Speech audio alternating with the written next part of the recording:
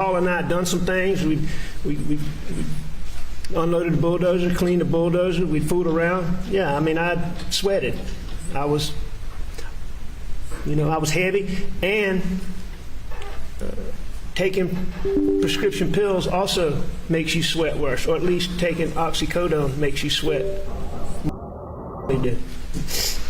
So was it unusual for you to take a shower when you got back to the house? Not at all. And after you took a shower, what did you change into? I changed into the clothes that you've seen in this trial, shorts and the shirt. Okay. When you got out of the shower and changed clothes, what'd you do next? I went back out where Mags and Pawpaw were, and what were for they dinner. doing? What's going on? Mags had, as you've heard, Blanca had prepared dinner, but it had been cooked earlier. Mags had fixed. I know Mags had fixed mine and her plate because I didn't fix a plate. She may have fixed Pawpaw. Pawpaw was eating, and Pawpaw was almost done eating by the time I got back out, which also wasn't unusual. I mean, Pawpaw was always on the go. I mean, he never sat still. And, he'd sit down to eat, but then he's going on to his next item. And so then Maggie and I ate. And do you all eat at the table? Do you eat at the den? What's your normal habit? We would do both, but, I mean, when we ate at the table, it was really sort of more formal or not formal, but just more of an organized thing. What we would normally do on a regular evening is we would eat in the den in front of the TV. And that's where we ate that day. I ate on the couch, the table. Maggie had a little a TV tray that she kept over there, and Pawpaw would usually sit in a recliner and eat off of the ottoman. Was the TV on? Yes. Was that normal for the TV to be on? Yes. TV, if we were in the house, the TV was on. So what happened next, Alan? Pawpaw moved on doing whatever he was doing. I don't know if he was in the gun room doing something, or he was in his room doing something, or he was outside doing something. I actually thought he'd gone to the shed, but in looking at to the shop, but in looking at the benefit of having these records that we have, I know he was still at the house or somewhere around the house doing something, but he wasn't in there with Maggie and I. But Maggie wanted to go to the kennels, and I had eaten dinner. I laid back on the couch where I was sitting. Maggie wanted to go to the kennels, and she asked me to go, and I didn't go at that time. I didn't want to go. Why didn't you want to go? It was hot. I just had a shower. I knew I'd end up doing more work, sweating more, and the dogs is always a chaotic scene, and I just didn't want to go right then. Well, let me ask you, what had you done the previous days, like Friday and Saturday and Sunday? Start with Friday, or go backwards? Yeah. Start with Friday. All right. Just briefly. So 7th, 6th, 5th, 4th. So June the 4th, my dad was in the hospital in Savannah, Georgia, at Memorial Hospital. And I went down to visit him Friday afternoon, and I stayed with him in the hospital. I spent the night there. He was real sick. I mean, he was having a hard time. Did you get much sleep Friday night? No, I mean, I had a real sweet nurse found me. At first, there was just a hard chair in there like this, but a nurse found me a soft chair, sort of like a recliner. So, I mean, I'm sure I slept, but I didn't sleep. I didn't get a night's sleep. No, sir. And then Saturday and Sunday? Saturday, we had plans with with Buster and Brooklyn. Y'all have heard about Brooklyn. It's Buster's wonderful little girlfriend. And Mags and I had plans with them to meet them in Columbia to go to the South Carolina. It was a regional baseball tournament. And South Carolina was playing Virginia, I believe. So when I got back from Savannah and met up with Mags, at some point we headed to Columbia. So, I mean, there wasn't a lot going on in between there. So we headed up to Columbia and met Bus in Brooklyn. And then, did you stay in Columbia Saturday night? We did. We went to the ball game, and I remember it was an evening game. We went pretty early and tailgated. Maggie had reconnected with a college friend who coincidentally had married a college friend of mine. And they had a son that played for Carolina. He was a first baseman and a really good little player. And we met them and tailgated with them, and it was a lot of fun. They had a lot of the parents of the players that were playing for Carolina, and it was a fun time. We tailgated, and then we went to, and it was a night game, so we went to the game, and the game got over. It was fairly late into the evening, and after that, Bus, and Brooklyn, and Mags and I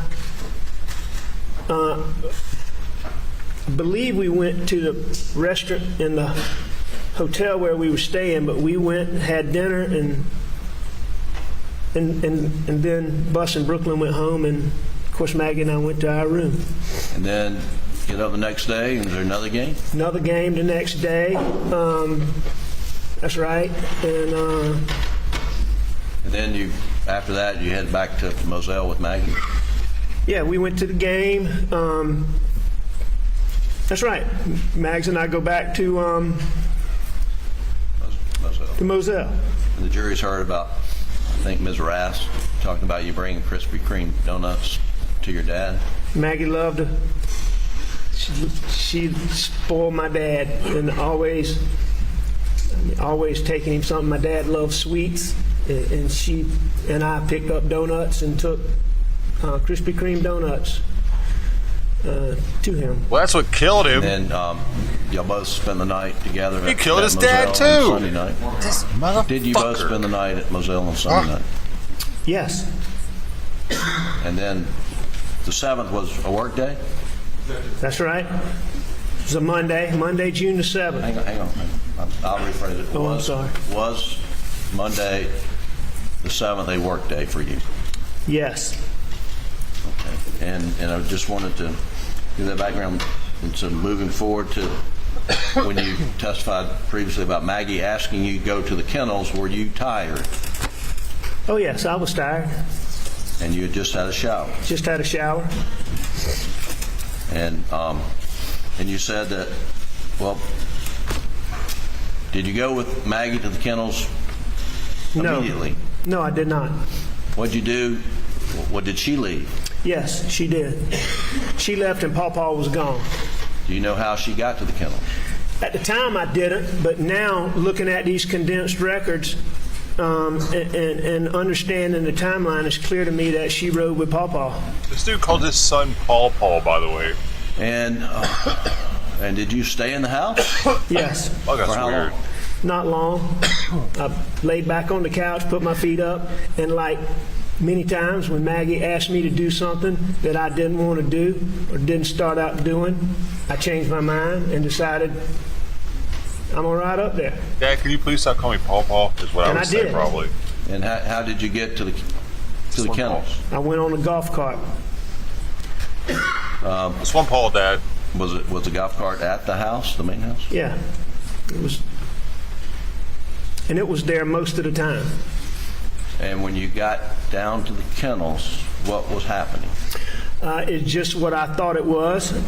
It was a little bit of chaos. I mean, it was clear to me that Mags had just let the dogs out.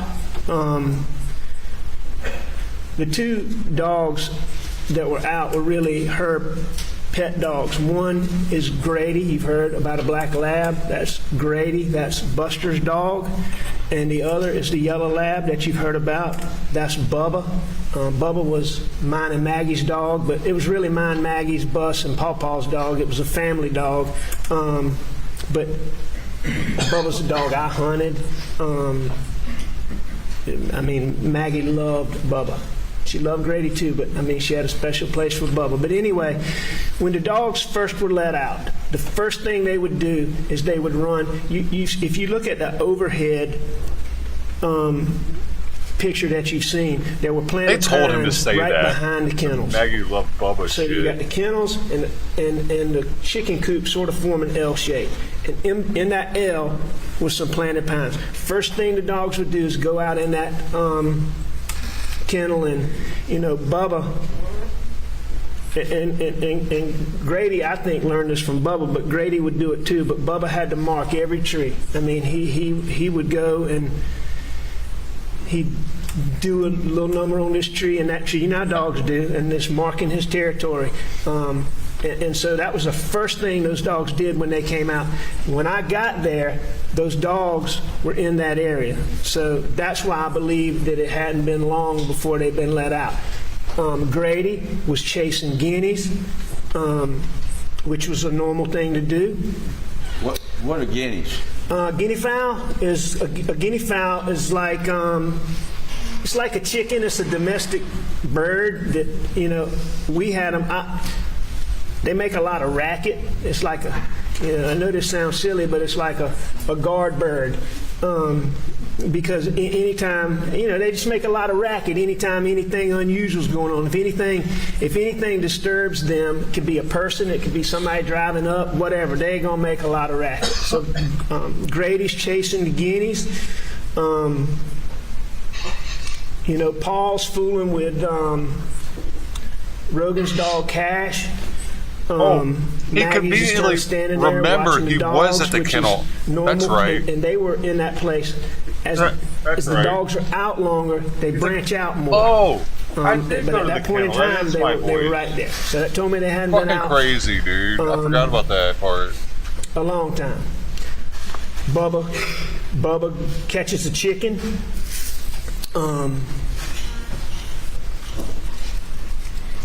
I'm talking to Maggie for just a short time before Bubba catches the chicken. I take the chicken, I put it, when Bubba didn't chase, these dogs didn't chase the chickens to kill them, and they didn't normally kill them. They did kill them sometimes, but it was about the chase with those dogs, and they were proud when they caught one. You could just tell Who by the way gives Bubba this would shit? prance to you when he brought the chicken to you. What is he was this? proud that he had caught it. Amazing. But he wasn't trying to kill it, and so most Why is times she the chicken smiling? wasn't Fuck dead, you, ho. and that chicken That's his wasn't lawyer. dead. But a lot of times they would be stunned and they would be just real lethargic. So you had to take the chicken and you had to put it up somewhere where, the chicken could be by Why is he itself for a telling minute, bedtime stories right now?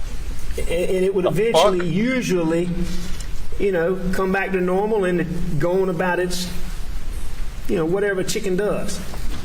Did you get the chicken out of Bubba's mouth? I did. I took the chicken from Bubba and I put it on top of that. Now we've seen this video of Paul with Cash, Rogan's dog. Did you know that was going on? What do you remember about that? They told him Yeah, to I knew Paul was. do these I knew Paul was stories and fooling shit with. to make him look more human. When I pulled or up on the something. golf cart, Maggie was standing back, sort of where the driveway would be. It sort of runs out at the feed room, storage room, what we call it. It's been called the feed room. But it sort of ran out. Maggie was a little bit further up where she could see back in that angle where the dogs were. Paul was fooling with Rogan's dog back towards the kennel. If I remember when I first got there, Paul was more in the driveway, but then I knew Paul was in the kennel fooling with Cash, yes. But did I know what he was doing? I didn't know exactly what he was doing, no. Did you? I knew he was fooling with his tail. What was Cash in the kennel when you Yeah, what pulled was up, you that? think? Not when I first got there. A poke in the butt. Did Bubba or Grady have any collars on? Yes. Which, both dogs, one dog, do you remember? I don't know about Grady, but I know Bubba had on his what we call a tracking collar. Paul, for his hunting dogs, Paul had a series of tracking collars, and I think there were 5. It might have been 6, but it's a tracking collar that had a device that would tell you where that collar was, so that Bubba was bad about, he would stay close for a minute, but then he would take off, and he especially do that on Maggie. He would take off and run, and so he had on a tracking collar that if he did that, you could, you could know, okay, he's a half a mile down here. It's not going to follow him but so far, but it would follow a good long distance, so you could go get the dog. Seriously. If he ran off, which When I Bubba grew up, frequently would people do, used to always especially when hey, it was have you just seen my dog? Mags and Hunters and Bubba. shit would lose their beagles where I grew up. And so Paul probably would have been the one to put that on Bubba. So you've got us where you've gotten the chicken out of Bubba's mouth and put it up on a doghouse or something? I believe what I put it on, and I don't remember this, but I've seen pictures and all this, and I saw the chicken sitting on top of the what looks to me like a portable dog crate. Wherever it was sitting on there is where I would have put it up there. I don't have any reason to believe anybody else moved that chicken, and it ultimately, that chicken did die. And what did you do after you got the chicken out of Bubba's mouth? I got out of there. I left. I went back to the house. Well, look, before we do that, No, he didn't. we've seen the His eyes didn't look right dog there. kennel video with Cash and Guys, Mr. watch. Davis. Oh my God. And we slowed it down for him. Do you see the water hose in that video on the ground? Do you remember seeing that? Yes, I do. Was the water hose out? And Obviously, in the video, but I don't specifically remember that, but I can look in that video and see it. right. But that's not something that I noticed. So, but you've seen it in the video here. Yes, sir. Oh, okay. And then the 2 dogs were out. Absolutely. Bubba and Grady. And then you head back. How did you get back to the house? Same route. The same route I'd come on. I came down the driveway, made a left on. You saw my route in the car. I drove that same route. My question obviously wasn't clear enough. What were you in a vehicle? You walked?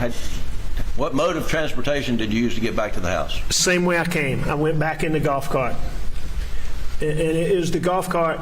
If you remember that Mark Ball testified that he saw where we normally would park it. You pull up, pull along the front entrance, and either you'd come in from the left and you'd go just past it and be on the right, or you'd come in from the right and you'd be just past it on the left. And that's where I got in it, and that's where I put it back. Did you do anything else before leaving after you took the chicken out of Bubba's mouth? No.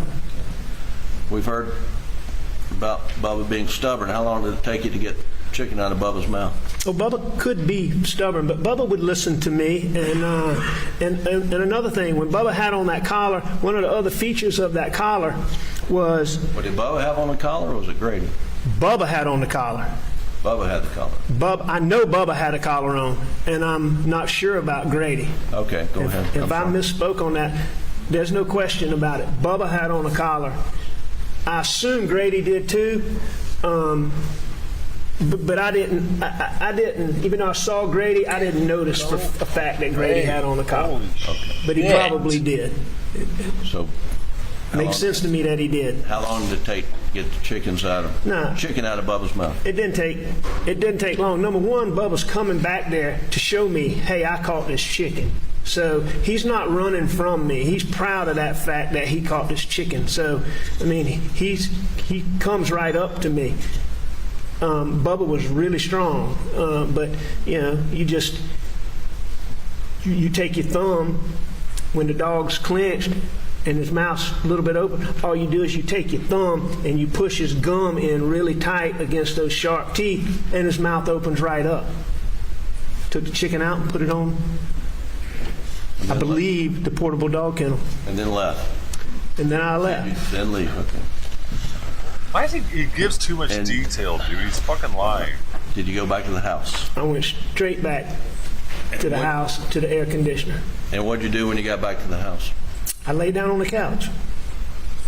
And then what? Well, I mean, was TV on when you went back? Yeah, the TV never got cut off.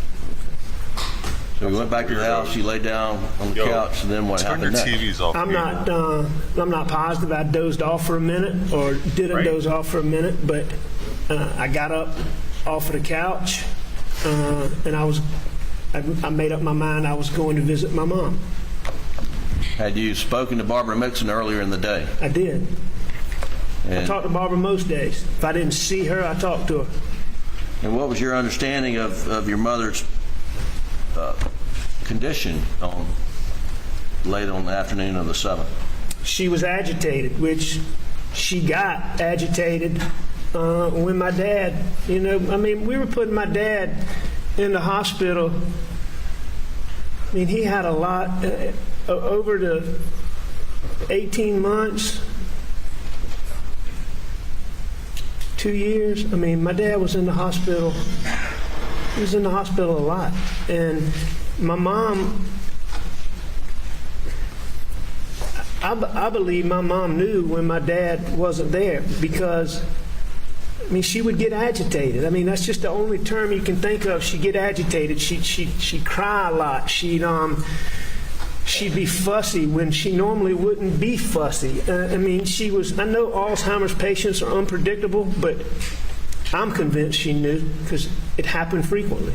And Barbara Ann told me, your mom's agitated. You need to check on her. I gave her medicine. She's resting. So it wasn't anything urgent. But she's resting. So what Barbara would do, and Barbara could handle her better than, my mama. We all love Barbara. My mama loved Barbara. Barbara could get my mom to do things that nobody else, when she fussed for anybody else, including me or my brothers or my sisters, Barbara could get her, in order. And but Barbara had given her medicine and to settle her down and calm her down, and that would sometimes make her go to sleep for a little while, but then she'd be agitated when she woke up. So did you go check on your mom? I did. Yeah, can we move on? Where did you park when you got there? Unless you buttering Barbara up, dude, because he wants her to lie for him. There's 2 exits off of that deck. One of them to the right, one of them straight out that back door. Poles, I man. would park to the left. If you're coming down these steps, man. if these are the Fuck you, steps, law and crime. it would be to the left and back over there. Dude, All right. Which is where I always parked, or where we always parked, anytime you were going in that entrance. All right, I'm going to stop there and ask Doug, if you don't mind pulling up States Exhibit 524, which is the GM OnStar data, and slide 38. can we just get her out of the court, please? She's got Which is bitch an evidence. face. I don't like her.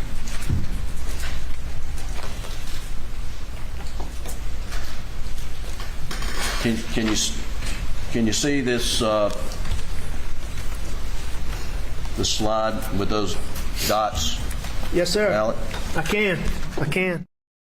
Red dots here at the that seem to be joined. Where is that in relation to your parents' house? Where the arrow is? Yes, sir. All right, that's back in the area where I'm talking about. All right, so if you look in this picture, all right, you see the you see the open area with the green grass. That's the front door. Okay, yeah, right where that circle is. That's the front door. If you look closely at the house, you can see a big dormer right in the middle of the roof. That's right over the front door. The white thing to the left of the house, that's like a parking pad where the driveway ends. And there's a parking pad. So you go, if you follow the driveway all the way to the house, you're going to run straight into a carport. All right, by the carport door. Just to the left, before you get to the carport, is this area that you can see here. That's part driveway, mainly parking pad. Oh, right here. I can't see this fucking arrow, dude. Doug, if you'll pull up Defendant's Exhibit 130, which is in evidence, please, sir. Bro, of course you can.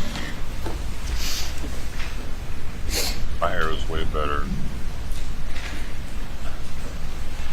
Yeah. And from this photo, can you point out roughly where you parked that evening?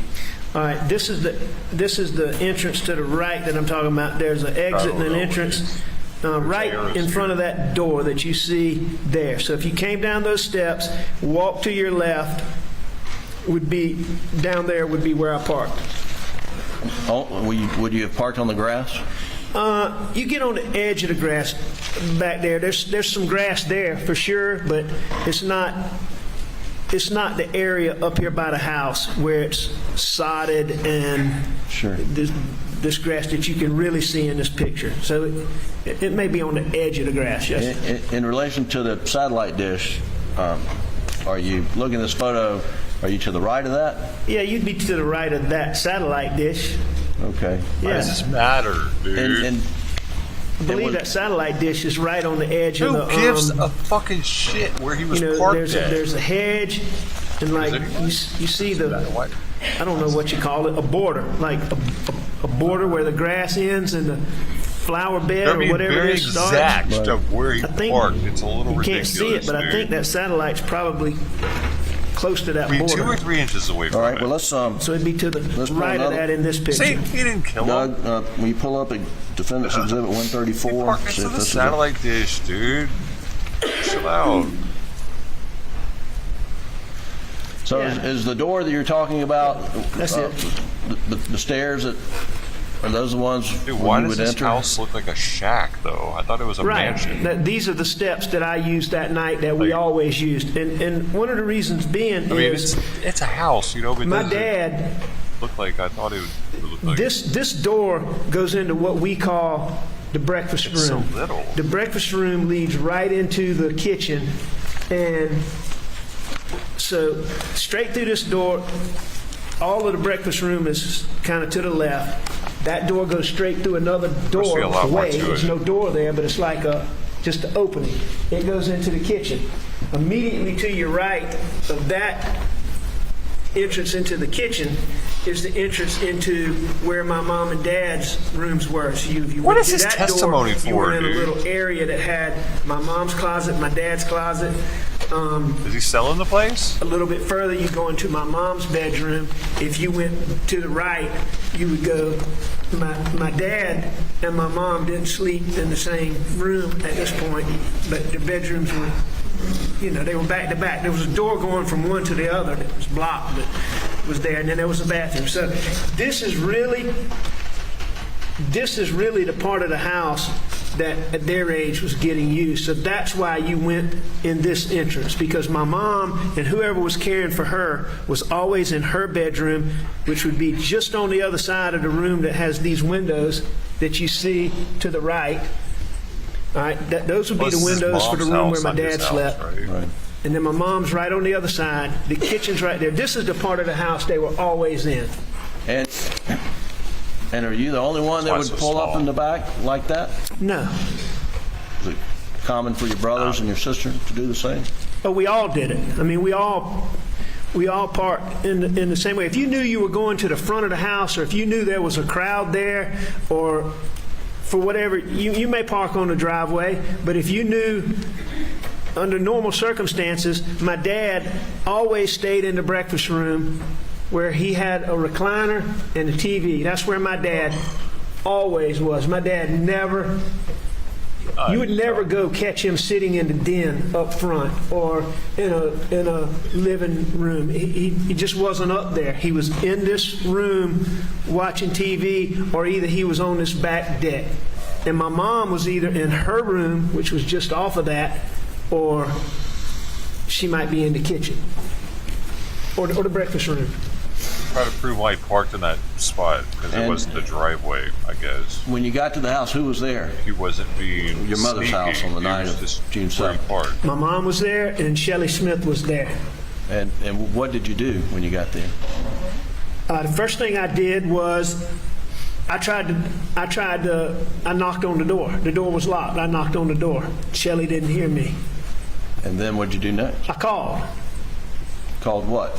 I called my mom's house to let Shelley know I was there.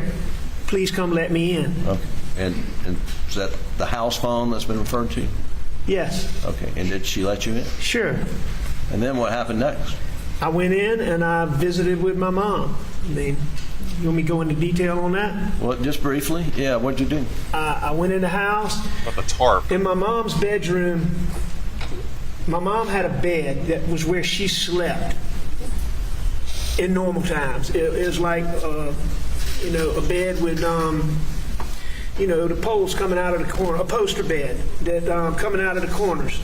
And she had a bed like that where she slept, but she Got didn't one of sleep those. there anymore. But it was in the room. It was a hospital bed.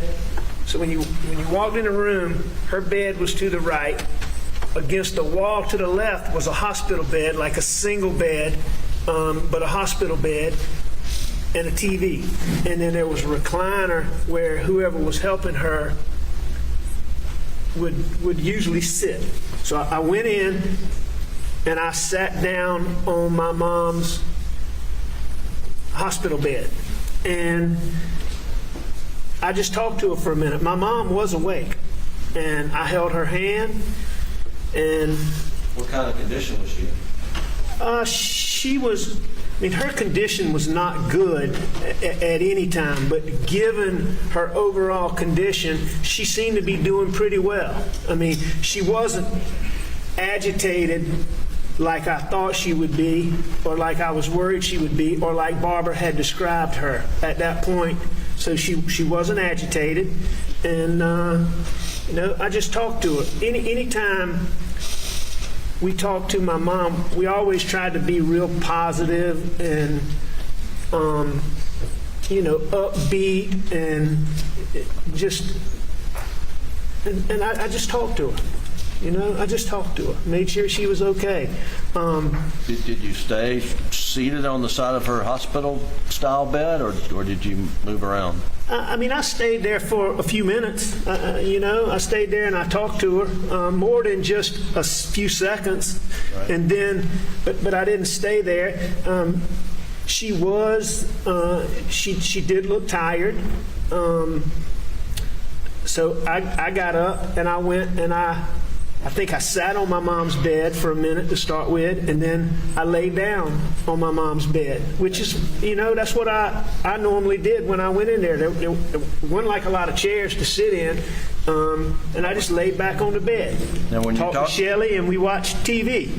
Now, when you're talking about your mom's bed, are you referring to her regular bed? That's right. Not her hospital bed, not the bed she was in, but her bed, the one I was talking about with like posts. Right.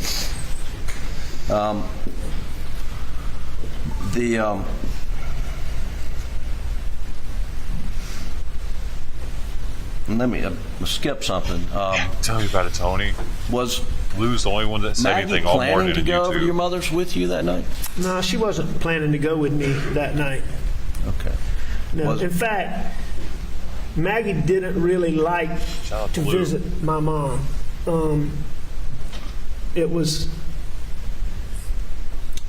She loved to visit my dad, and she loved to spend time with my dad.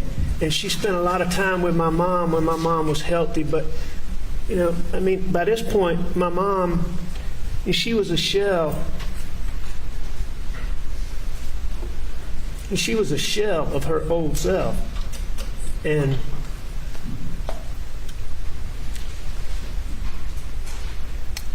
I mean, it was kind of sad to go and visit her anytime. I mean, she wasn't healthy, and Maggie didn't like to go and just visit my mom.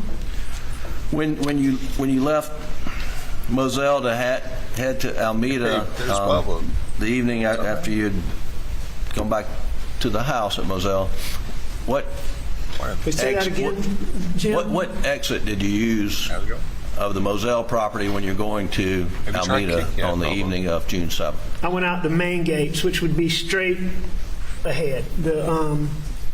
You've heard of the two gates. There's the shop entrance. There's actually several entrances, but the main ones we used, there was an entrance by the Dove Field, there was an entrance further down by Sawtooth Oaks, but the main ones we used were the shop entrance and what we call the main entrance, where the brick gates were. Did you go? Why didn't you go by the kennels on your way out? There wasn't a reason to go by the kennels at that point, and I was going to Almeda, which the main gate would be the gates that were closer.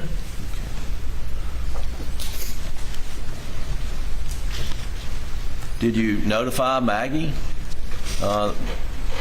in some form that you were leaving to go to see your mom? I tried to call her.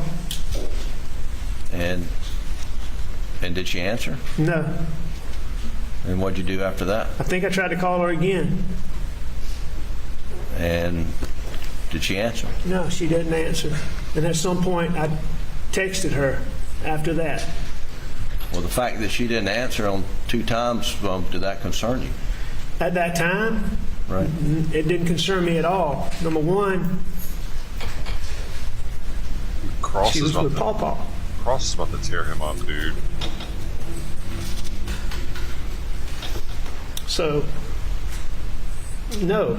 I mean, number two, I mean, it's not unusual It's his dead son, not Paul, by the way. be able to get somebody all the time when they're at the house or they're on the property. I mean, you've heard all the testimony about how spotty cell service was. So, no, at the time, it didn't strike me as anything You have a good day at work, unusual. Okay. Now, moving back to Almeda, you spent time with your mother, and then you left to head back to Moselle. Is that correct? That's correct. Did you drive straight back to Moselle? I did.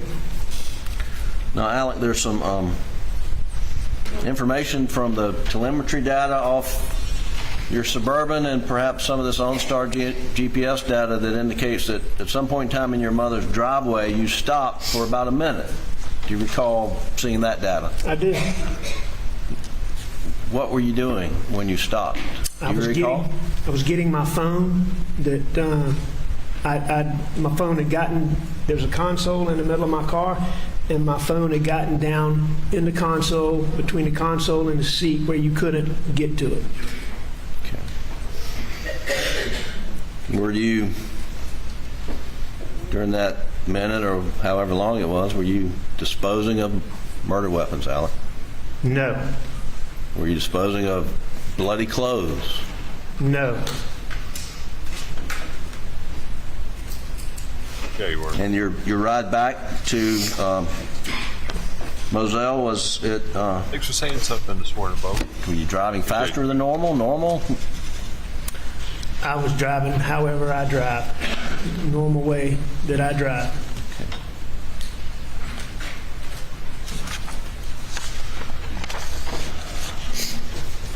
A maniac on the run. When you got back to the Moselle property, how did you enter the property? What entrance did you use?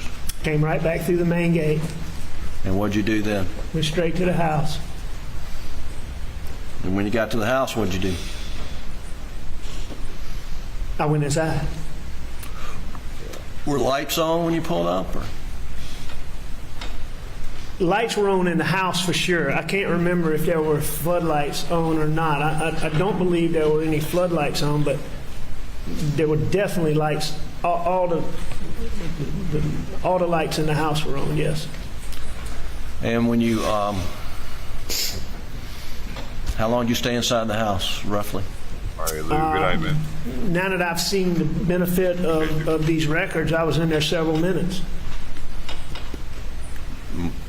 Obviously, I mean, were you surprised that Paul and Maggie had not made it back to the house? You know, I don't know if surprised is the right word, but I mean, I thought they would have been back by then. Right. You know, but I mean, did it cause me to go into any? It wasn't like I was shocked. But I mean, I thought they would be there. I mean, I distinctly remember, you know, I went and looked. Sometimes I was very hot-natured. Number one, I was hot, I was heavy, and I was taking pills. So I was always hot. Maggie was always cold.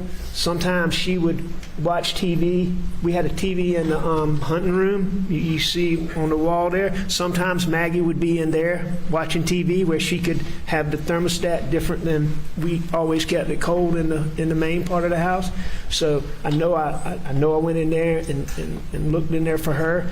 It's not unusual for Maggie to be taking a bath and be not able to hear me, so I went back there and I know I did those two things and looked in those two places, and they weren't there. And so, you know, I knew they'd been at the kennels, and I assumed they were still up there.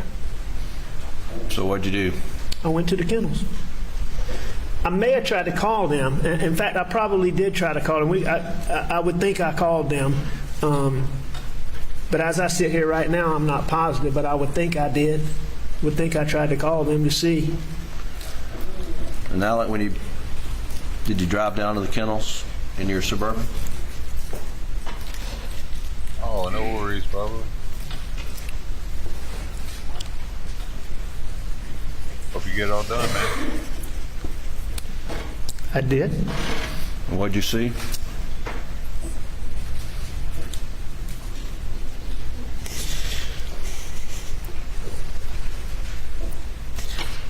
Saw what y'all have seen pictures of. What? Oh, okay. Yeah, no, it's overdone, dude. It's overdone. This is a year or and a half later, isn't it? So, feels over dramatic. So bad. To be breaking down like this on the stand. It feels like more like he's breaking down because he's facing murder charges. That's fresh.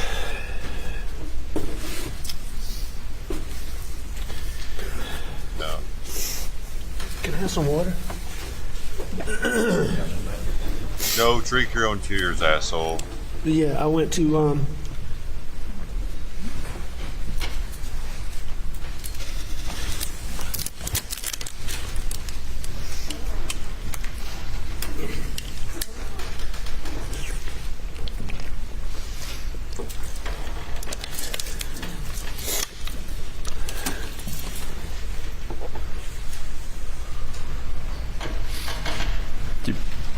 Did you see them on the ground when you're pulling up in your Suburban? I did. And what'd you do when you came to a stop, Alec? I think I jumped out of my car. Sunroof? I'm not exactly sure what I did, but no, I got out of my car. I know I ran back to my car, called 911. I called 911. I was on the phone with 911. And I was trying to tend to Pawpaw. I was trying to tend to Maggie. And I just went back and forth between them. Then you looked at his phone. Going to Paul and Maggie while you were on the phone with the 911 operators? Yes. Yes. And Try to delete a little bit, Snapchat I'm going to play the video, 911 tape, but I just want to ask you, and you've told law enforcement that has been played here in the court,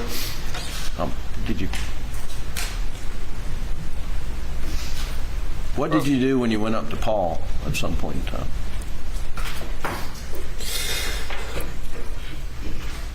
And Paul.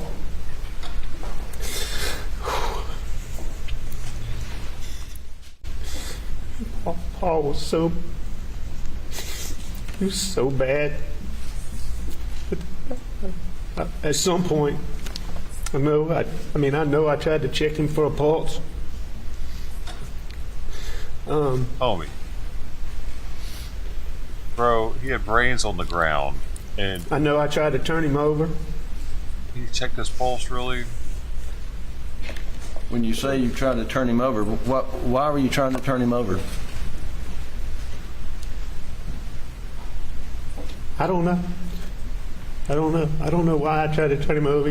Me and my boys To laying get the face phone down. out of his pocket. That's why.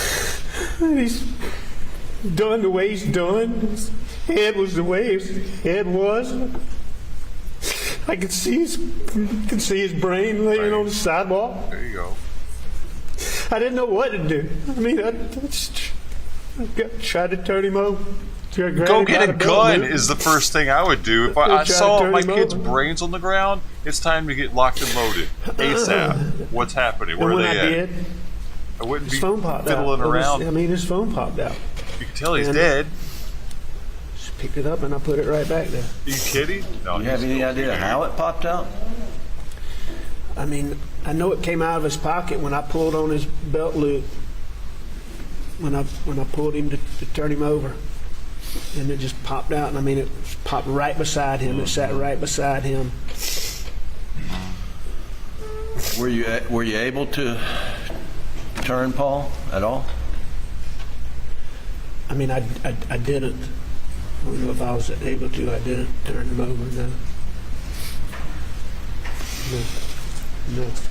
Instantly, What- I would what have gotten the side gun of as the, soon as I saw them like that. Boom. On what side of Where's the Paul gun were at? you when you were doing that? He didn't do that though. That's weird.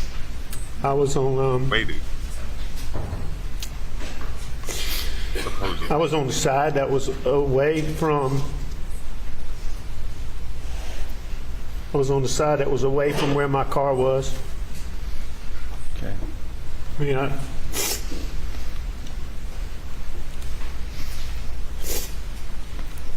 What'd you do with the phone? I put it back on Pawpaw. You know if you put it, you know which way it was pointing, upside down, downside, anyway? I couldn't tell you anything about it. I know his phone popped out. I picked it up and I put it Buster's back having on. doubts now too, dude. Did you see any messages on Paul's phone? Dad killed No. him.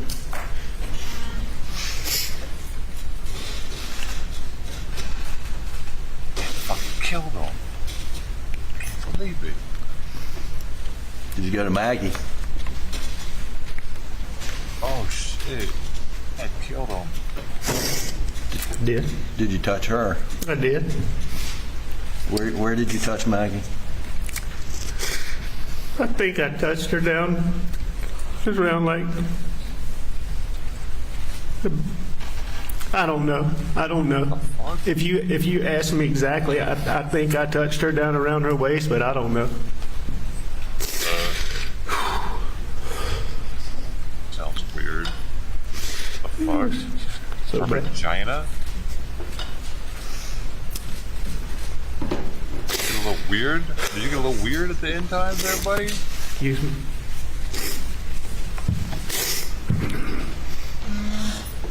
I mean, I know I went back and forth. I went back and forth between them. Dude, y'all think you I know. did it? I know I did. I'd like to play Doug. Back and forth with no weapon, not knowing if the the Colleton murderers are County still portion on his property. of the I don't believe 911 that. call, Without it, which no. is in evidence as That was defendant's as many exhibit number weapons as 9. they had there, dude. And Doug, this is the long version. That would have been the first the stage. first clip, and Get stop it when I strapped. say stop it, please. They got like 50 guns there. 22 hours, 7 minutes, 9 seconds.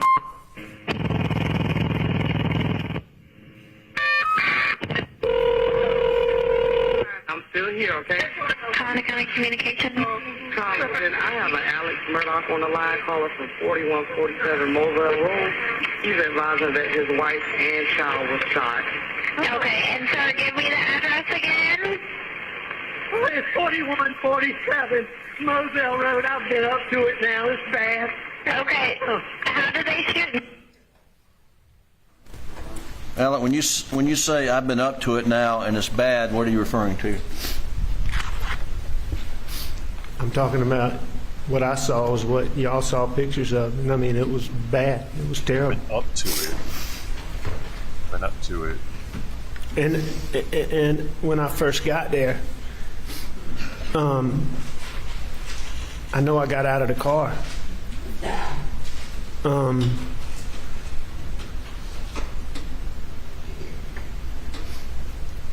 Who's that person?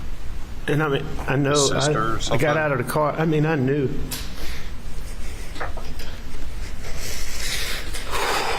I know.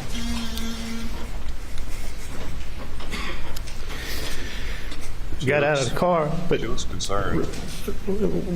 right at first, I didn't go. I don't think I went all the way to them. I think I ran back and that's when I called 911. And so I called 911, and while I was doing that, then is when I went to Maggie and I went to Paul. And so that's what I think I'm talking about. Okay. Keep going, please. I don't know who these people already are. This dude, who's that? No, hell no. Do it now. It's bad. Okay, how did they shoot? Did they shoot themselves? Oh no, hell no. Okay, and are they breathing? No, ma'am. Okay, and you said it's your wife and your son? My wife and my son. Are they in a vehicle? No, ma'am. They're on the ground out at my kennels.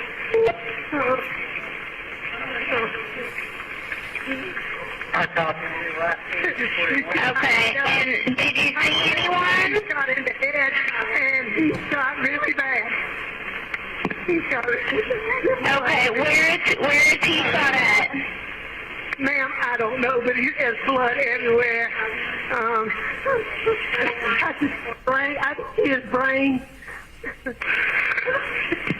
Face down. I tried to turn her a little bit, but she's got a hole in her head. Okay, is he breathing at all? No, nobody. Is she? Okay, do you see anything? Do you see anyone in the area? No, ma'am. No, ma'am. No. Is there any guns near them at all? No, there's here. What color is your house on the outside? If that's what you're asking, they didn't shoot themselves, ma'am. What? Alec, right in there, you say the word here. What, are you calling anybody or anything? No, I'm talking to that dispatcher.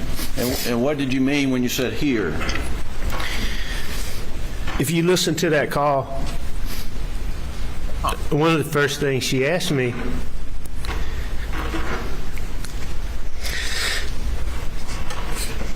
one of the first things she asked me was, did they shoot themselves?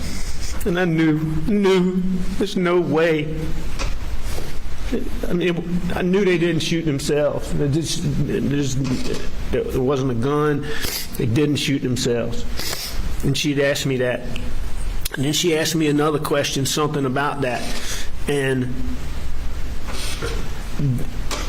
you hear me say here, and then you hear the thing talking. I'm telling her here, and then I say something, and then you hear me say, if that's what you're asking. And I'm letting her know they didn't shoot themselves. I'm saying here, and then I give her an explanation, which you can't hear on that phone, but it's obvious to me what I'm doing. And I say, if that's what you're asking me. So, like David Owens asked me on August 11th, did I call a dog or was I talking to somebody? There was no dog that was out, and there was nobody there. Well, let's talk about that briefly. Well, when you got there and you saw Maggie and Paul, where were the dogs? The dogs were in the kennels. Dogs were in the kennels. They were wherever they were when law enforcement got there. And you've seen pictures, and they called Dale Davis to the stand and talk about the hose rolled up. Did you roll the hose up? No. Did you do anything down there at the kennels when you got there other than call 911 and attend to Maggie and Paul? No, I do know that I was trying to find a flashlight. I was trying to find a gun. Other than those things, no, I didn't do anything at the kennel. I didn't do anything with any hose. I didn't do anything with any dogs. How was that? Was there anybody with you? No. All right, keep going, please. It's white. You can't see it from the road. Okay, is it a house or a mobile home? It's a house. Okay, and what is your name? My name is Alex Murdaugh. Okay, did you hear anything, or did you come home and find out? I've been gone. I just came back. Okay, and was anyone else supposed to be at your house? No, ma'am.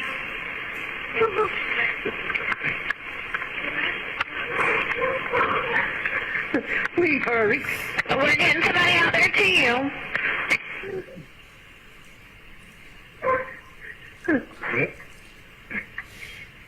Oh, man. Oh, should have known. I should have known. Allie, we just heard you say, I should have known. Because of the boat What are you accident, referring he's to? going to say. I said, Paul, I should have known. What were you referring to? I was referring to Paul got so many threats. Bullshit. I mean, Didn't take serious. this is well planned out for him. Think twice about. So I'm just telling him, Paul, I should have known. I don't specifically remember saying that, but I can clearly hear myself say that. Okay. Dude, Buster's not buying it, What bro. kind of threats did you understand Paul is was he? receiving?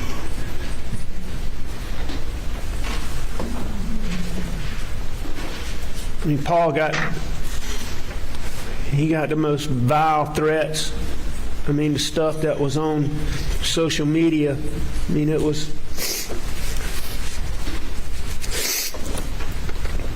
I mean, you couldn't believe it. You couldn't believe it. It was so over the top. Truthfully, we didn't think anything about it. I mean, it was just so crazy that, we just, I mean, people talking about what he was going to get and how they were going to do this and get him. And I mean, it's stuff you really, I mean, we disregarded it because it's so over the top. Thought it's so over the top. Keep going, please, Doug.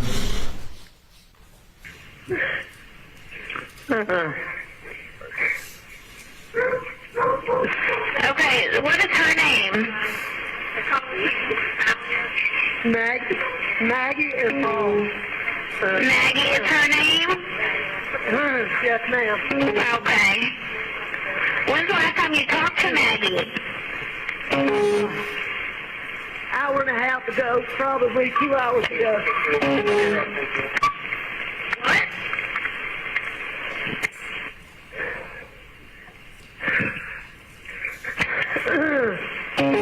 Okay, you said about 2 hours ago you talked to them? Approximately, yes, ma'am, approximately. So, Al, you were asked the last time you saw them, and you said an hour and a half to 2 hours ago, and then she followed up 2 hours ago. You just heard that? I did hear that. And I said approximately to her question.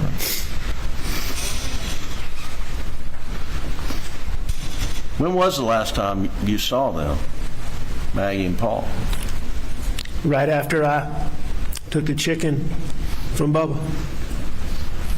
And the video we've seen is timestamp 8:44 p.m. Is that correct? That's right. So was it shortly after 8:44? It was. And It wasn't long after that, because you can hear when Bubba gets the chicken, and it wasn't long after I took the chicken from him that I left. And then you called 911. There are records of that, but do you remember roughly 9:07 or right before 9:07? I mean, I've seen the records and seen the transcripts, yeah. And then this is, and the records of this, but this is some minutes into the conversation with 911 operators, correct? That's right. Like, Knowing everything we know now, I mean, was it roughly an hour and a half the last time you saw him? it was.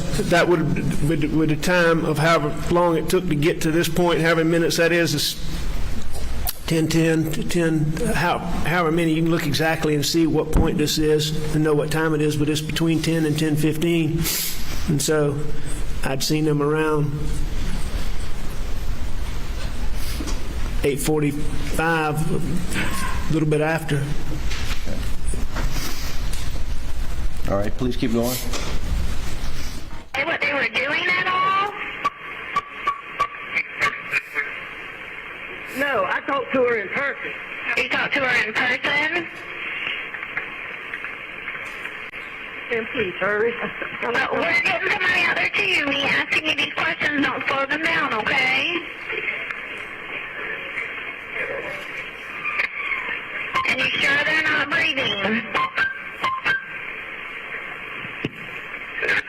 Is he moving at all, your son? I know you said that she was shot in the head, but what about your son? Nobody. They're not. Neither one of them's moving.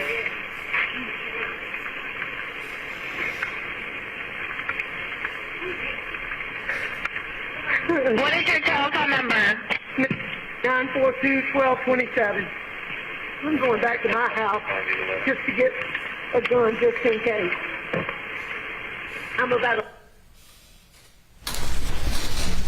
Did you go back to the house and get a gun? I did. And is this the gun that you got? And how did you load this gun? What did you load it with, if anything?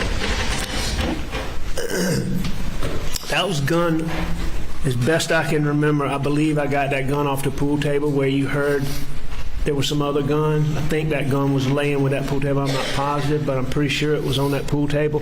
That would have been the first place I came to. I know I was grabbing the first gun I could get. I grabbed a handful of shells out of the that I could get my hands on. I know the gun had a shell in it that I loaded, and I know I had a few shells. So. Have you seen in this case where there was a 16 gauge shell put in that gun? I've seen in the records and I've seen and heard in the testimony that I put a 16 gauge shell in the gun. Is that a 16 gauge shotgun? It's not a 16 gauge shotgun. It's a Why'd you 12 put gauge. a 16 gauge shell in it? I obviously didn't realize what I was doing. I mean, I know you can't put a 16 gauge shell in a 12 gauge gun and not. I mean, I've been hunting my whole life. I know you can't do that. That's not a mistake I would have made. That's not a mistake I'd have made under any circumstances other than that night. Why did you go back to the house to get a gun? I just didn't know. I didn't know. I mean, I don't know.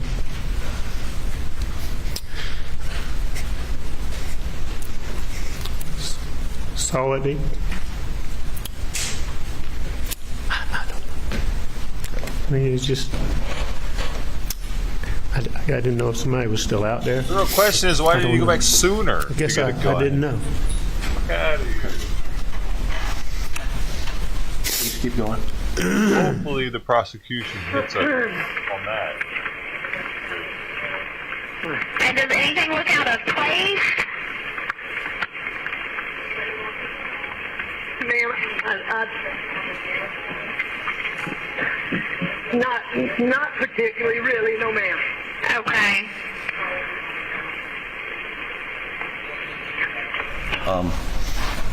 Go back to where he said he's going to my house to get a gun, just a few seconds back, 10 seconds maybe. I know you're upset, Mr. Murdaugh, but I don't want you to get a gun and have a gun out whenever my officers get there, okay? Back up some more. Back up some more, please. My house, just to get a gun, just in case. What is your telephone number? 942-1227. I'm going back to my house just to get a gun, just in case. I'm about 100 yards from my house. Al, you said you're about 100 yards from the house? That's what I said. Is it much further than that? I mean, as you've heard in the testimony, it's 1,100 and something feet, but Okay. I said I was 100 yards. You were wrong about your estimate? I'm sure I was wrong. Okay. Keep going. And does anything look out of place? Ma'am, not particularly, really, no, ma'am. Okay.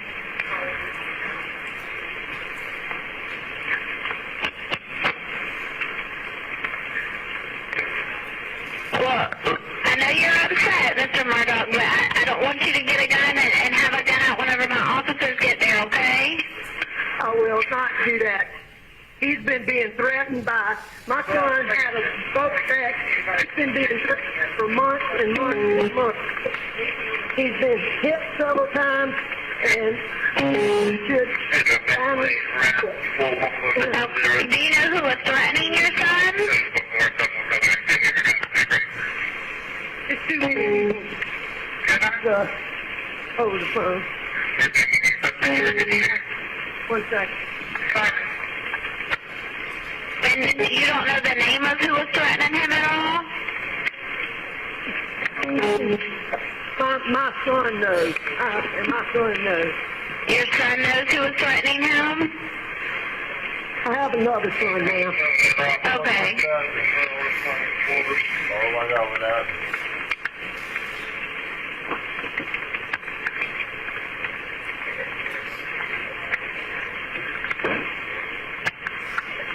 All right, I'm going back down there.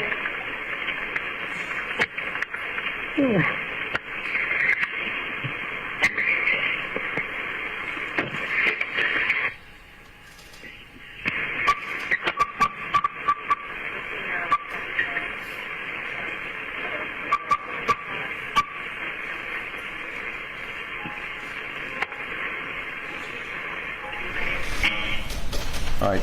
Roll to the next tape of the same call. 2021, 22 hours, 13 minutes, 58 seconds.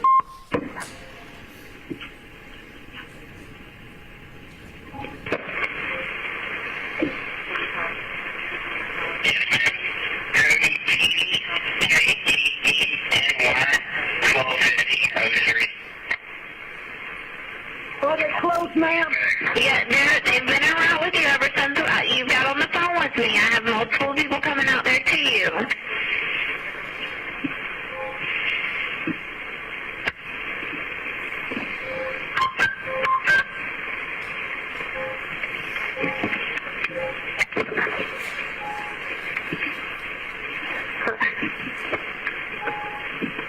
This is a whole bloody phone. Okay, can you do me a favor, Mr. Murdaugh, and turn on the flashers on your car so that way they can see where the kennels are? 21. This was talking about station 1A. You will need station 15.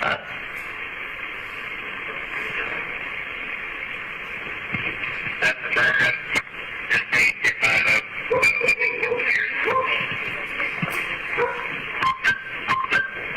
Do you have your flashers on for me, Mr. Murdaugh? Yes. Okay. I don't want you to touch them at all, okay? I don't know if you've already touched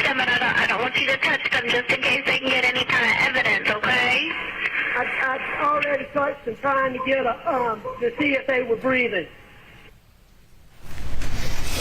Not, Allie, that second clip starts at 22:13, 10:13, 58, and you're asked, you're told don't touch them. Had you touched them by then? Yes, And that way you told the 911 operator. it is. And can you say exactly during that 6-7 minutes when you actually touched them? I know I touched Maggie.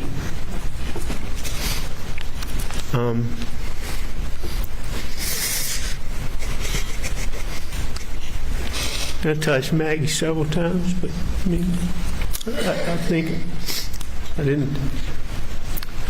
I don't think I touched Pawpaw, but 2 times. Did you touch one or both of them before you got in the car and drove back to the house? Yes. Yeah. One or both? Do you know? Both.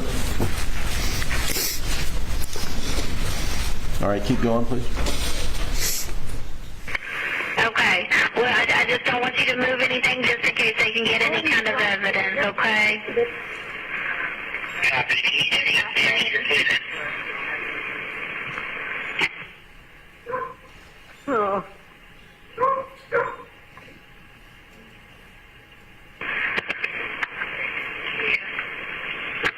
Okay. And did your son, I know you said that he had been threatened, did your son make reports of this at all? Yes, ma'am. He did. Al, you informed the 911 operator that Paul had made reports of these threats. What are you referring to? I just know that it had been reported. I don't know that. I don't believe there was any formal police reports or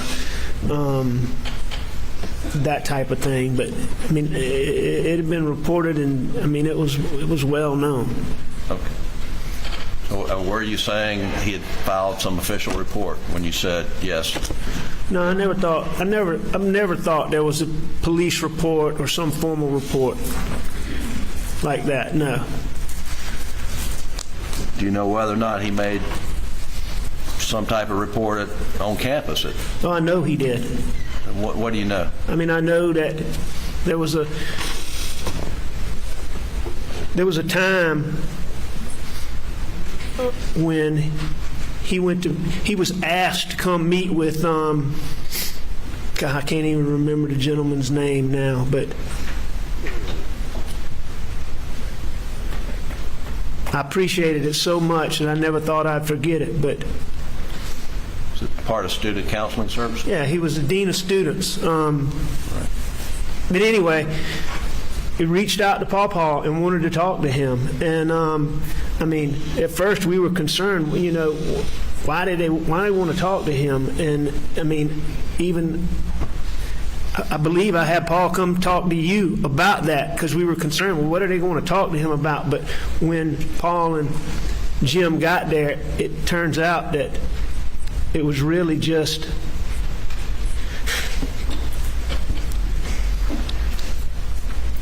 they were wanting to make sure he was okay. But, just make sure he was okay. And I know that, they were aware of the threats or some level of threats. And so, yeah, it had already been reported to them.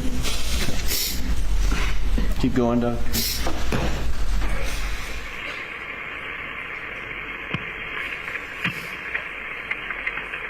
Now, what's your son's name?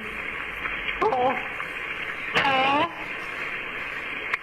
Ma'am, I'm going to call. I need to call some of my family. Okay. On this. Well, do me a favor for me. Whenever you see the officer or the medics, because they're all coming to you, can you put your gun in your vehicle for me? Absolutely. Okay. Well, we have them come in, turn on the flashes on your vehicle so they can see you, okay? You got the flashers on for me? I did. Okay. All right. Just whenever you see them, put your gun up for me, okay? Okay. Well, how old is your son? 22. Okay. All right. We're getting them out there to you, okay? All right. So, Alec, did you call family after you got off the call with the operator? Yes. Who'd you call?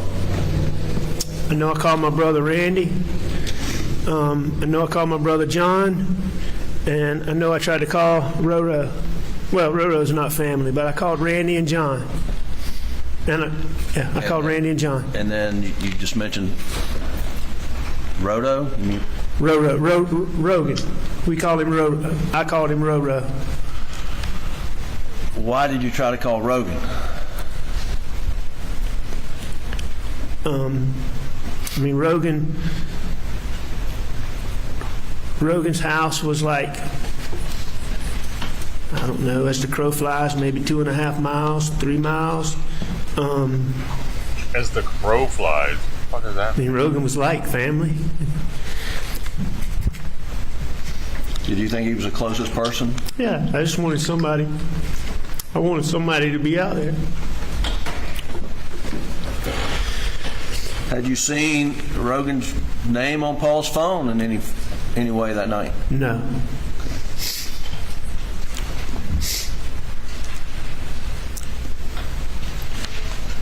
You called. Did Rogan answer? No. Did you try him multiple times? Looking at these records, I believe that I did, but I believe some of those are like the FaceTime calls that are to Rogan. I mean, I'm trying to call him, but I don't believe that was me, actually. You know, I didn't FaceTime. I mean, I didn't FaceTime people. So I think that's either me trying to call him and hitting FaceTime, or that's me hitting buttons or hitting the phone.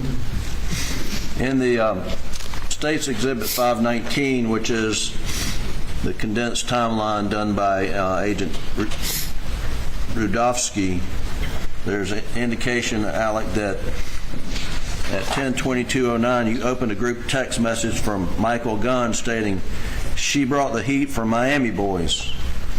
Were you reading text messages from Michael Gunn right after you got off with the 911 operator? I heard them ask that question. I can promise you I wasn't reading any text messages.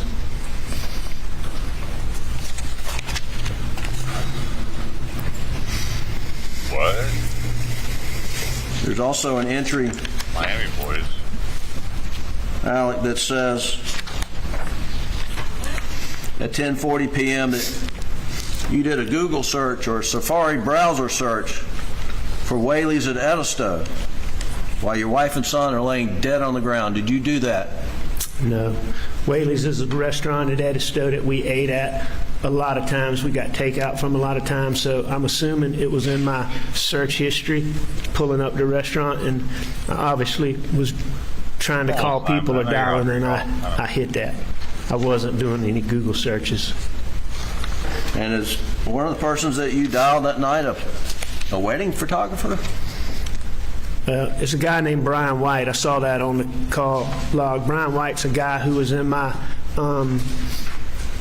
what do you call it, contacts, that is a videographer that I've used in cases. I haven't used him in 2 years. And he's a good guy, but we're not personal friends, so I certainly wasn't calling him. So were you drunk dialing? What does that indicate to you, that those actions on your phone? How do you account for that? Obviously, they're unintentional. I mean, I'm doing something with my phone trying to call people, but I'm not trying to call those people. I'm not doing a Google search for any Whaley's restaurant, and I'm certainly not reading any text.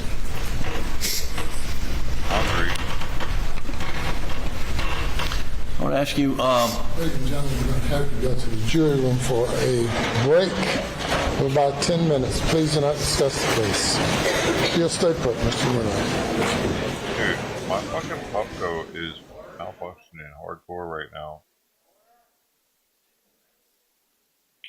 Need to update or something, bro?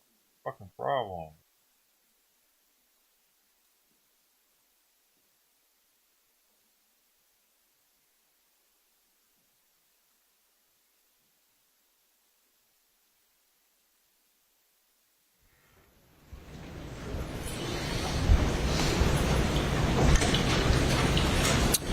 We'll take a 10-minute recess.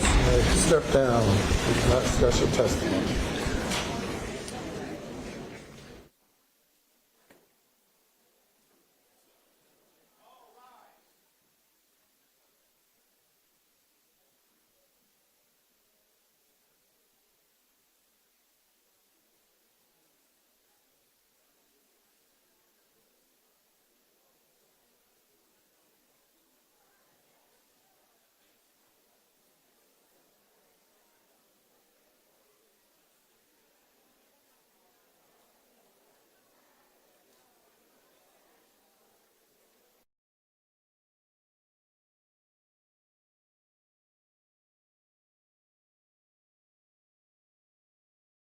Oh my gosh, they're gonna come any second with their music blaring.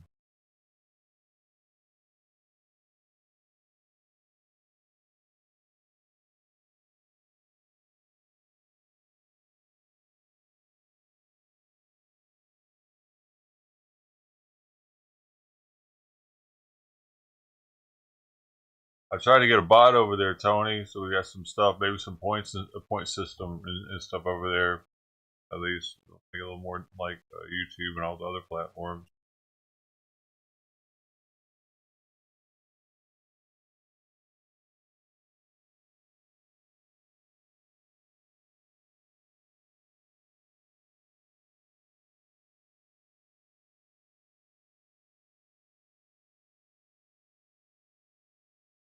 On the stand. If anything, I think an opportunity for him to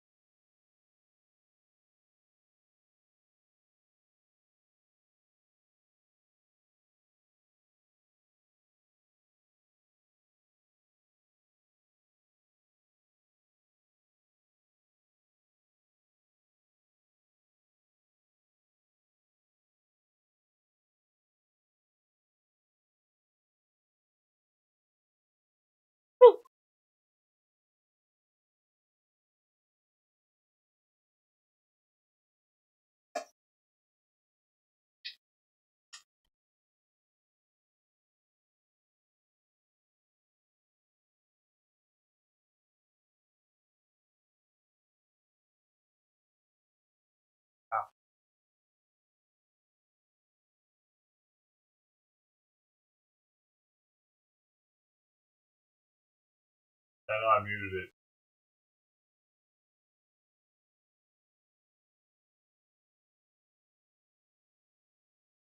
I don't need to hear them talk.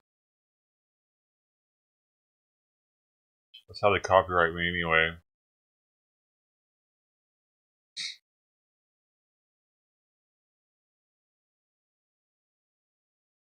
I was never muted. I didn't mute this microphone. I just wasn't talking.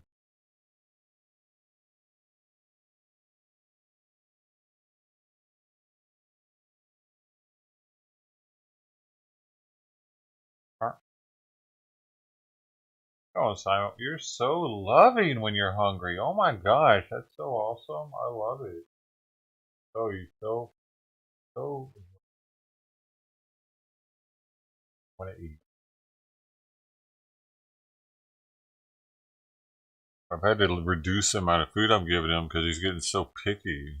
You know what I mean? Like, that's why he's being the way he is. He's not even hardly hungry anymore, probably. I make him hungry. He's not refusing his food the way he's been.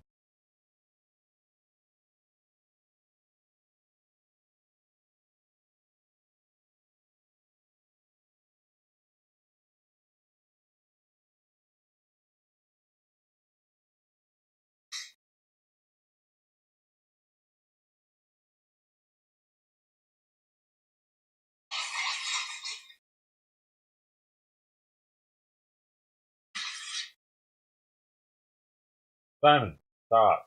Stop. Overlicks that part of his stomach, dude. Stop licking it, man. Stop licking it so dang much. He overgrooms right there, dude. No, stop looking at my lap, man. Stop it. How about we're in the door?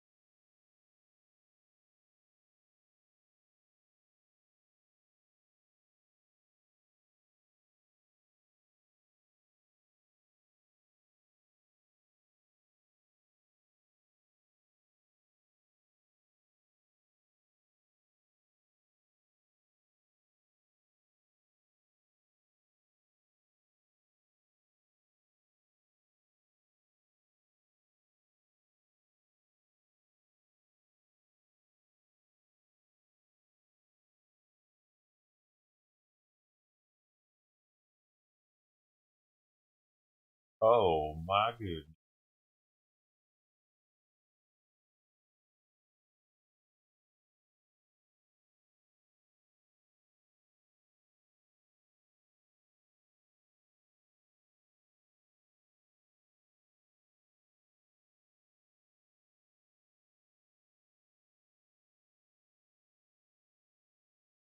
So now, so far, 2 people have said something. We got Bubba Bitcoin Cash Mush and Lou Sasso. 2 people so far that have said something on YouTube in an hour and 20 minutes.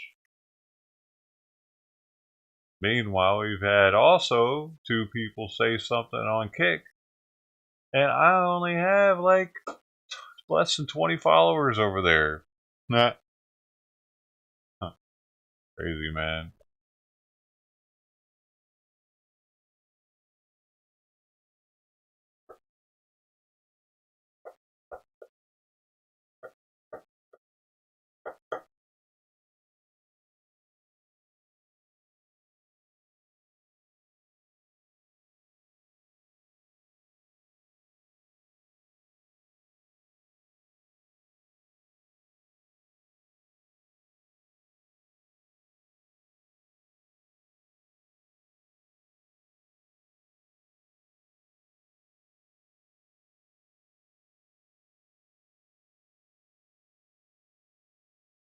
What is on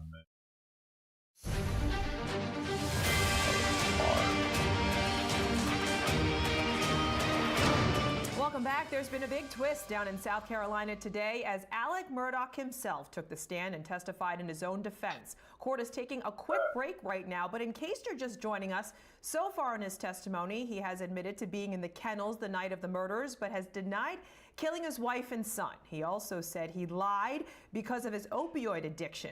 And in addition, we saw Murdaugh breaking down multiple times as he recalled finding the bodies of his wife, Maggie, and son, Paul. And my legal panel, criminal defense attorney and retired Judge Fanon Rucker, as well as criminal defense attorney Tyler Bailey, are here to break it all down with me. Tyler, while court is still on a break here, we saw defense attorney Jim Griffin right off the bat come out and say, did you kill Maggie and Paul? What did you make of the defense's line of questioning there as soon as Murdaugh took the stand? I think he did a great job addressing the 1,000-pound elephant in the room. Alec being on the stand, giving his story immediately out the gate, saying that he was not the shooter, he did not kill Maggie, and he did not kill Paul. I think that was big. I think the jury was probably very anxious to see how Alec would start out, and I think his forthcoming answer on those two issues was the most important thing that came out immediately. After that, it would be him admitting to his lies. Judge Fanon Rucker, what do you think the prosecution will really hammer on during the cross-examination here? These people are bad. Shut up.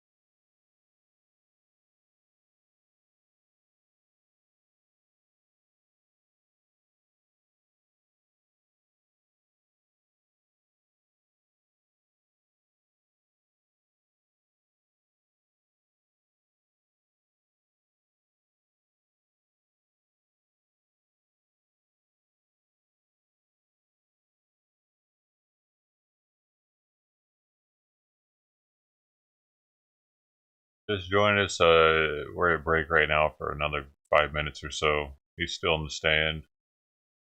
Prosecution has yet to cross, so the good part hasn't really started yet. He's gonna get a little squirmy with cross, I think.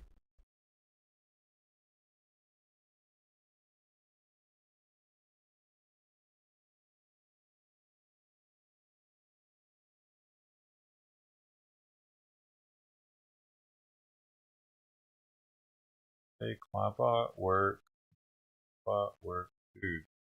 Bot's broke. Bot is fucking broken, bro. How we know?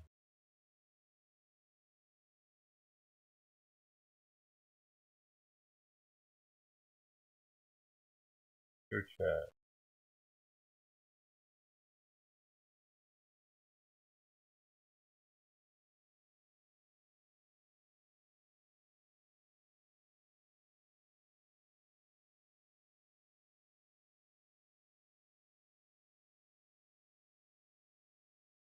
Ba ba ba ba ba ba ba ba ba ba ba ba ba ba ba.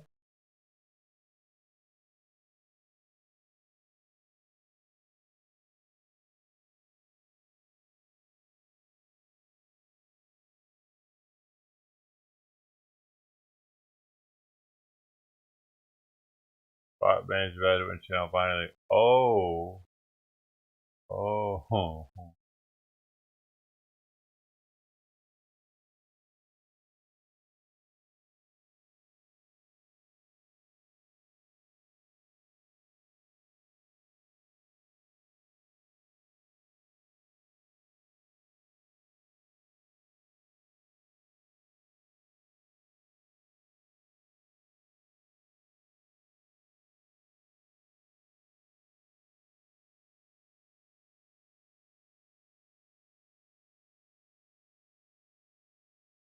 Are we back? We back. You may bring the jury. Maybe the jury. It's because their mics are all they're clipping, dude. You can hear it. Like they're all clipping. They have them gained too high, and it's causing them to distort. It's been kind of hard to listen to this trial because of that, but I just kind of look past it because their audio sucks. I'm an audiophile, dude. I got the beep. I got the beep. I got the badass. Even this is carbon fiber. It serves a purpose. Makes it sound better.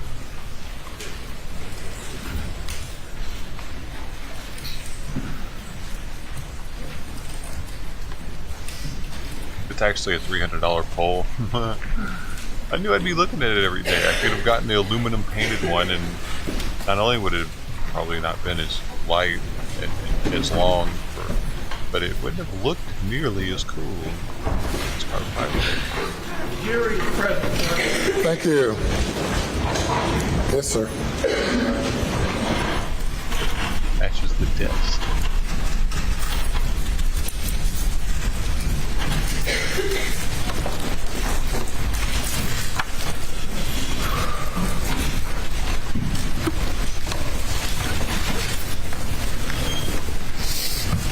Alec, you've talked about going to Paul's body and Maggie's body. Do you recall getting blood on you, on your hands, or any part of you? Yes. Do you know with whose blood you would have gotten on you? I know I got blood on my fingertips.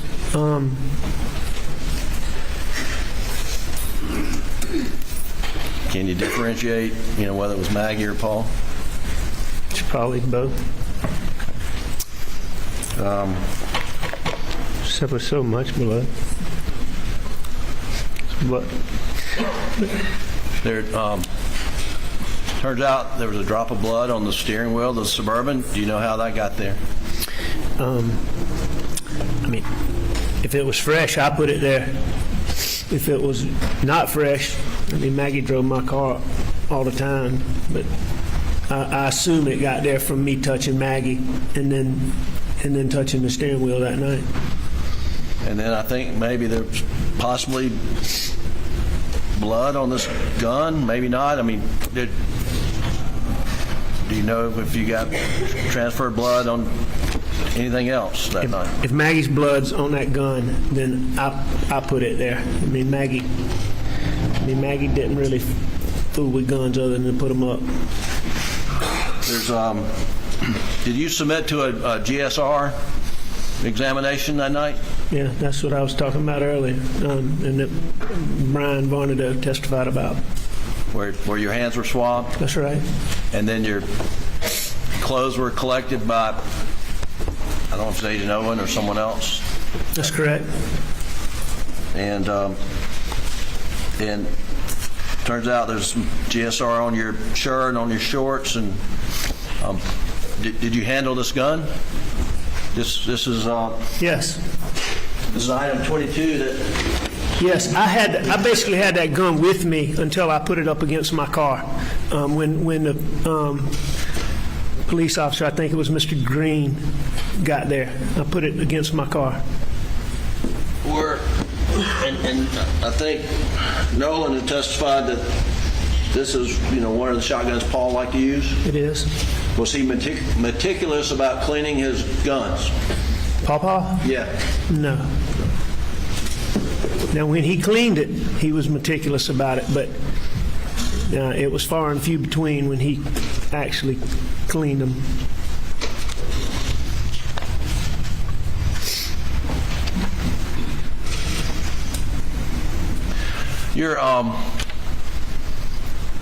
Your shirt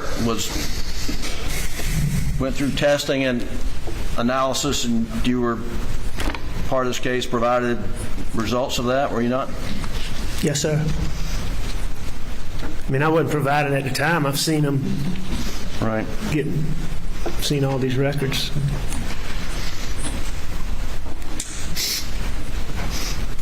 You, well, just let me ask you, did you get on your shirt high velocity blood spatter from being within distance of a shooting Maggie or Paul? There's no way that I had high velocity blood spatter on me. Had you seen reports that said that at one point in time? I have seen reports that said that. Just to be clear, were you anywhere in the vicinity when Paul and Maggie were shot? I was nowhere near Paul and Maggie when they got shot.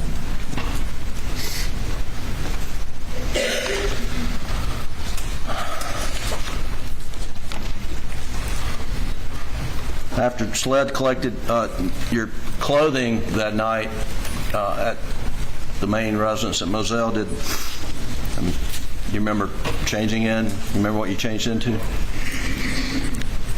Do I remember? Yeah. I know I changed clothes, and I've learned since then what I had on, but I don't. You don't remember? Okay. I don't remember that at all. But I understand I had on athletic shorts and a T-shirt. Sure. And other people have talked about this. I'm not going to repeat it, but where did you spend the night, or where did you go to after leaving Moselle when you left for the evening? We went to Alameda too. We went to my mom and dad's house, and we stayed there. And who went with you? I believe that Bus in Brooklyn and I rode together. John Marvin might have been with us. I know John Marvin stayed at Alameda with us. I just don't know if he rode in the same car we rode in. But I know I rode with Buster in Brooklyn. I know that for a fact. And the next morning, what'd you do? And we're talking about daylight hours on June the 8th. What did you do? And we basically got up and came back to Moselle. Do you remember roughly what time you got to Moselle? I don't remember. No, I don't remember what time. There's things I remember about that morning, but I don't remember exactly what time we left. And Alec, we'll get to this in more detail, but during that period of time, is it hard to remember times, what time things started and stopped, and how long things took? I mean, it's definitely hard to remember. Now, looking at these timelines and all these records, I mean, it sure helps, but to just do it off the top of my head is very difficult. Okay, we'll get to more of that.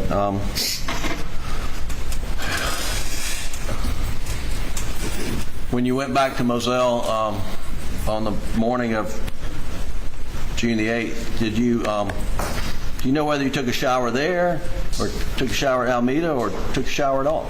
Now, I know we took a shower at Moselle. I did not take a shower before I left Alameda. We basically got up and went to Moselle. Maggie's mom and dad.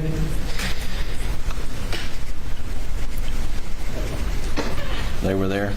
They were coming. I had to tell them, see them. We got up from Alameda and we left and we went to Moselle.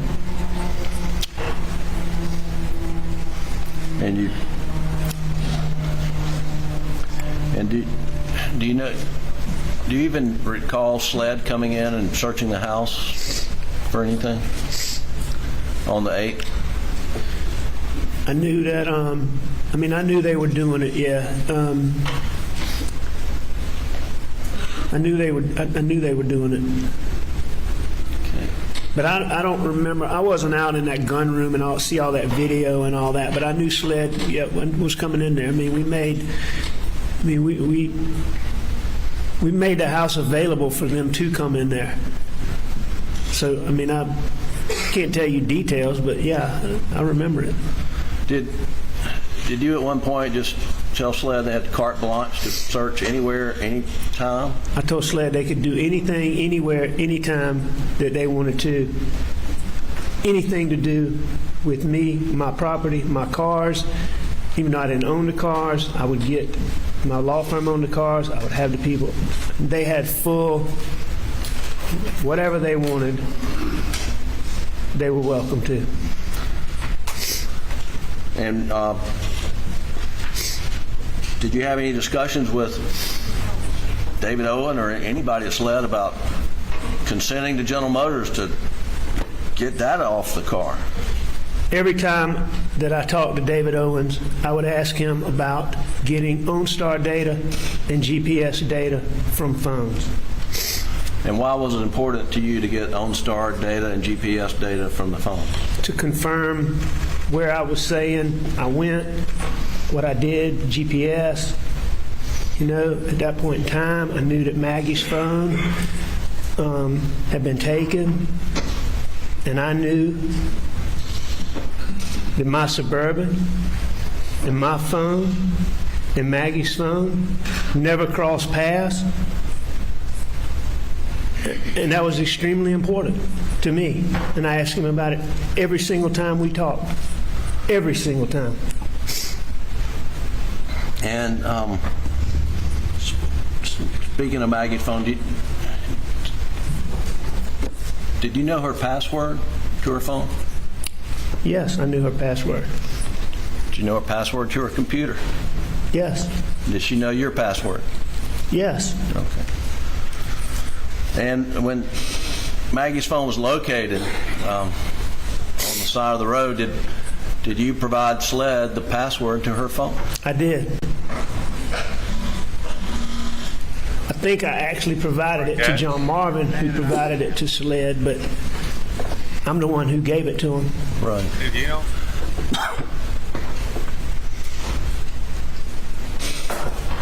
I thought I was talking to him. He is the cat.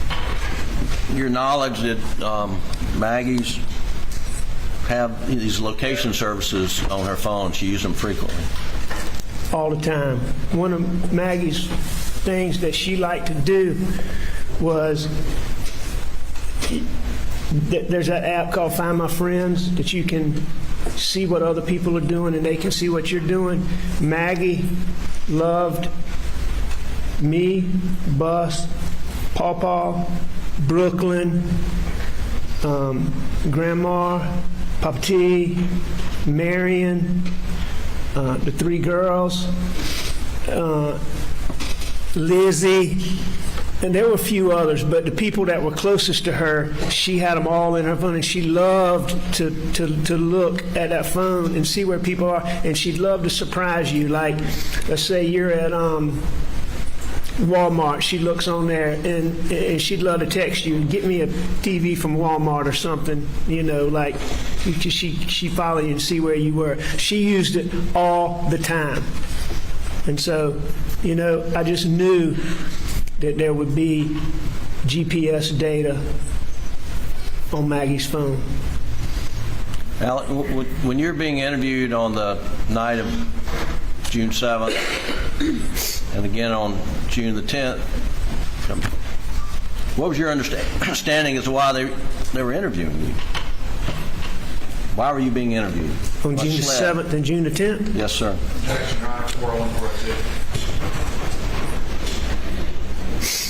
What's the question again? What is his understanding of why SLED was interviewing him on the night of June the 7th and again on June the 10th? And the basis for the objection? 401 and 402, Your Honor. What do you mean?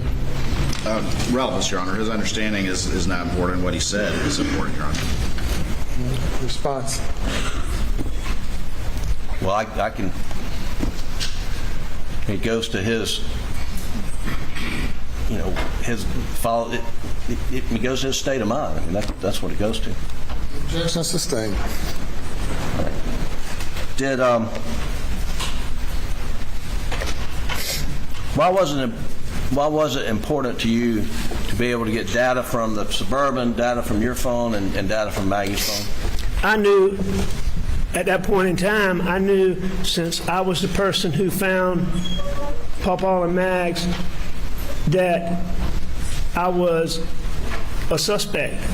I mean, they kept talking about this circle, but I mean, I knew that. It was very important for me to find that, to get that. And what was your belief as to that information, what would it have done for you? There's no question in there that it would demonstrate that I couldn't have done this. And when was the data from General Motors off that Suburban finally obtained?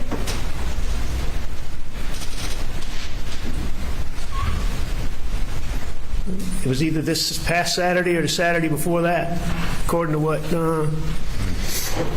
was said in this courtroom. During this trial? Absolutely.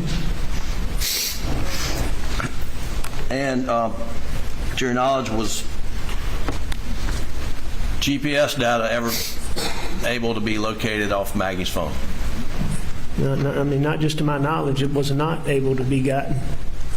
I mean, y'all, the testimony was in here that it couldn't be gotten. It only went back to June the 9th. Everything before that was erased on Maggie's phone.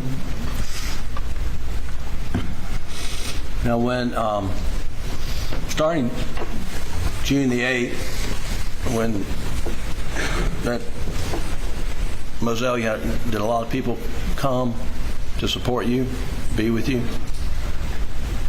on June the 8th? On June the 8th? Yes, sir. Like the next day? Right. Yes, sir. A lot of people.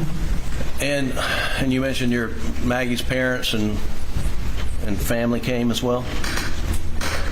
Yes, sir. From that moment, June 8th, when folks, family, You believe whatever you want, Floyd. to Moselle and you met with them, were you left alone by any of your family members the rest of that week?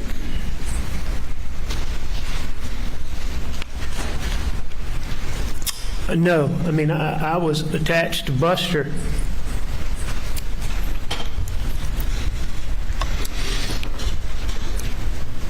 At the hip. But, I mean... And what happened on... I wasn't. What happened on June the 10th? Besides being interviewed by SLED? My dad died. My dad passed. Where did you stay, and with whom did you stay on the night of June the 8th, the night of June the 9th, the night of June the 10th? On the night of June the... You asked me to start on the 8th? The 8th, yes, sir.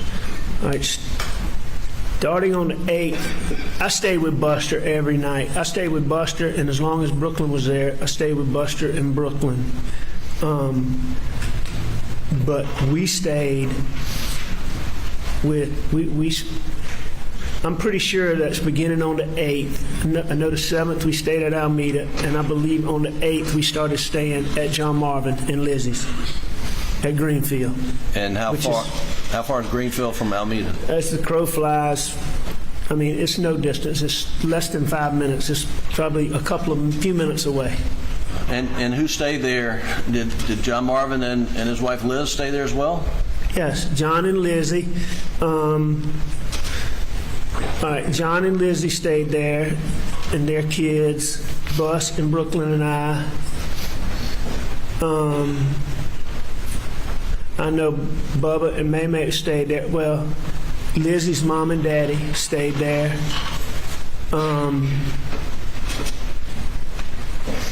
And my daddy's best friend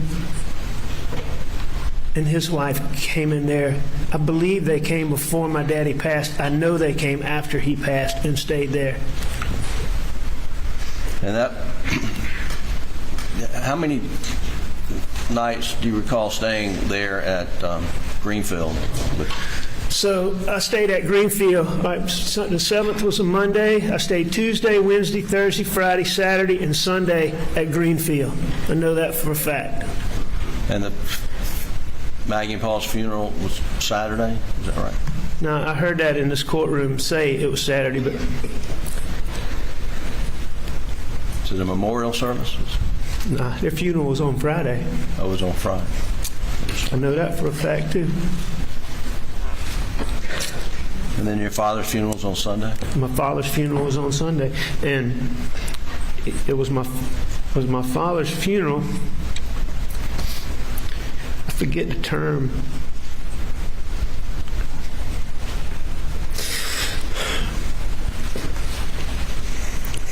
But Sunday, I mean, that's when we put Papa and Max.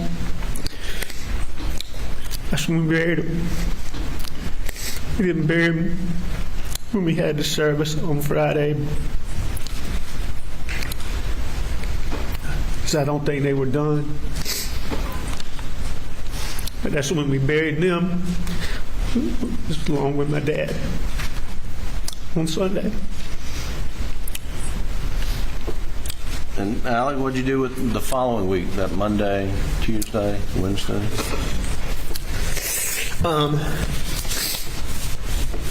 Starting when now? So the day after your dad's funeral. All right, Monday. I went to Grandma and Papa T's, Somerville. At some point Monday. In the afternoon. You mean what did I do when I got up that morning? Well, where did you stay? We stayed at Greenfield Sunday night. So we woke up at Greenfield on Monday.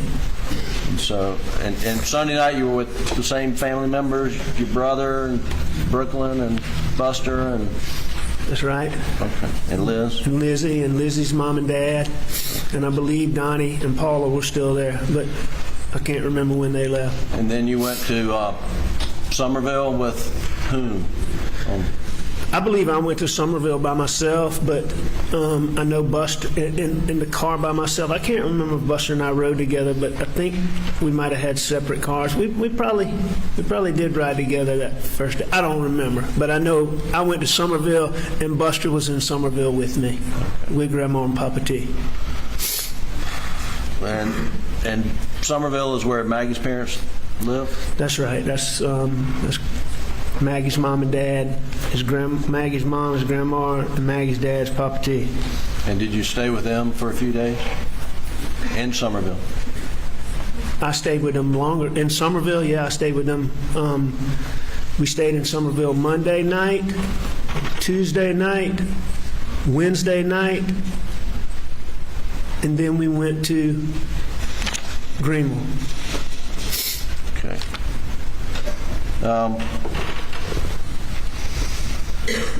And what was in Greenville?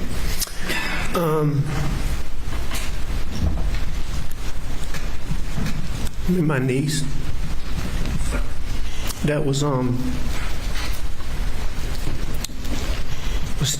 she was having a baby, and Maggie had just been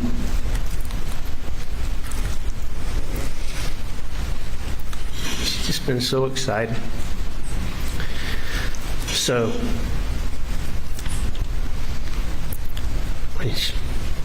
she's just so proud of those girls. She was so excited about the baby.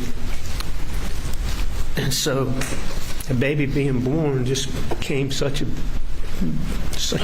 big deal to me. So was the baby born? Yeah. Okay. And you went up? Baby was born. Beautiful little baby girl. Beautiful little mom. Okay.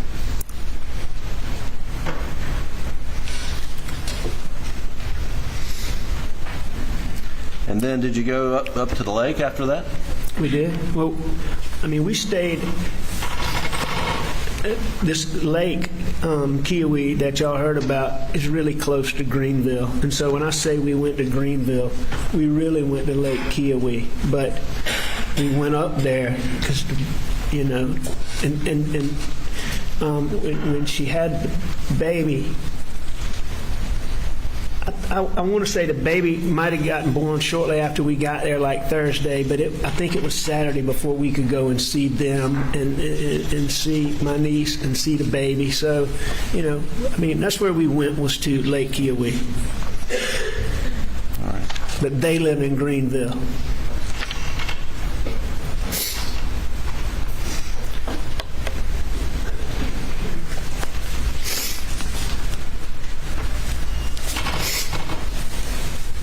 On the morning of June 16th, I think that was that Wednesday. I think that's a Wednesday. Where'd you wake up? Somerville. Did you ever go to Alameda on that day? On Wednesday? Yes, sir. I don't believe so. Did you go to Alameda at 6:30 in the morning on the? I know for a fact that I didn't go to Alameda at 6:30 in the morning. I was in Somerville. I didn't go to Alameda at any point early in the morning.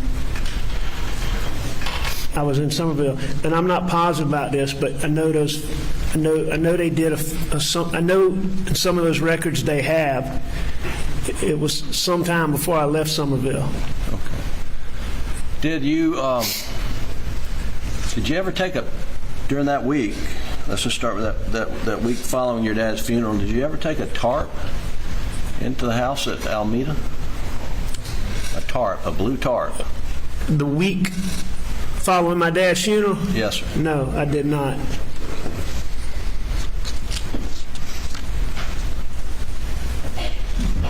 There's been, I don't know where it is in any of these boxes, but this blue rain jacket. Have you ever seen that before? Never seen it before, never touched it, and don't know anything about it. Okay. Did you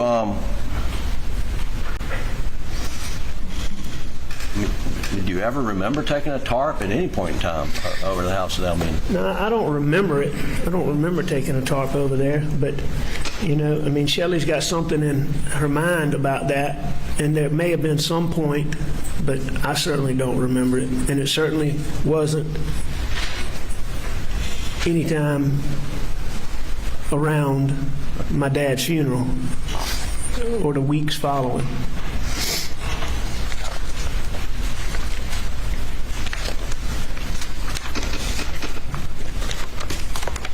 I think we talked briefly about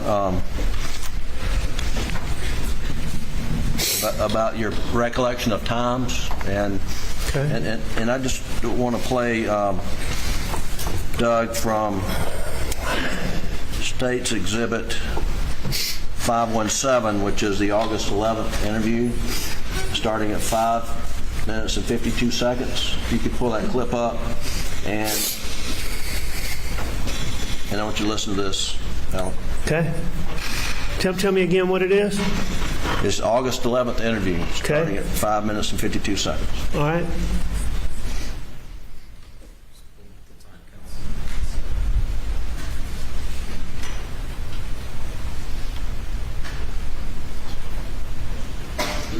Can you go to 5 minutes and 52 seconds?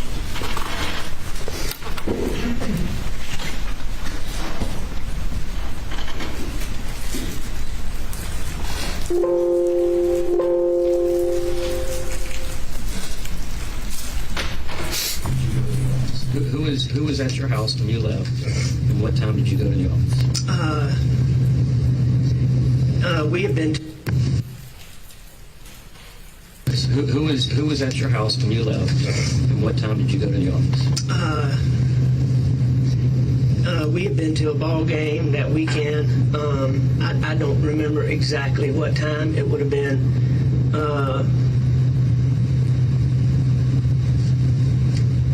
somewhere between 8:30 and 9:30, probably. Okay. 10 o'clock maybe at the latest. Okay. Something like that.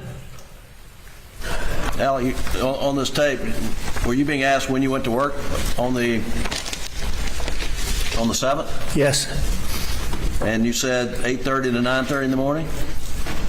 And then I think it said 10 o'clock at the latest. Is that correct? No, it wasn't. Now I've seen all these records. What does it look like? What time you went to work on the 7th? A little afternoon. All right. If we'll go to the Doug State's Exhibit 243, which is the June 10 interview. You know, Mr. Griffin, on that same date, though, I also if you play that thing, and I don't know if it's right then, but if you play that further, I also told him the best way to see exactly when I went in that door is to go and get my information from my law firm.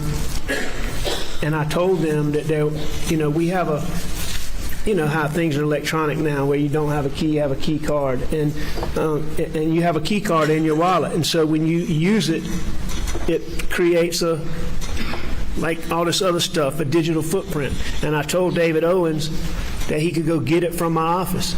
And was that a common response of yours when you were asked about specific times, that you would give them your best estimate, but you would point them to where they could find the most accurate data? Yes, sir. You did that more than once? Yes, sir. Okay. So if we've got the June 10th interview, which is State's Exhibit 243, and Doug, I'd like to go to 9 minutes and 59 seconds. And here you're being asked, when did Paul arrive at Moselle? Roughly what time in the afternoon? I would think it'd be somewhere in the 5 o'clock range, a little bit. It was broad daylight when we were, it wasn't dusk, dark, or late. Okay. And we rode, we just rode around. We rode around. So did you tell him on June 10th that Paul got there at 5 o'clock time period? Yes, sir. Yes, sir. I obviously did. And was that incorrect? Yes, sir. It was incorrect. Okay. And what time did you, looking at the records now, what time did it look like Paul actually got there? And looking at the records, it's clear that he got there sometime around 7 o'clock. At some point in time, you have a conversation with Shelley Smith about, how long you were over at Alameda on the night of June the 7th. Do you remember? I don't distinctly remember having a conversation with her about how long I was over there, but I know that I told Shelley Smith that SLED was going to come and talk to her, and that I'd appreciate it if she would talk to them, and that she just needed to tell them the truth. And did you take extra care not to talk to people that you knew SLED would be talking to? Absolutely. And why is that? After this boat wreck that you've heard so much talk about in this courtroom, there were social media, newspaper. It went deeper than that, but there was so much talk about how I, fixed witnesses and structured the investigation, just things that were totally false, that were absolutely baseless, but it was said repeatedly, and it was reported repeatedly how I'd done this and with this witness and influenced this police officer and all these things. So I wasn't taking any chances. I want to ask you about, you can take that down, Doug. Thank you. Ask you about the August 11th interview with David Owen at the SLED office in, I think, here in Walterboro. Do you remember that? August 11th, absolutely. Had you requested that meeting? I've been requesting, what I'd really been requesting is some information. I've been begging David Owens to come meet with me, and specifically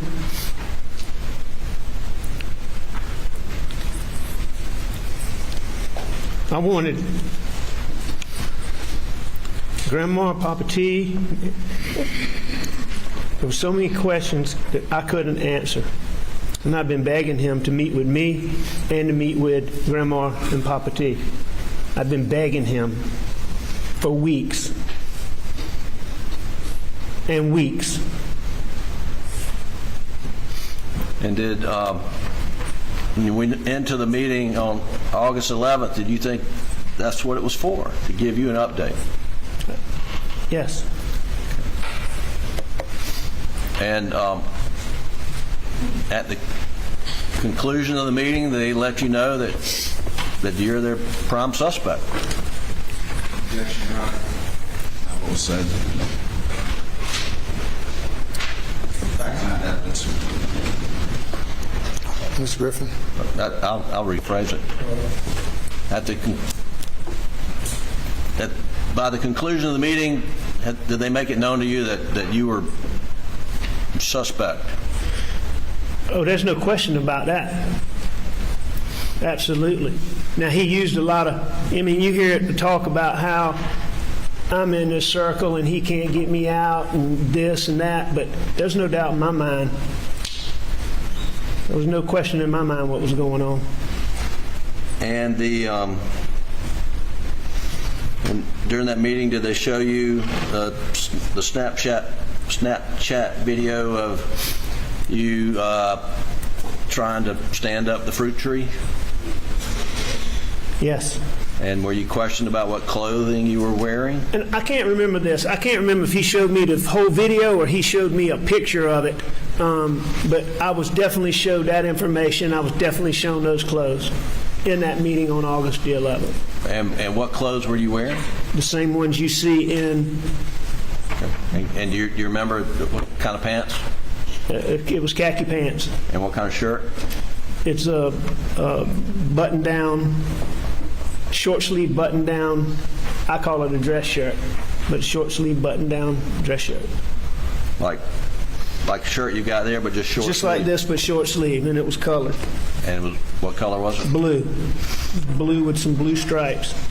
And were you questioned about when you changed out of those clothes? I was. And did you have a follow-up? Did you have a conversation after that meeting with SLED with Blanca about what you were wearing that day? Absolutely. And what was the purpose of the conversation with Blanca? Well, they made an issue about that in that meeting, and I asked Blanca about those clothes that I had on earlier that day. Did you ask her specifically about the blue shirt? I asked her specifically about all the clothes. Okay. What I asked Blanca about specifically was, did she remember getting my clothes after she came back? When she came back to Moselle, did she remember getting my clothes? Is specifically what I asked her. I see. And why were you asking her those questions? Because on August the 11th, they had made an issue about me still wearing those clothes, not having changed clothes when I was in that Snapchat video. So that's why I went to Blanca. Did they ever ask you on August the 11th whether, they ask you for those clothes? Can you produce the clothes? Did they ask you that? No, they didn't. Have they ever asked you for those clothes? No. As far as my understanding goes, my clothes were never an issue in this case until y'all figured out, as my lawyers figured out, that there was no blood spatter on me. Sir? Is that objection, Your Honor? Reasons for the objection. 401, 402, and beyond in speculation, Your Honor. Mr. Griffin? It's a matter of public record. It's a matter of public record. What is? The issues with the shirt and the blood test. It's a matter of public record. Filed in this case, yes, sir. The objection is overruled. I'm well aware that my clothes never became an issue in this case until my lawyers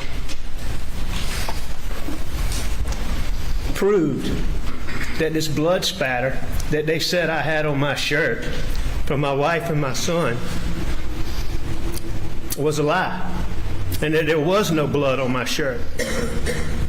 And once they filed the documents and they proved that that was a lie, all of a sudden the clothes I was wearing back on that day became an issue.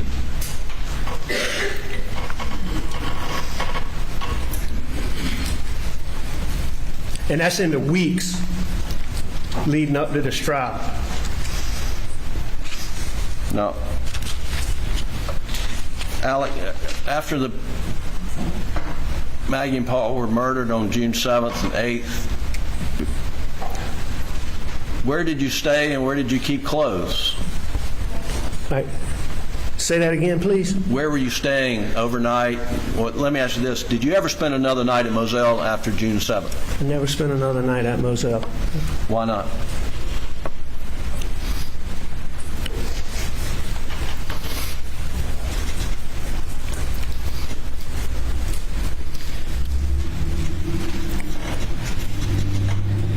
Could've. Didn't want to. Okay. Where were you staying?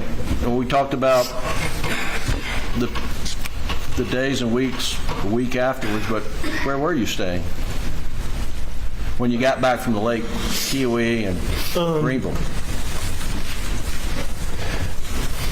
I stayed.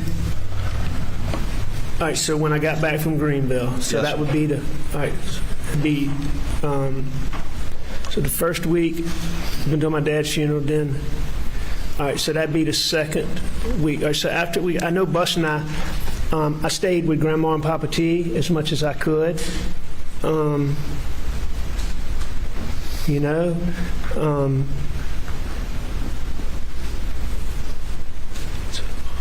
I stayed with,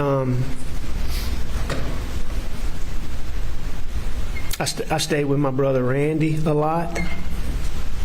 I stayed with my brother John a lot. Bus and I stayed at Edisto a little bit. But at the beginning, I really stayed with either my brother Randy and his wife Christy, or I stayed with my brother John and his wife Lizzie. And basically at that time, Buster worked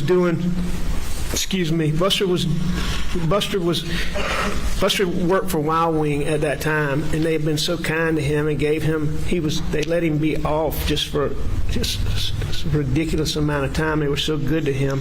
So he stayed with me. When he had to go back to work, he would stay at my brother John and Lizzie's because it was close. So I would stay with Randy and Christy in Hampton.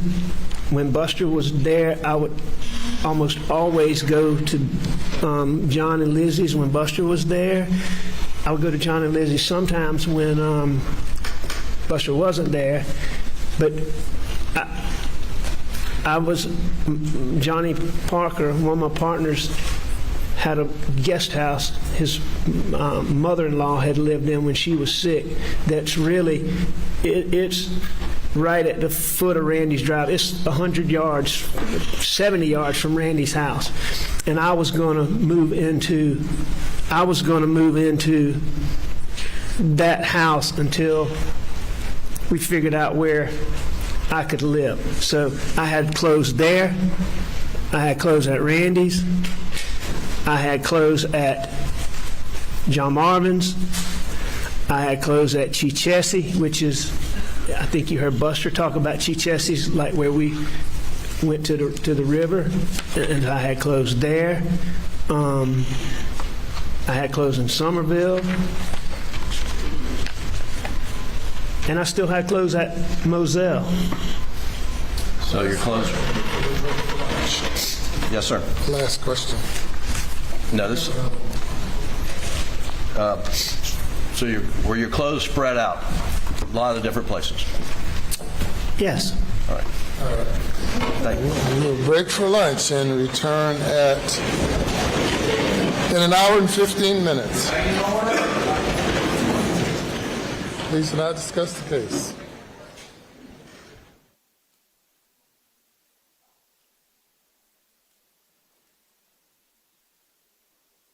As we have been watching the surprise test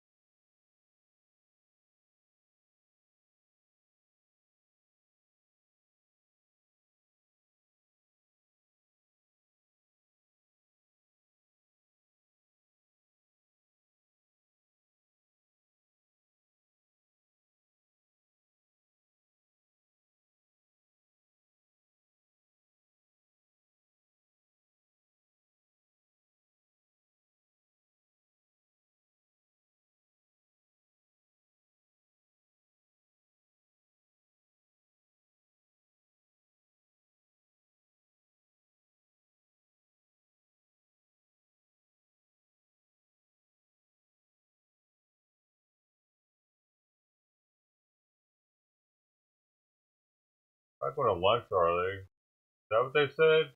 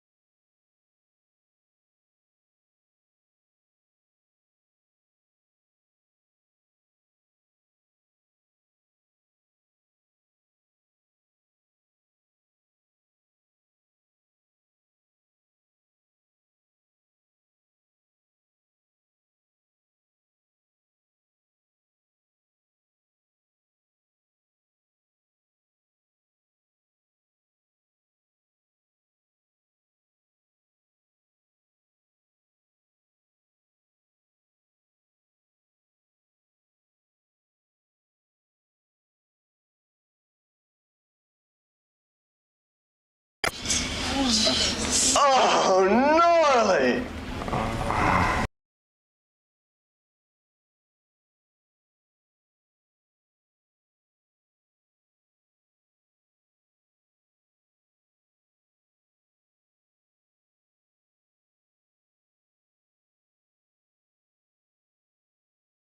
I'm doing something important for the people. For the people.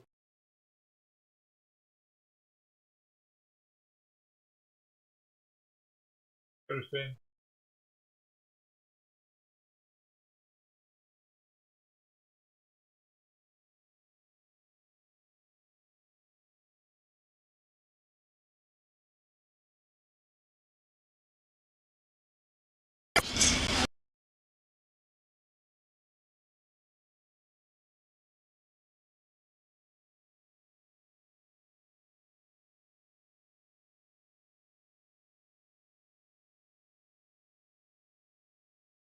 Alright. Oh, that's a good. Where else do you? Firefox been acting crazy.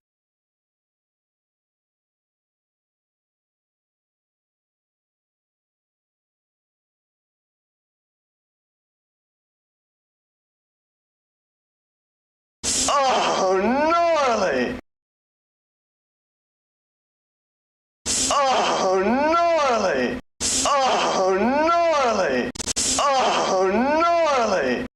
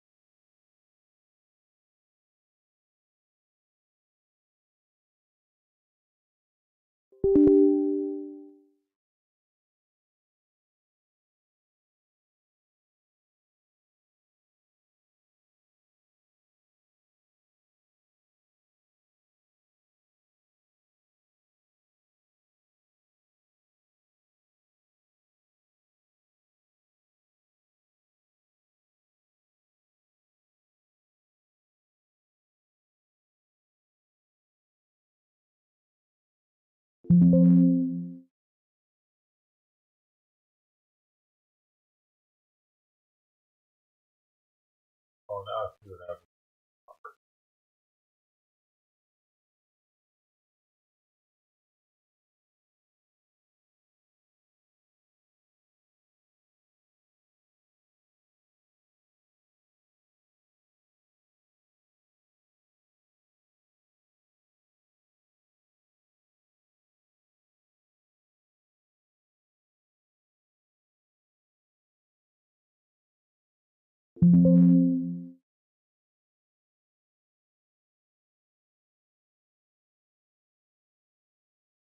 Oh me, why do I keep doing this incorrectly? Holy shit. Alright, man.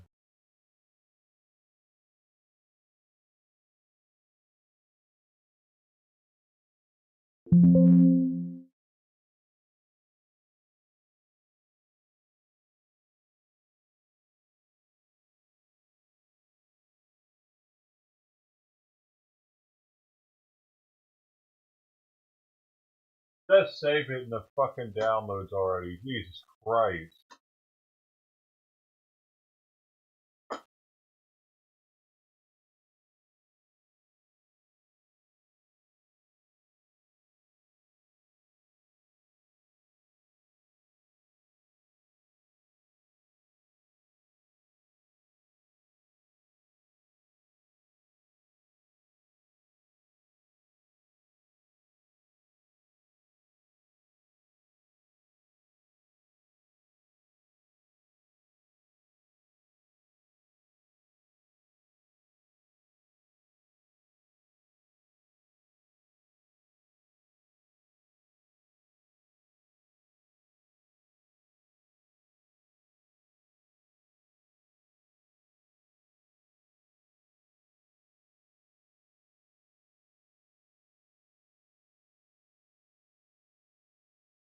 I'm blown away right now. I'm having the hardest time just moving a fucking folder. It really shouldn't be this hard. I've done it 100,000 times probably at this point for this specific purpose even. And yeah, apparently I've went full retard.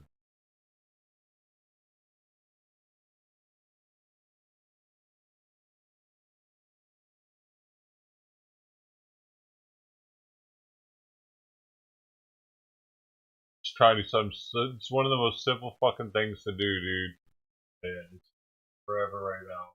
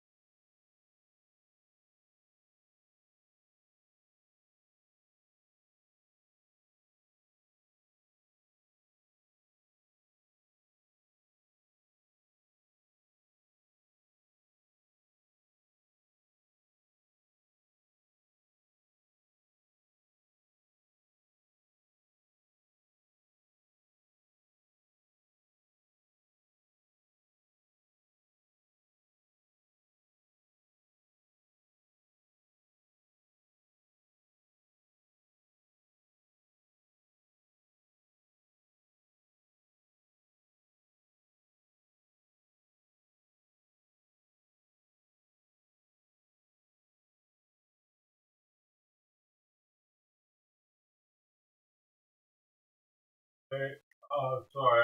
I just want to be able to see, give them a little bit of credit over there. I know this is very boring, probably. Questioning nothing.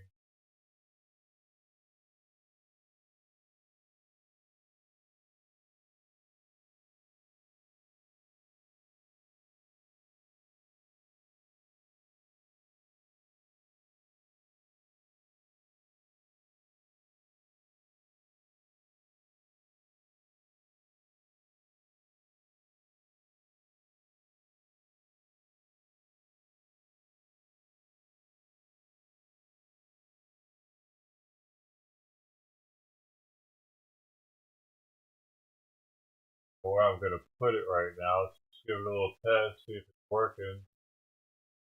Oh, gnarly!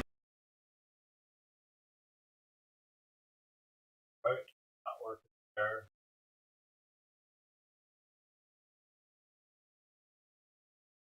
Oh, gnarly! Oh, gnarly! A little.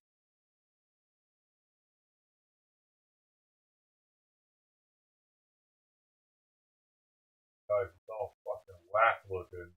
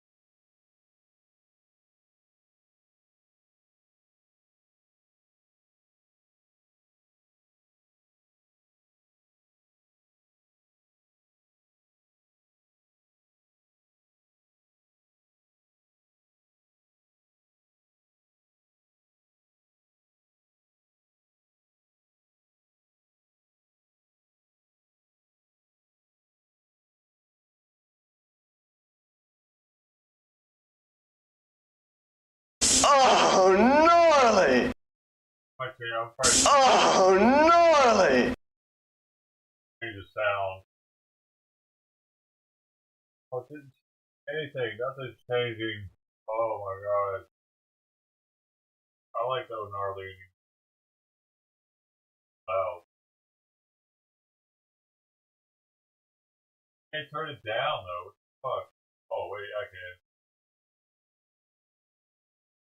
Oh, gnarly! Oh, gnarly! They're still just as loud. Kind of save button on here.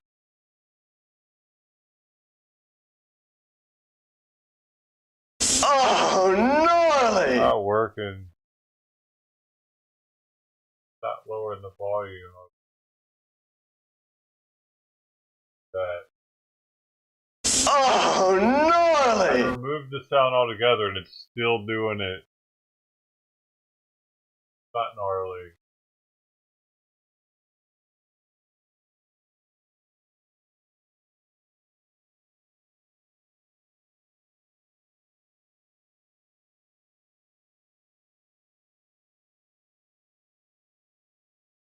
Oh, you gotta save, I see.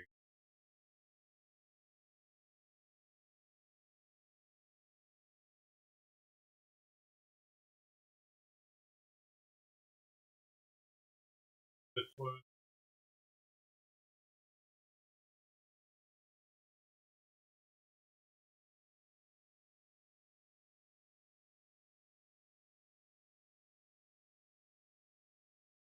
That's better.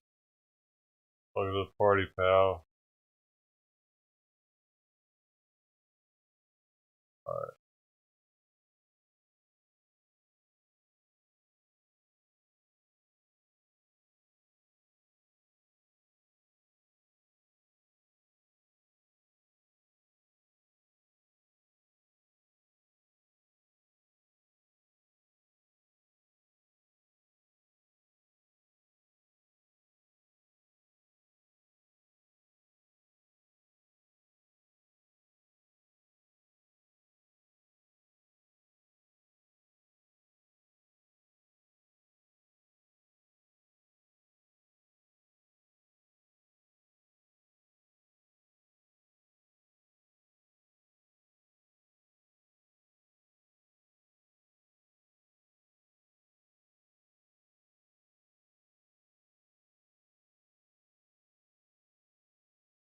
Oh, God.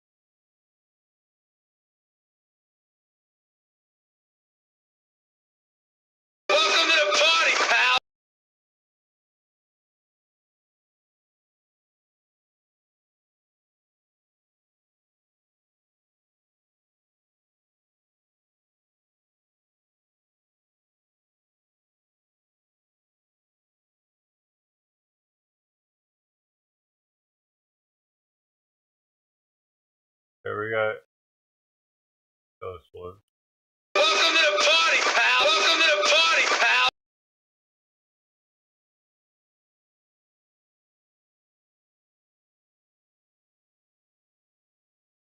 Then what's hey.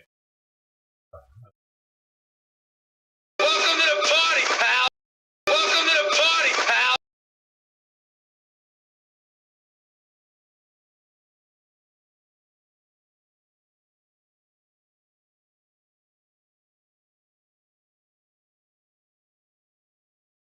Yeah, man, alright, man. Sorry, I'm so busy, dude.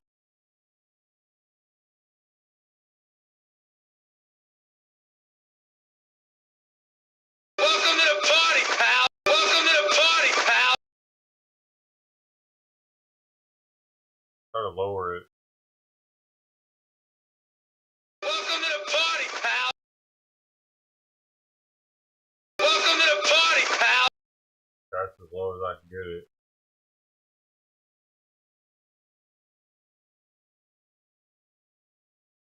Welcome to the party, pal. Welcome to the party, pal.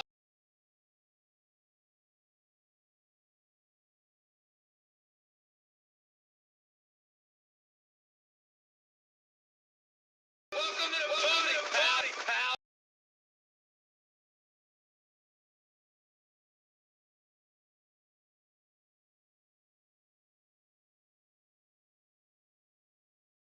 Welcome to the party, pal.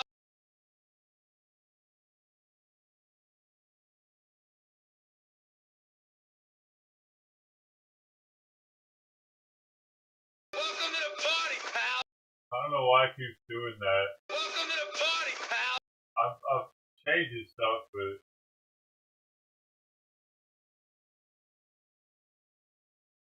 figure what I wanted to. Welcome to the party, pal.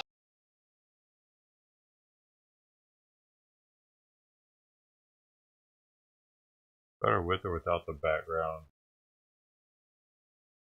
Welcome to the party, pal. Welcome to the party, pal. Feel welcome yet? Are you welcome? Welcome to the party, pal.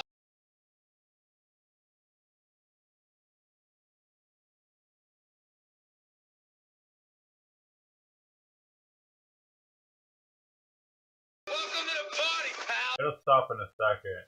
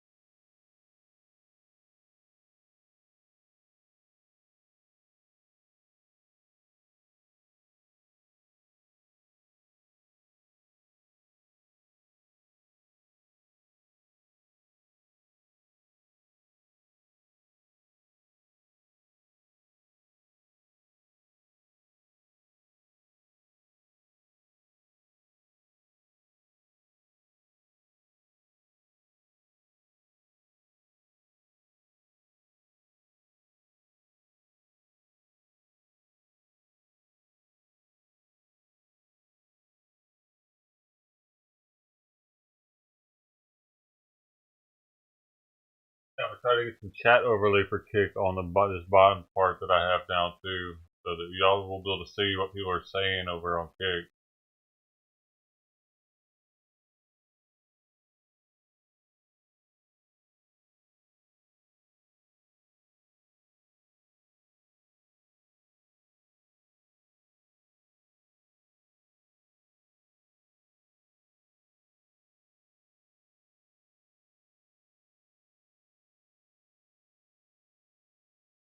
I have to play with the size of it.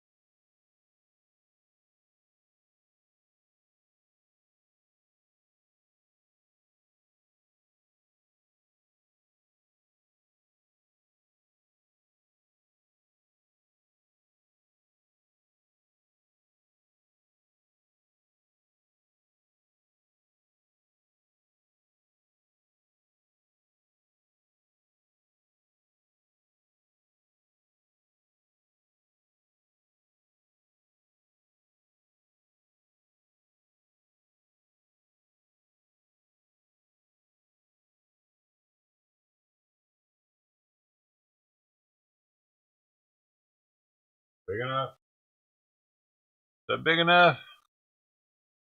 Party for? What do you mean? Oh, it's the notification for getting follows on Kick.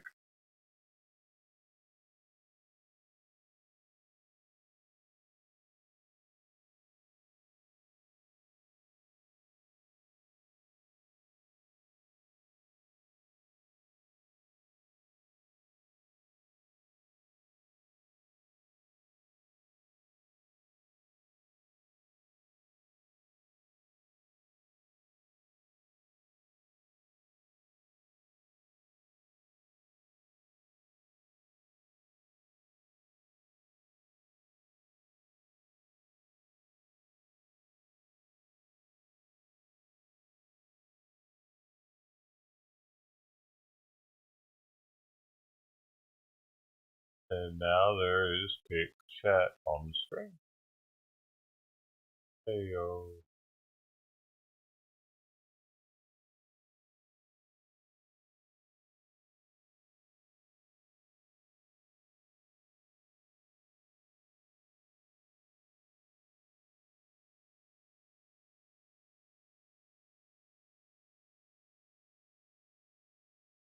The temperature added by the reaction actually causes the reaction to speed up. So the rising temperature causes the reaction to speed up, which causes the temperature to rise more, and you reach what they refer to as a runaway reaction. And that's what that 180 degrees, you want to stay below that so you don't get into a situation of a runaway reaction. That was the big concern, that would go to a runaway reaction. I want to call on somebody who has not been called on yet. Hi, Brian McGill, Wall Street Journal. I want to talk about the plastic pellets that caught fire with the hot axle. Did that happen before the derailment or after you guys know that? No, the question is, when did the plastic pellets, when was the fire initiated with the plastic pellets? That was after the derailment. And which axle was on 23? Front or which axle?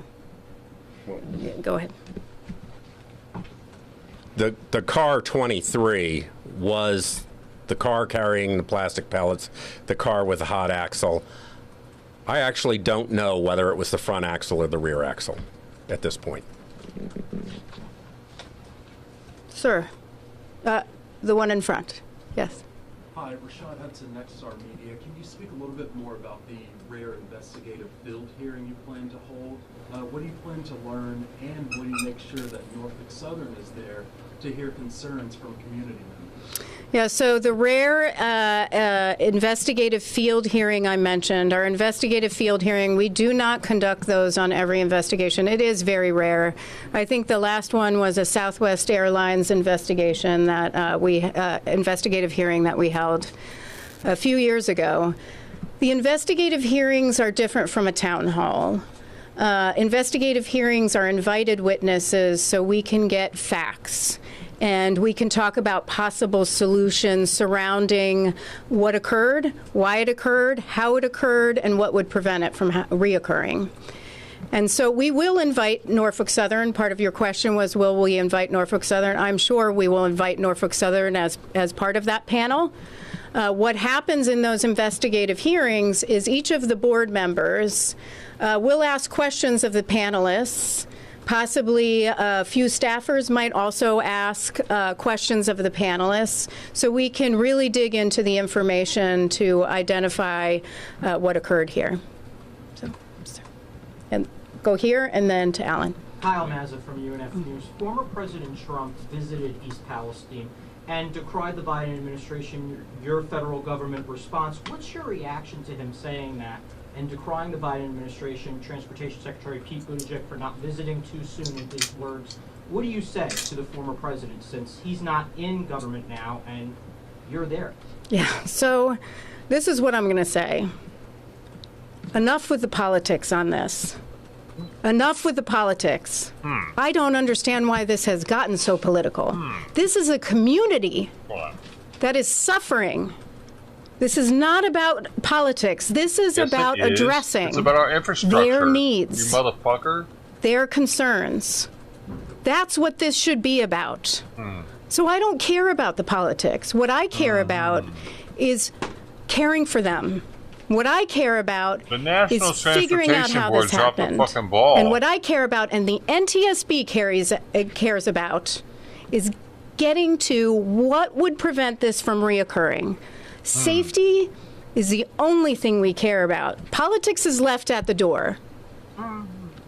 Politics is not part of our investigative process. Our credibility rests on us carrying out an objective, thorough investigation, and that's what we'll do here. Thank you for the question. Thank you. Sir. Yes, hi. Thank you. Our coochie stinks. There's trains of this length, composition, with these type of contents traveling into communities around the country every day. Are you concerned about that, nervous about that? What are your thoughts on that? Well, I do have some data on the train length and weight. For this one, the train was 9,309 feet long and 17,977 tons in weight. The question is, am I concerned about that? I'm concerned about any train that transports a hazardous material or could negatively impact a community, just like I'm concerned about other modes of transportation. This is why the NTSB exists, so that we can get to zero in all modes of transportation to improve safety over time. I think we've been part of that, but we also have a long way to go, and we'll continue on in those efforts. So I'm always nervous, of course, and I care for we all care for the communities because we work with them afterwards. But, you know, we need to make sure that after these tragedies, because I go back to our recommendations and something Tom asked about. It is frustrating when our recommendations don't get implemented, and I tell you, it's particularly frustrating for our investigators when they go to another accident scene and say, I saw this on this one. Why wasn't it addressed? Sometimes our recommendations are not implemented. That is frustrating. If they were, those numbers I read you would be much lower. 2 more questions? Can I ask a follow-up to that? Go for it. Thank you. On the braking specifically, the report mentioned that the brake application puts off some heat. Are you at all concerned that the brake application, whether it was over a distance or immediately then, may have increased the temperature and led to the overheating axle superheating? I'm going to allow you to answer that. The braking that occurred prior to the critical alarm was dynamic braking. That's using the motors in the locomotive as generators to slow the train. That would not have added heat to the axle. So the critical alarm occurred before then, before they actually used the train line brakes. All right, since that was a follow-up, I'll do 2. Alan. Hi, thank you. I'm wondering if you can provide a little bit more information on where the last sensor was and where the derailment occurred. It seems that they're quite close, but I can't tell.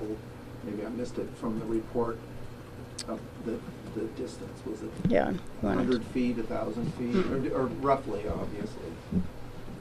I like it raw. They certainly are very close. We are getting the numbers. Part of that has to come from our event recorder data, and we haven't yet done the full analysis of the event recorder. The event recorder will tell us exactly when the emergency brake application occurred, and we can use that with the location of the detector to understand how far the train had moved when the derailment occurred. So that's an analysis yet to be done. What? One more. Anybody who didn't ask a question first? Oh, that is. Okay, Ian, you're up. So the video that we have, it looks like the bearing's basically on fire or really hot at that point, and I think that is very close to that second detector. Is the condition of it being so hot, consistent with the reading that was coming from the detector at that point? Yeah, so we're still looking at that video, and we're looking at others, and that's why we're trying to find other videos to determine, what was going on there. We believe that it was hot, and at that point, grease is burning. That's what we believe on the axle. But do you want to add to that? Yeah. Okay. So we are researching that particular video as well as other videos. We've been contacting businesses that have security cameras all along the route. One of the things we have to do is get the actual location of the camera. So we had that video, we didn't have the actual location down to the foot. And so as we do this analysis and look at all of these video cameras, we're going to get the actual location so that we can estimate, when this occurred. With regard to the temperature measurements are obviously on the outside of the bearing housing.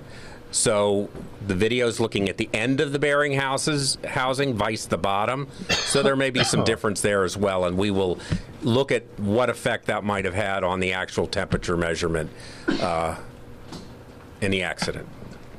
All right. Well, we thank you very much.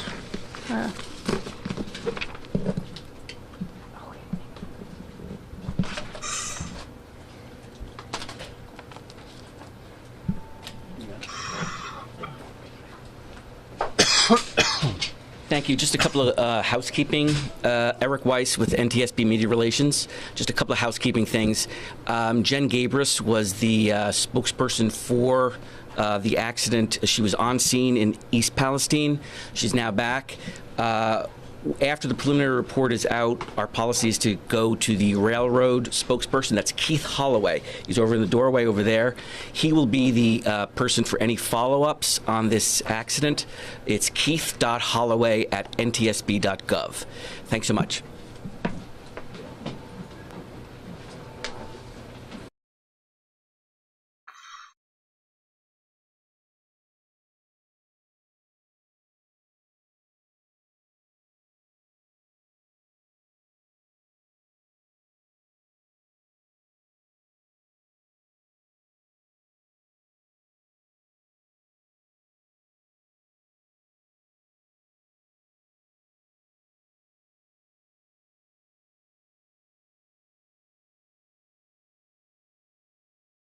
Oh, what do I gotta do?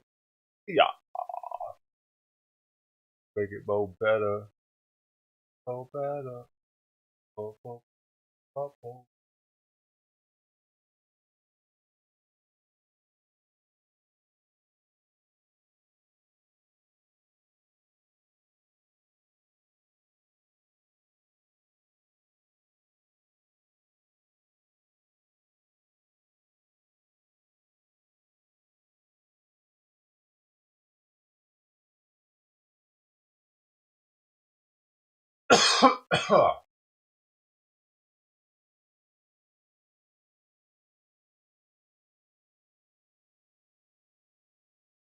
Put it over here.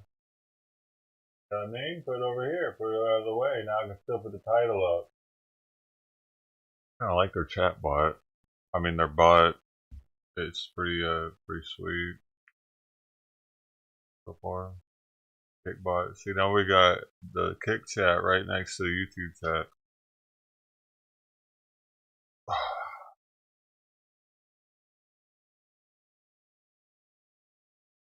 Huh? Now you guys are buddies.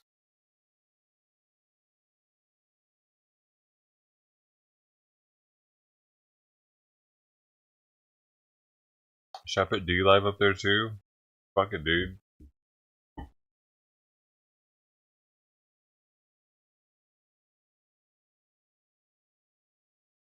So. Hey, good, pretty good, James. How you been?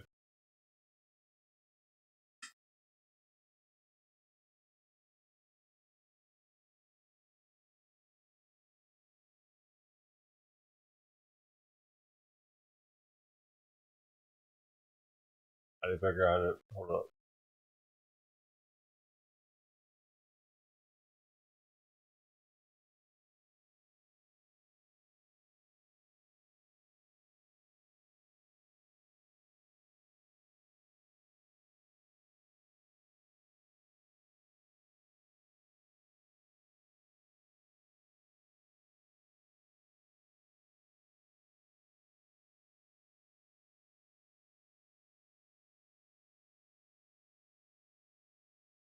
Fuck off all night at my door. Good morning, thirsty. Oh, wait a second. I already answered that one.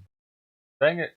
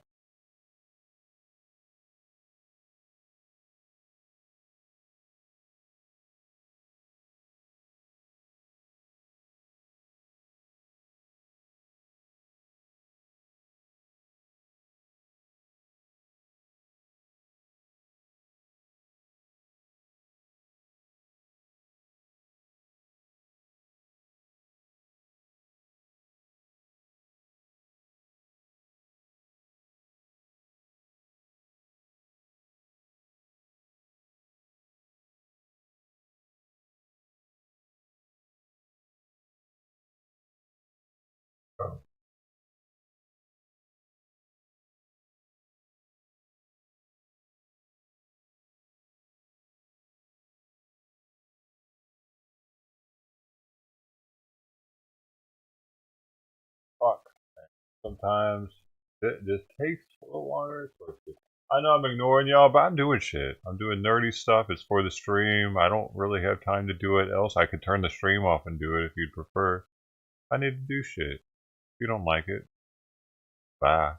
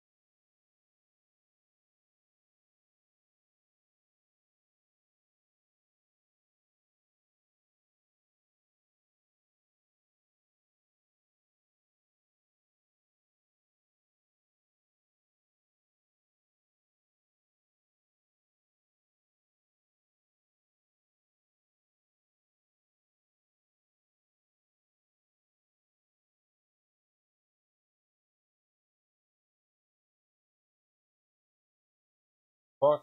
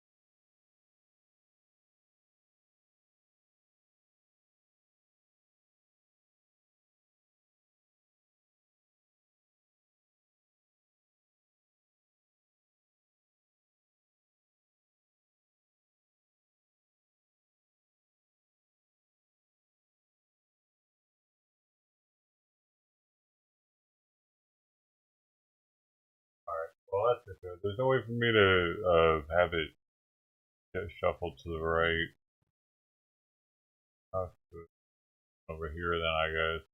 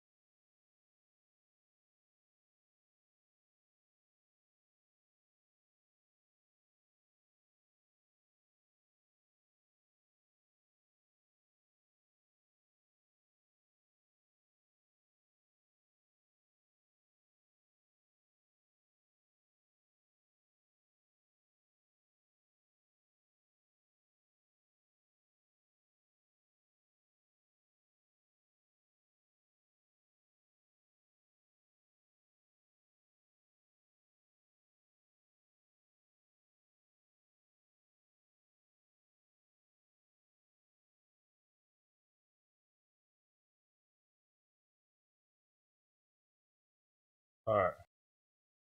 Sounds a little better probably now.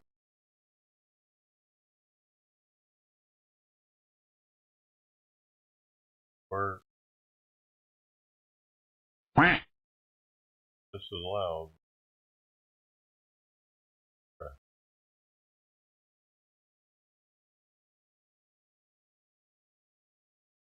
I save.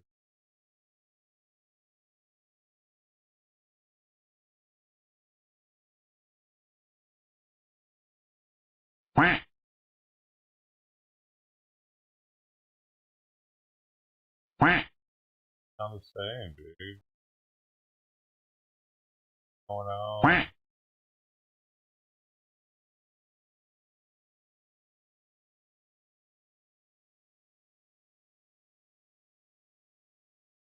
Oh, I need to refresh. Oh, I see.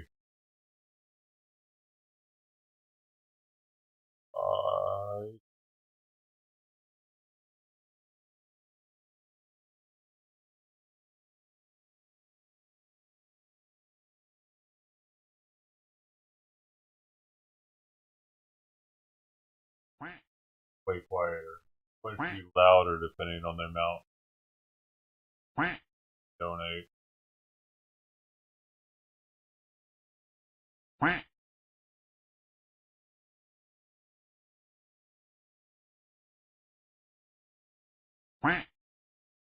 Lemons are pretty quiet.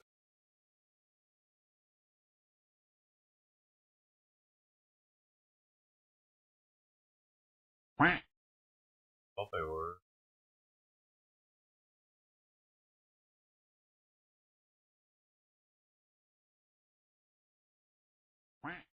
Yeah, they are.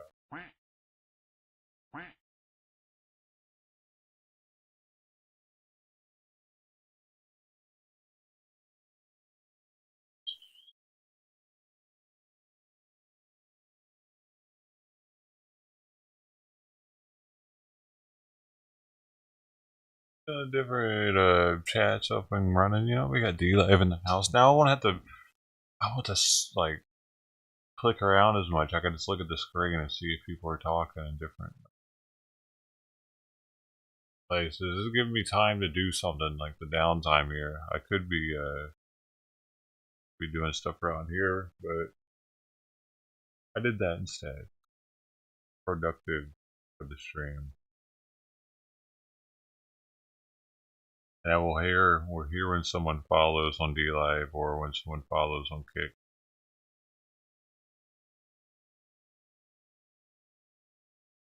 I don't know why Rumble doesn't have that yet, man.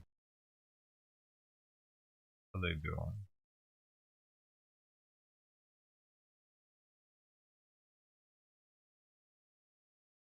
You like the duck? Yeah. Well, you guys got the welcome to the party, pal. That comes with it actually. Yeah, the duck is the.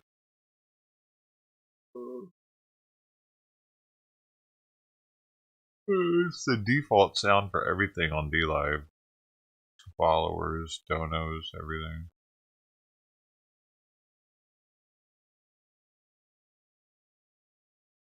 I can't take credit.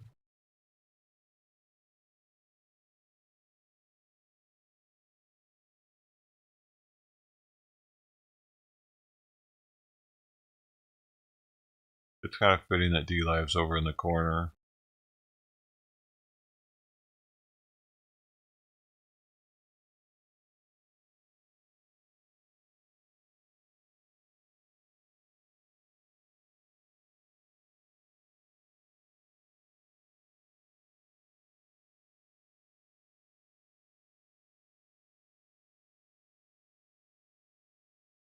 Brandon.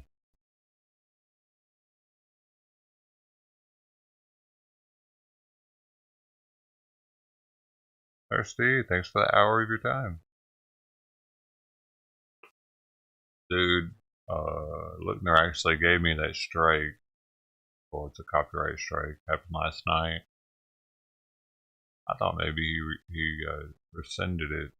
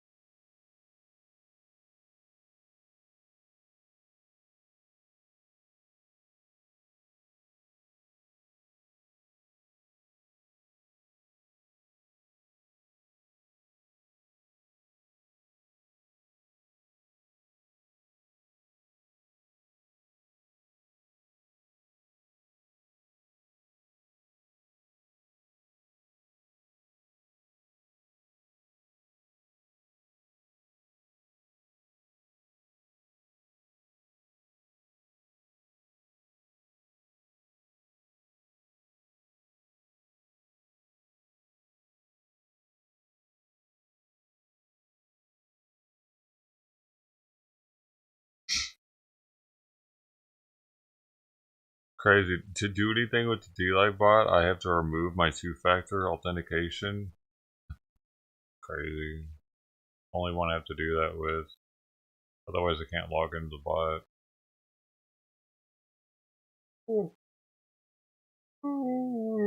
Makes me a little nervous, man.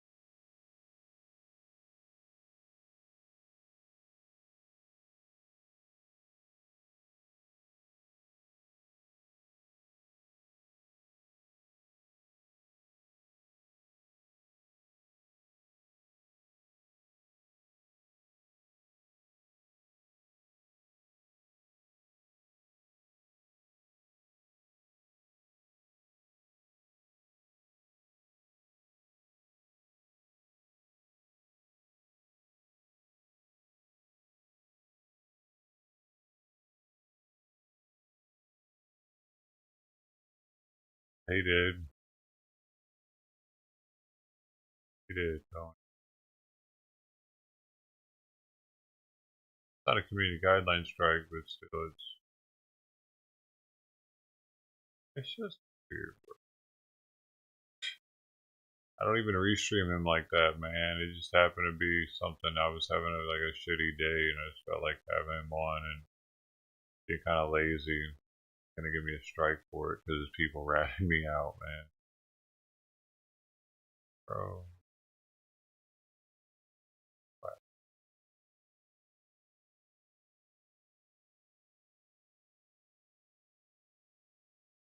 Whoa, this little whack, dude.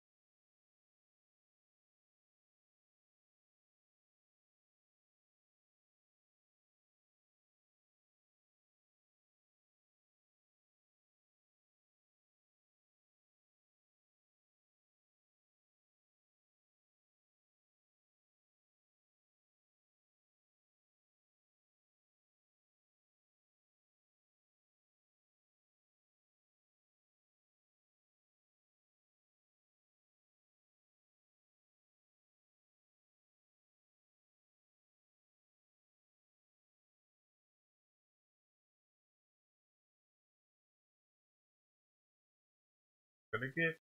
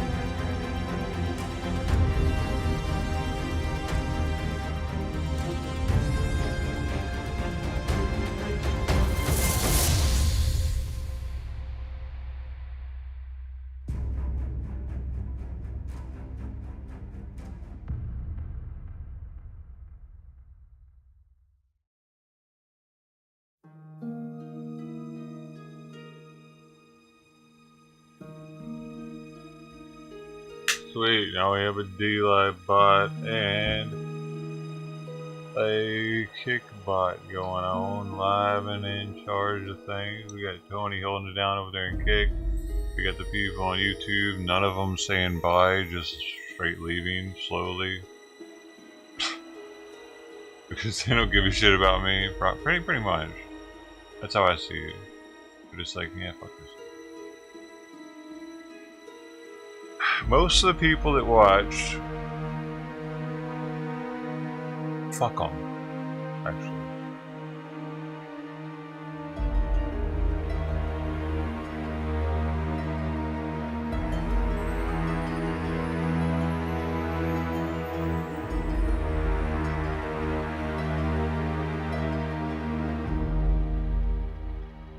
They don't contribute much at all to this. They're takers. Take.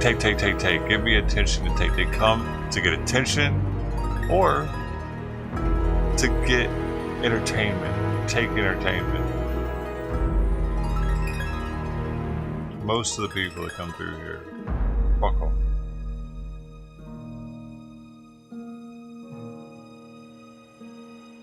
That's the internet, dude. That's people in general.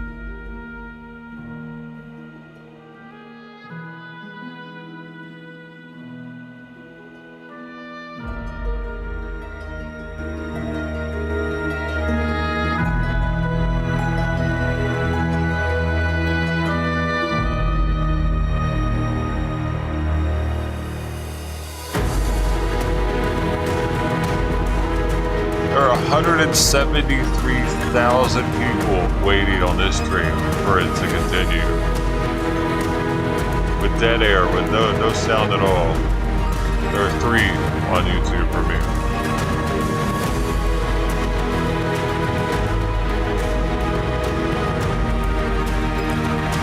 Something seems off.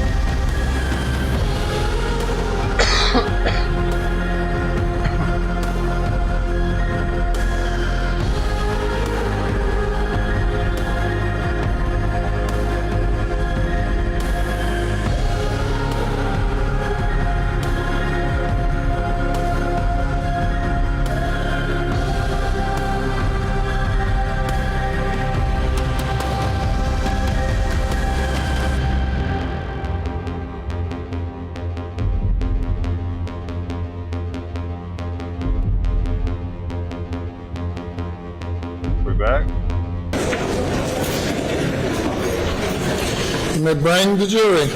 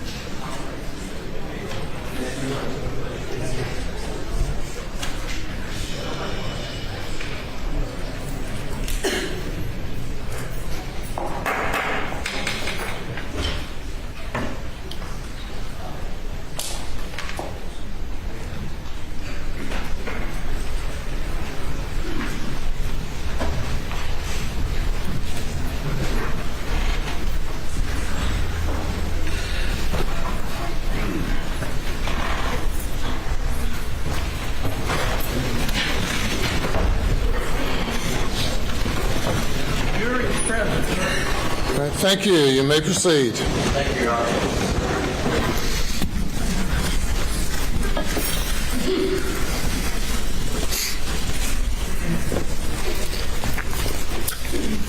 Mr. Murdaugh, I want to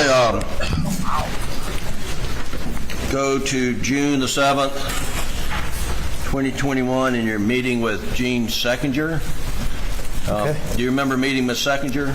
I do. And what was the meeting about? Jeannie came up to me and asked me, previously Annette Griswold had come to me and asked me about the fee check in the Ferris case.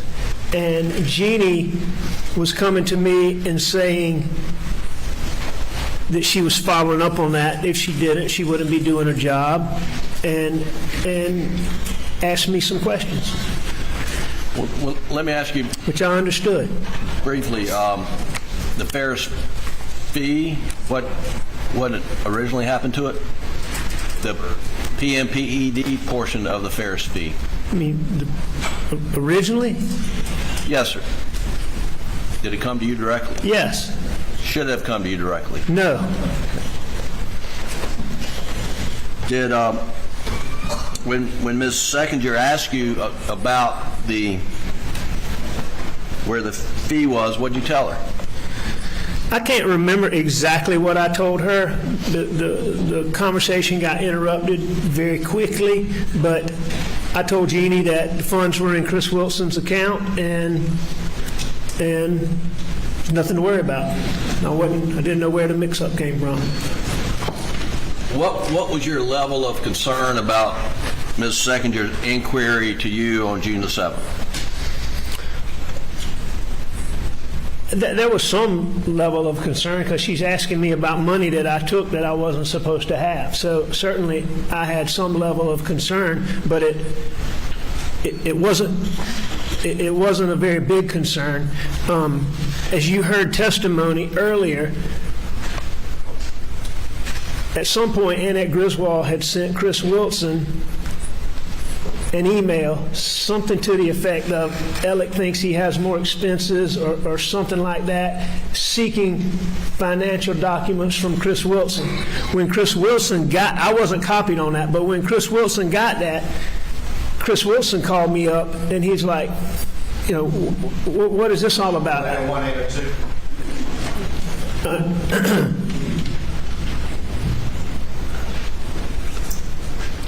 Pardon? I said objection rules 801 and 802, Your Honor. Response? Your Honor, I'm not asking for what Chris Wilson said, and I'll move on. I accept the objection. Were you concerned about Chris Wilson opening his trust account records to your law firm? No, I was not concerned about that at all. And why were you not concerned? I knew that one of the people that Chris Wilson, as you heard, Chris Wilson and I were very close. We talked every day. I did work with him all the time. And, I mean, he was one of the people closest to me in the whole world. I knew everything about him. And I knew he was going through, one of his partners, and he and his partner had split up. A partner and an associate had moved to a firm in Charleston. The partner was going through a divorce, and the wife of the partner was trying to get Chris Wilson's trust documents in that case to find out money her husband got. It didn't have anything to do with Chris and I or anything. It totally had to do with that. But I knew that Chris Wilson was not going to send any financial documents to my law firm, at least at that time, and at least not anytime soon. So while I'm sure it registered with me that I got to deal with this, at that particular time, it wasn't anything that was a big deal.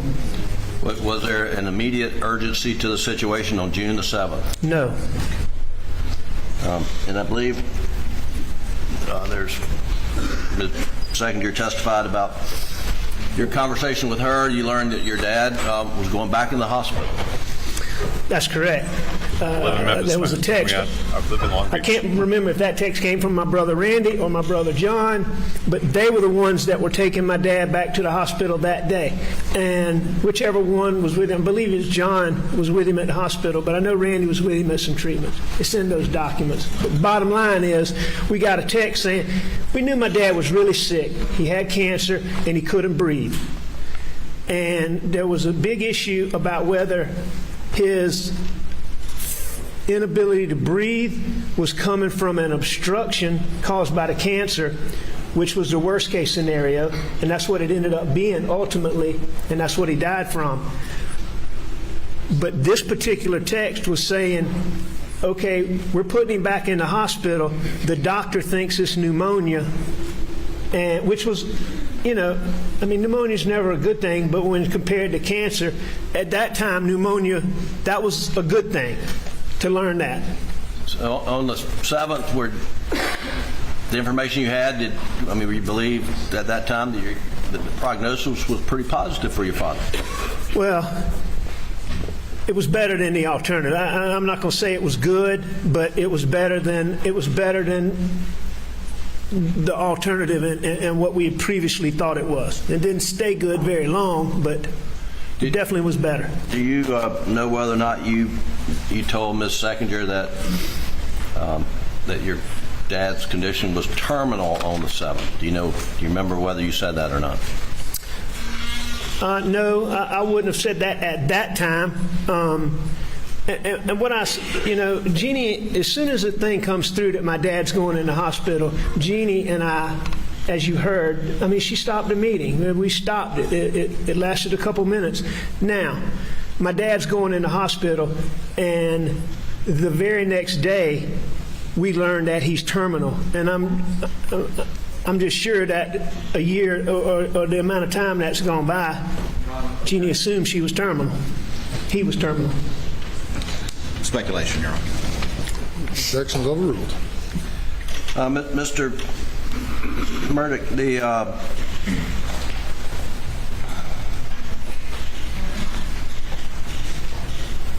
on June the 7th, did you believe that your financial house of cards was about to crumble? On June the 7th? Yes, sir. Absolutely not. Had you had, and I think there's documented evidence, state introduced, had you reached out to Russell Lafitte at Palmetto State Bank about extending a line of credit on the Moselle property?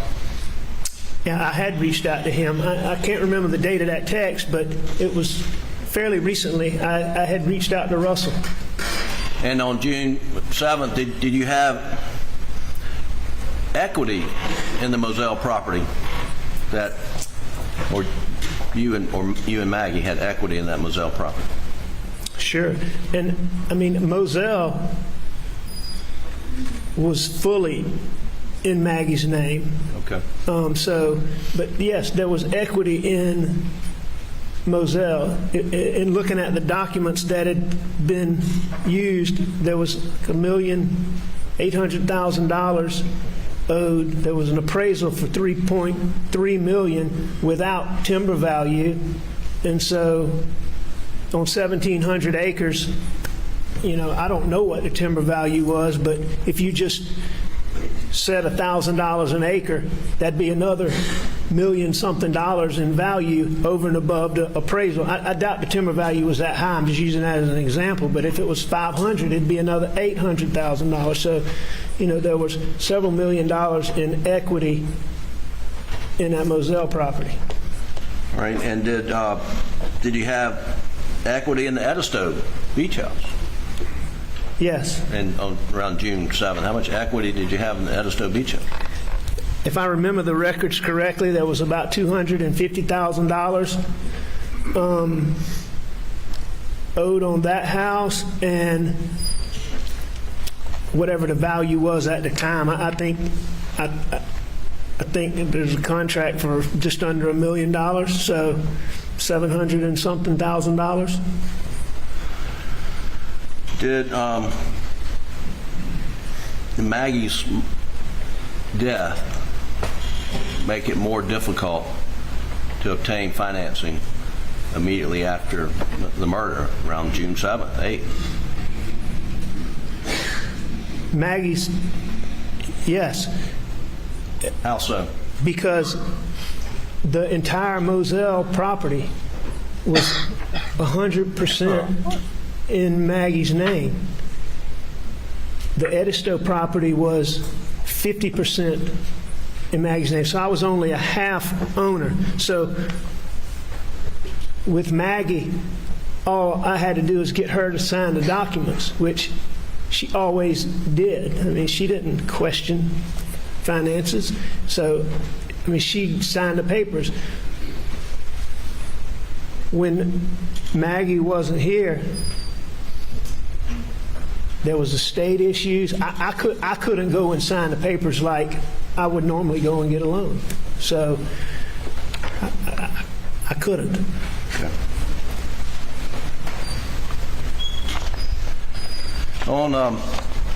Was there a hearing scheduled in the boating lawsuit where you were a defendant set for that week? Yes. Do you remember what day it was scheduled for? Well, I've heard the testimony, and I'm sure I knew at the time it's June the 10th, Thursday, June the 10th. Right. What was your level of concern about that hearing coming up on June the 10th? About that hearing? Yes, sir. My level of concern about that hearing was about the venue motion that was coming up, which now what do you mean by venue? The venue motion is where a civil lawsuit is pending, and so there's laws and rules that govern where you can bring a case. There's laws and rules that govern how certain parties, a defendant or a plaintiff, can go about trying to move it from one place to another. So in this case, the plaintiffs, the Beach family, had filed suit in Hampton County. Parker's was trying to move venue to Beaufort County. And I wanted the case to stay in Hampton County.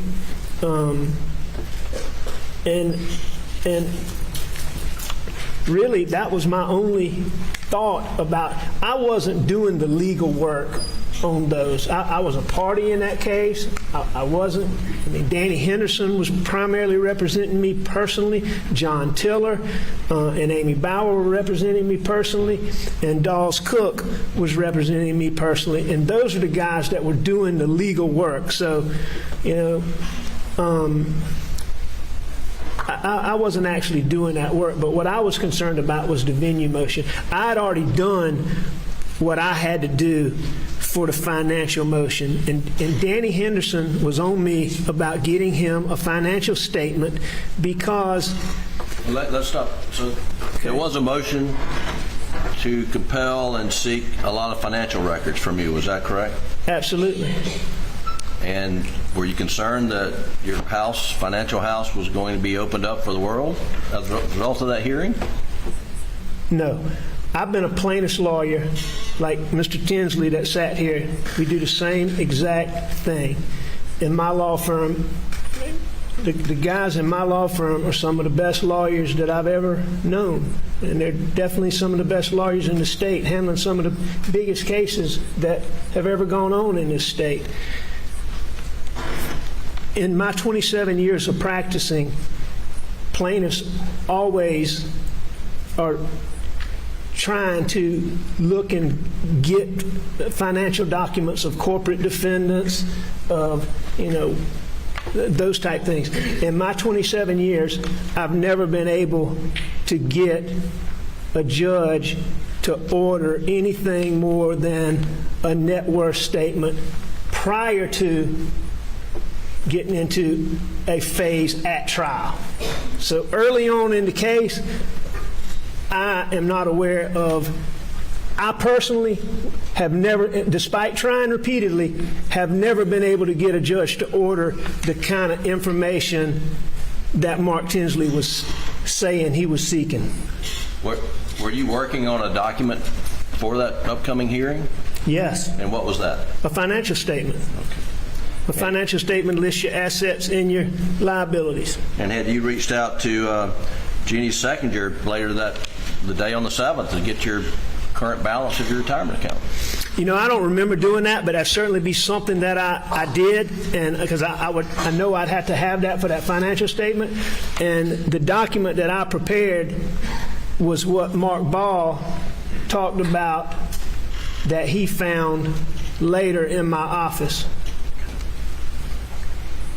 And it was handwritten, ready to be typed up by, because of the charges against Paul, I kept everything very close in the civil case. It was Danny in his office that was doing it, and I had that document prepared, handwritten in the neatest handwriting that I could make, because a secretary other than mine, or paralegal other than mine, was going to be the person who was going to put that financial information into the final document. And that's the document that Mark Ball talked about that he found on my desk whenever it was that he found it. Okay. So that was what was going to be, if necessary, what was going to be used Thursday. Well, the jury's heard about testimony of you stealing client funds. Did you do that? I did. Did you steal or divert that Ferris fee away from the law firm? I did.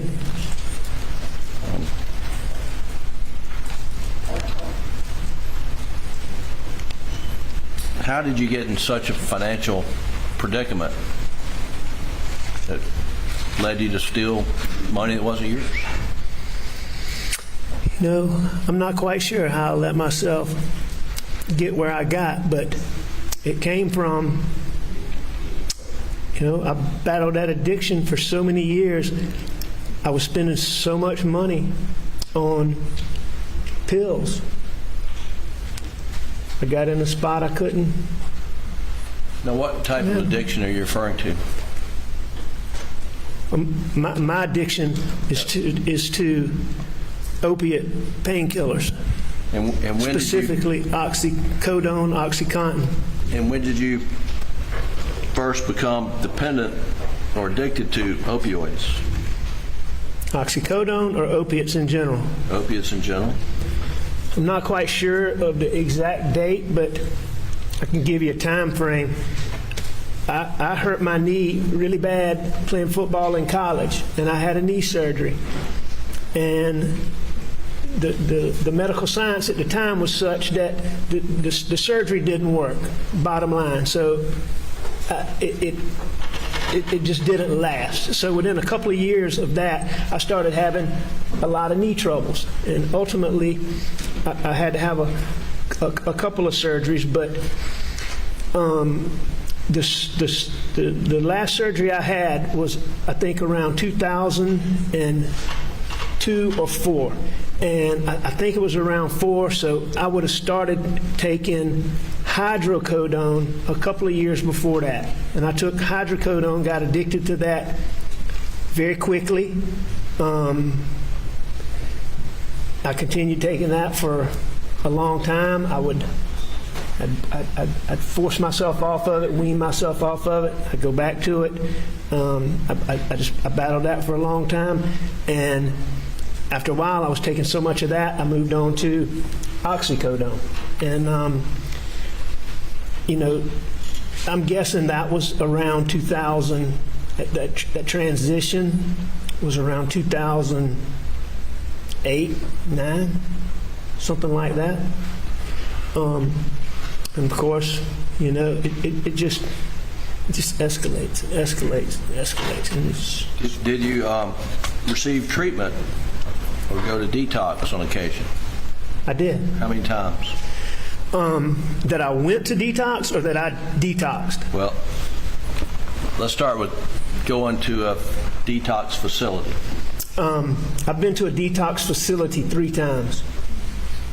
When was the first time?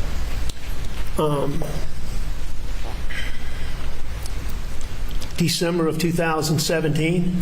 Okay. And before December 2017, had you tried to detox at home? I tried to detox everywhere I could. Right. Maggie would help me. Go ahead. Yeah, when you went in to was it inpatient facility? The detoxes, the formal detoxes that I went to? In December 2017. Yes, it was inpatient. And all 3 formal detoxes that I've done have been at the same facility called Sunrise Detox in Atlanta, Georgia. And very good facility. Jury's heard an audio tape of a telephone conference with SLED agents. Was that where you were during that meeting with Mr. Harpootli and I? That's correct. The first time you went to the detox in Atlanta, how long of a stay is that? Did you stay? 7 days is the opiate detox program. And is there a difference between detox and rehab? Yes. What's the difference? Detox is it's the act of getting the drugs out of your system, getting to the point where, okay, there is no longer a physical dependency, all right? And that's a big difference than the rest of the dependency, but the physical dependency is supposed to be gone after 7 days. So, in other words, 2 weeks, right? There's so many 7 things. days? Opiate withdrawal is. That's it? It's hard. Feel sorry for him, please. But supposedly at the end of 7 days, you don't have those physical symptoms like. I don't want to be too graphic, but you're sick, you throw up, you have terrible diarrhea, you sweat like you're running a marathon, you can't hold your legs still, you can't lay down. Now, like what I'm talking about, the legs moving, that goes away after about 24 hours. So, after about 24 hours, you can lay down again and maybe sleep some, but you sweat, you throw up. You just have, there's so many issues, but after 7 days, those are supposed to be over. That's what detox is, the detoxification of your body. And what's rehab? Rehab is the period that you go to learn how to stay off. You're supposedly off after detox. Rehab is where you get help staying off. And before September 2021, had you ever gone to that second stage of rehab? No. So in December 2017, how long did it take you to relapse once you got home from detox? Not long at all. I mean, you're still going through, even though this physical dependency is gone, you still have, I mean, you're still so sick. I mean, you just... Is that something you've been battling for quite some time? As long as I can remember. Got the violins. How long have you been drug-free, opioid-free? 535 days. And I'm very proud of that.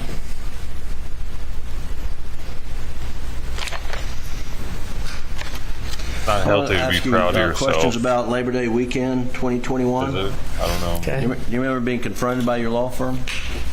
Sure I do. And what were you confronted about? Stealing money. And did you admit your misconduct to your law partners? Well, to one of my law partners and my brother and my law partner, Danny and Randy. Yeah, I mean, did admit it. And they learned about a fake forge account. Did you admit to the fake forge account? Yes, I did. And did you tell them about your opioid struggles, opioid addiction? I told them about my addiction, yes, sir. To your knowledge, were any of your law partners aware of your addiction? Not just to my knowledge. I'm certain that they were not aware of my addiction. How would you characterize your opioid use or addiction? Severe, moderate? Then or now? No, in 2020, 2021? I mean, I don't know how I would have characterized it then. After going to rehab and learning more of the things I've learned, really talking to addicts about experiences. I mean, I will tell you that my addiction was extremely, extremely bad. How were you able to function? Or were you able to function? Yes, I was able to function. You were able to practice law? Yes. And were you successful practicing law while you were addicted to opioids? On some level, yes, sir. I was successful. I mean, after you were confronted on Labor Day weekend 2021, did you resign, or were you forced to resign from the law firm? Absolutely.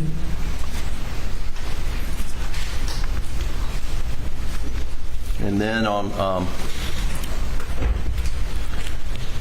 Saturday, September the 4th, do you remember what happened that day? Saturday, September 4th, yes, sir, I remember. And what happened? Start when I woke up. Well, let's start after you met with Chris Wilson. Did you meet with Chris Wilson? I met with Chris Wilson at my mom's and dad's house in Alameda. And did you lay it out for Chris Wilson, your opioid addiction and your misconduct? I definitely laid out my addiction. I definitely gave him some details about. Dude, he was overpaying. Monies that I had taken. Yeah. I didn't give him. We didn't go into all the details about. No way all he was of that it, fucked up. I certainly was very candid with him about the things that involved him. He would have been asleep. Had you already just contacted the detox facility before you met with Chris Wilson on the 4th? Shit out of him.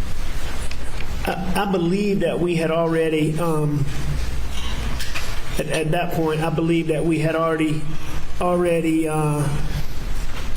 spoken to the guy that I knew from Sunrise and made arrangements for me to go there on Monday. Okay. And I know we had arrangements for me to go there on Monday, and I'm sure we had to have had it by then because I went to the hospital shortly after that. So yes. And did you reach out to Blanca to get your insurance information? I did. And And for what purpose? Because I was going to use my insurance at Detox and Rehab to help pay for it.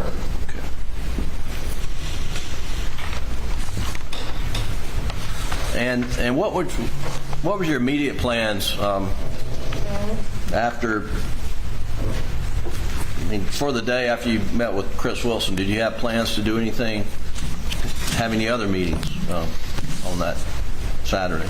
I wanted to go and meet with Corey Fleming, who was another lawyer who was affected by the things I did. Okay. And did you? And a good friend. Did you go meet with Corey Fleming? No. What'd you do instead? I'd given my, when I gave my pills to my brother Randy and Danny, I think I gave them to Randy, but I took a lot of pills because I knew I wasn't going to be taking anymore. So Randy had my pills. I had to get some from him the night before, but I only got a small amount. I could tell, you know, I wasn't taking anything near like what I had been taking, so I knew it was coming. And I called someone to bring me more pills. And before I met with Chris Wilson. And did you meet this? Did the person you called bring you more pills? You know, I don't know if he brought me more pills or not, because by the time I met with him, after meeting with Chris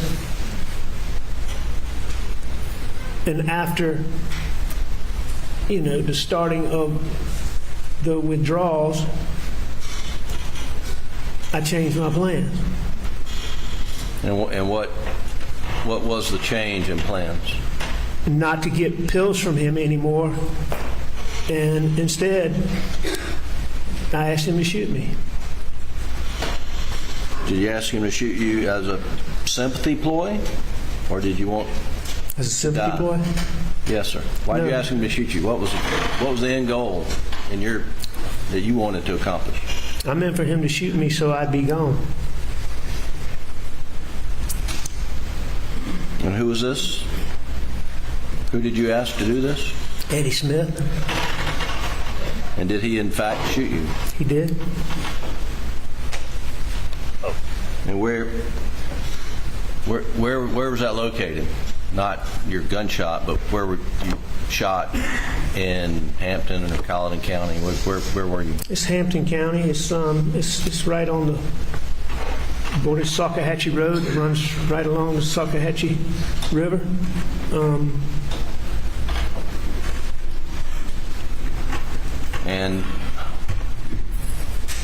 And why did you want to be gone?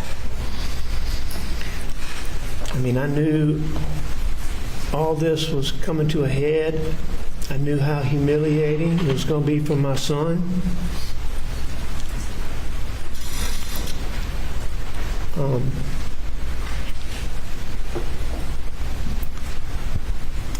mean, I'd been through so much. At the time, in the bad place that I was, it seemed like the better thing to do. I don't think that way now, thankfully, but I did at the time. Did you have life insurance on you? Oh, yeah, I had a lot of life insurance. And who was the beneficiary? Maggie was the beneficiary. How much life insurance did you have? I had $12 million. I had a $4 million policy and an $8 million policy, for a total of 12. Did you ever have any life insurance on Maggie? No, never. Did you ever have any life insurance on Paul? No.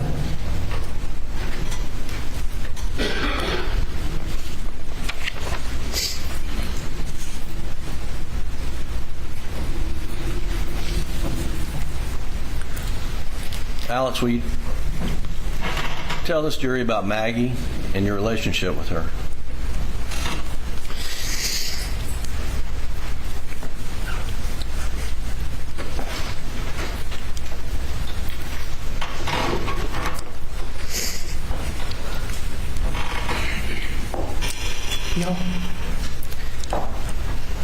Y'all saw a picture.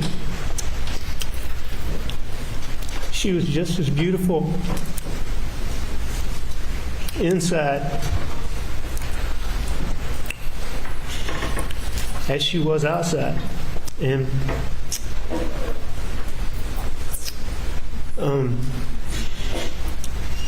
mean, she was so adventurous. I mean, you couldn't tell her something was good or bad. I mean, she wanted to find out for herself. She wanted to do it, see it, experience it on her own and form her own opinion. She was devoted. Those two boys, Buster, Paul, me, I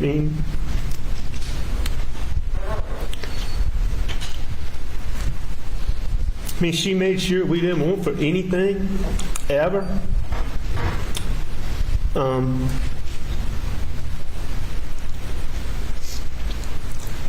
Fun, playful. I mean, she had a laugh that, you know, you didn't even have to know what was funny. If you heard her laugh, you would laugh.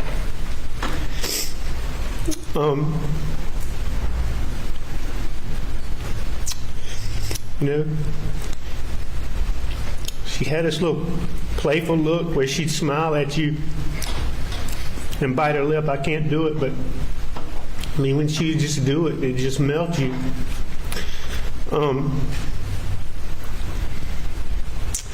You know, she was such a lady, such a feminine person, a girl, but then she had two boys, and I mean, she didn't grow up in the swamp and in the country, riding four-wheelers and hunting and fishing, and I mean, she changed everything. She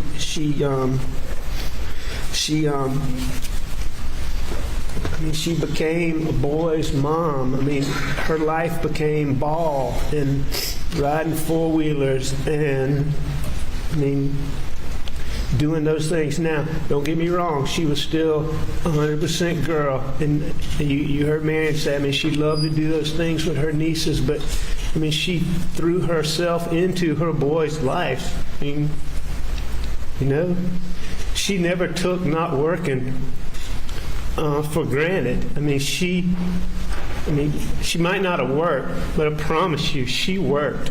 And she worked to make sure me and Paul and Buster had everything. You know, she wanted a big family, and pregnancy just didn't suit her. Her pregnancies were so hard. I would leave her in the mornings and she'd be sick. I'd come home and check on her and she'd be sick. I'd come back at the end of the day and she'd be sick. I mean, she was so sick all the time with both those boys. And when we had Paw, Maggie got in trouble and Paw got in trouble. And this pregnancy didn't suit her, so we decided that, you know, we would just have the two boys. And, you know, I just think how hard it was on her. Just made her love those boys so much more. And she did. But she was the kind of person, Maggie, you know, she could put on the most elegant ball gown and go to the governor's mansion and hang out with, you know, the most affluent people, whatever. Or she could come down to, you know, she could go to a food bank in Hampton or Walterboro and fit in everybody at both places would say when she left, and that Maggie, she's a good one. She's just a special person. Alec, Very special person. Would you ever do anything to harm Maggie? I would never hurt Maggie. Ever. Will you tell the jury about Paul, please, and your relationship with him?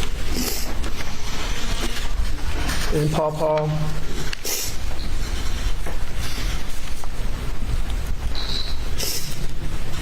I mean, Paul was just the brightest. He was the brightest. He's the most inquisitive young man. He wanted to be a part of everything. If you were working, I can remember as a little boy, you'd be working on something. It didn't matter what it was. His little head was going to come in there, his nose in there to see what you were doing.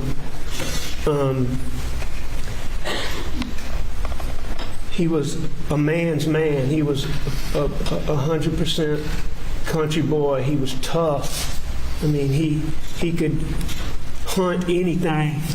He could catch any fish. He could run any piece of equipment. He could use any tool. I mean, he could do anything. At 22 years old, he could do so many things. I mean, he took care of so many, and he was so tough. But on the other hand, he had a side to him that was just so sweet. I mean, he wouldn't come home, but he wouldn't go check on his grandparents. He wouldn't go near Somerville where he wouldn't go out of his way, check on his grandparents. You know, to be such a tough person, he would get all of his buddies and get on a boat and go watch a sunset. I mean, 22-year-old people, you know, do stuff like that. I mean, he was such a special boy. Dude's laughing in the galley or the cared whatever, about people. That is. He was fiercely loyal. He was so misrepresented in the media. I mean, never an accurate story told about what he was. And I would challenge you right now. I would challenge everybody in this room to go find somebody that knew Pawpaw, who really knew him, that did not have an ulterior motive, that would say something negative about him. And I challenge everybody who can hear me now to do that. I mean, Paul was that kind of person. If you knew him, he would help you. And he would be glad to help you. You know, I thought Mark Ball made a good point when he said, you know, Paul might not have quite found his place yet. Paul was ADHD, and so he would jump around from thing to thing a lot. But there's absolutely no question in my mind whatsoever that Paul would have found whatever that thing was that he was going to do. And whatever that ended up being, he was going to be one of the best at it that you've ever known. And I'll tell you one more thing. I didn't even know this when Paul was alive.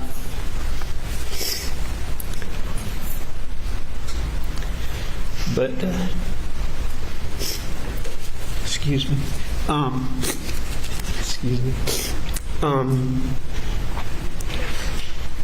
When they were doing his eulogy, I gave the names of some of his friends, and he had a real cute friend that they were just friends, but a cute little girl that Maggie adored. I didn't know her very well, but Maggie did. Maggie adored her, but they talked to her, and Paul, we learned this from her, Julianne. And at 22 years old, I learned, Pawpaw would tell his friends, be present, appreciate where you are, the things you have, and the people around you. I think a lot of that came from it hurt Paul so bad when Mallory died. But 22-year-olds, do you know that think that way? Be present. Appreciate things around you. At 22 years old. He's kind of belittling He's all the most special other boy. 22-year-olds. Do you love out there. Paul? Did I love I'm him? sure it happens. Like no other. He and Buster. Oh God, look at his More than face. anything. Love Maggie. Sloppy as shit. The first time we went out. Oh, he's rolling. Did you kill Maggie? No, I did not kill Maggie. I did not kill Paul. I would never hurt Maggie, and I would never hurt Paul. Ever. Under any circumstances. You never spanked Thank you for them? answering any questions. Not one time. Yes, sir. I don't believe that. Thank you. I bet Buster was spanked. He's been back there like, shit. Got my ass beat when I was a kid. We'll take a 10-minute recess. Please do not discuss space.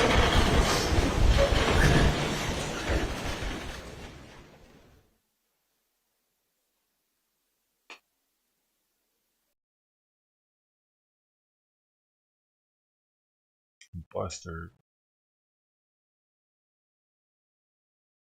They live in the South, dude. People get spanked out there. You know what I mean? When they were younger, I bet they got spanked. And Buster was like, shit. Dad get mad before. I bet he's seen his dad get mad at his mom before even. Up there acting all innocent as shit. You know? I've seen them argue and yell at each other or something before.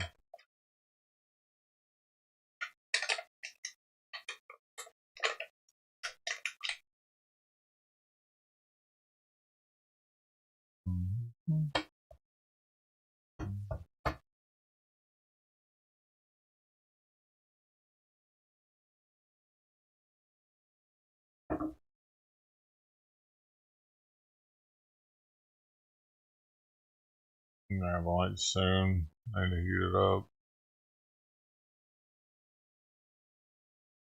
So we now have DLive and KickChat on screen, as well as their alerts for follows should pop up. DLive donos. Awesome. Another part of the crew.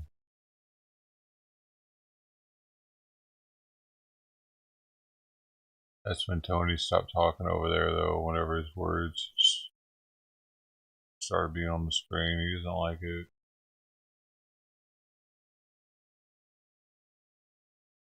Computer kicked you out. Oh, is that what happened? Weird. What do you mean? Yours or the bot?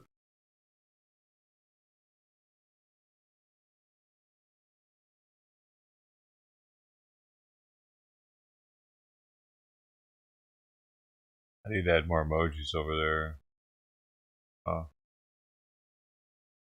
There are tons of slots. Oh, right on. Got it back.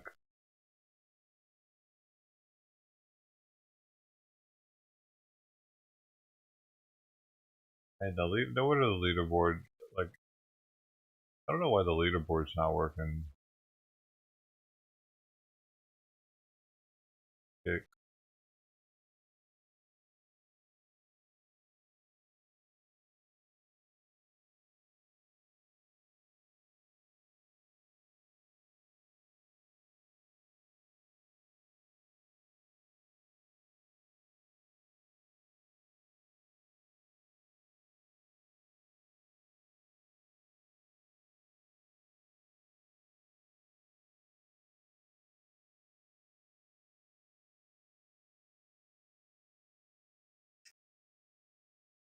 I got blurry. Quiz, polls, commands, stats. That doesn't work.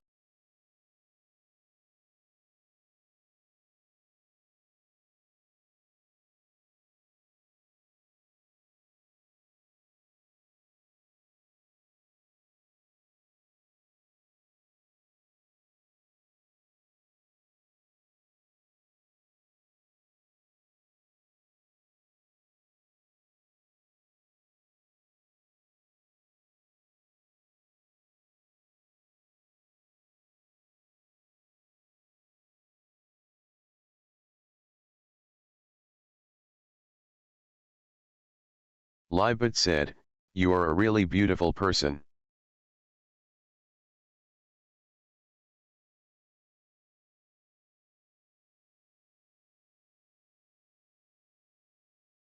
Livebot said, "You are a really beautiful person." Livebot. Livebot said, "You are a really beautiful person." Those are different accents, dude. Livebot said, "You are a really beautiful person." Three Asian ones. What's this one?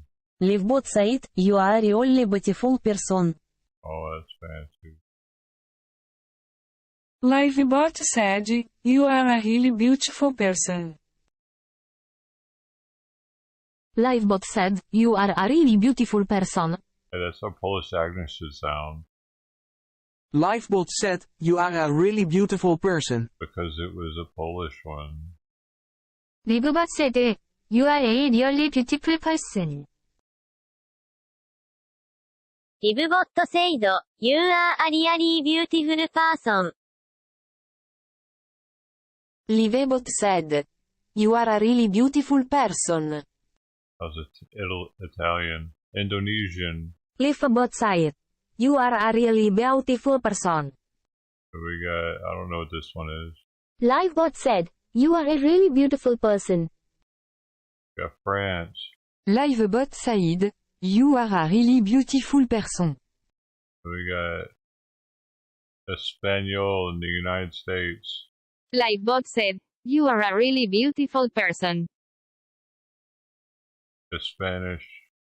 Livebot said, "You are a really beautiful person." We got English, UK, male. Livebot said, "You are a really beautiful person." We got UK, female. Livebot said, "You are a really beautiful person." We got English, US. Livebot said, "You are a really beautiful person." Google, Dutch. Livebot said, "You are a really beautiful person." Microsoft, Zero, English. Livebot said, "You are a really beautiful person." Microsoft, Mark. Livebot said, "You are a really beautiful person."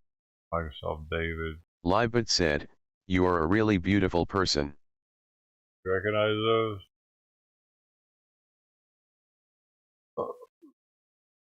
Canadian's not on there, man. Sorry.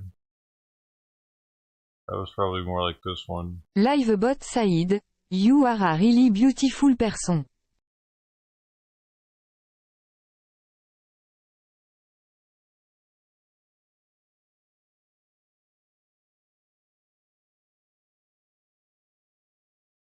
Oh.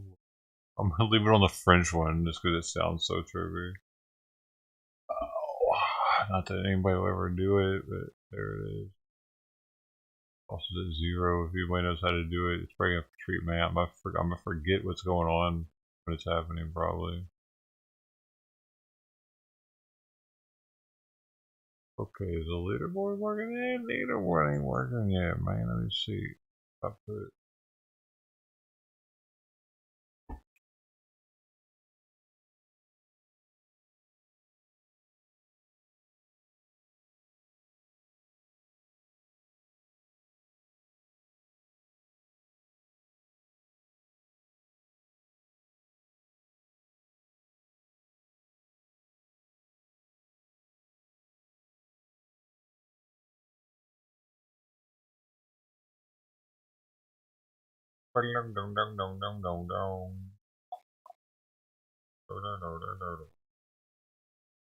orders. What's that?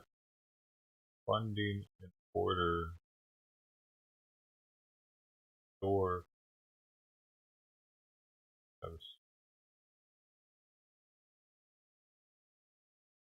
Points aren't working over there on the group kick.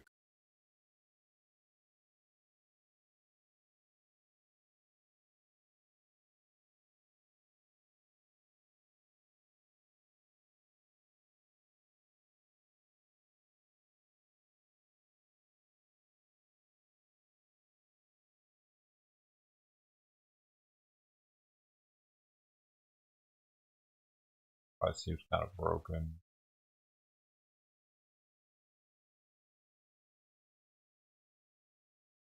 Alright, man. Fix your freaking bot, man. Alright, well, I made the bot better for Eli, so I turned on a couple things. We got 8-ball turned on now, and else. Thank God. Right.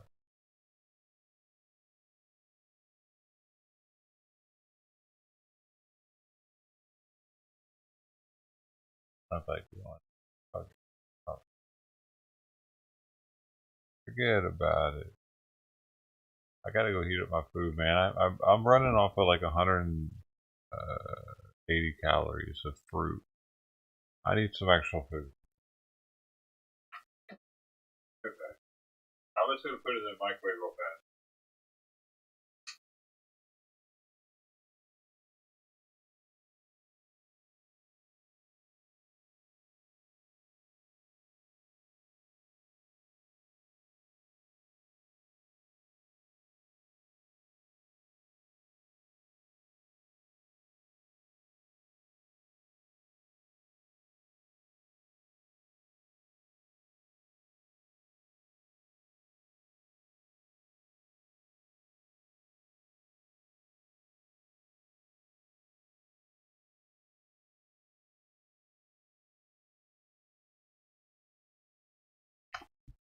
Seven minutes at 30%. Hopefully I don't burn it.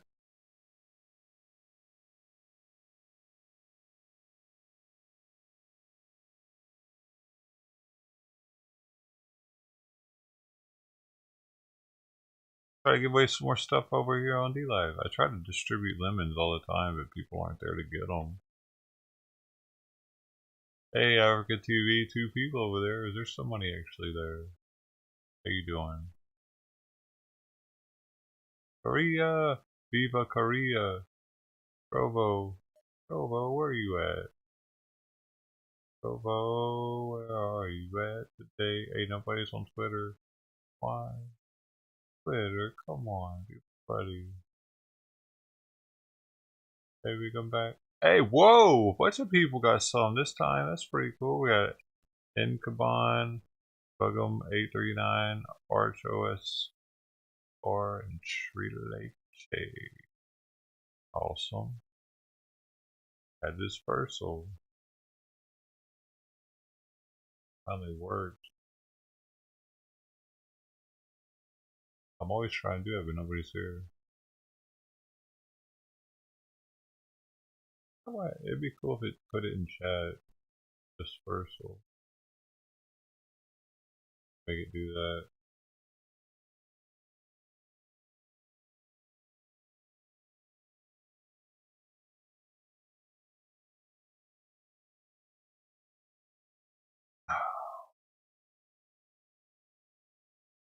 Had a thick Wisconsin Canadian accent. Oh yeah? Like Fargo?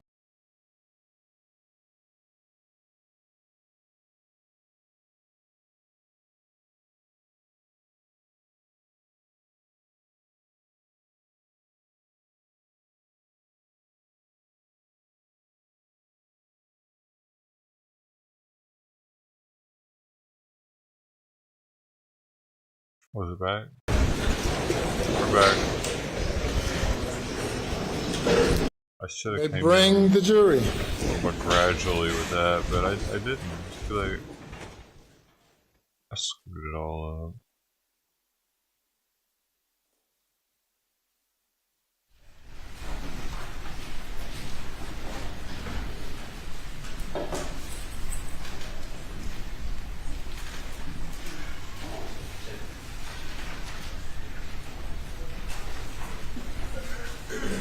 Hopefully they get to the prosecution today. You know, number.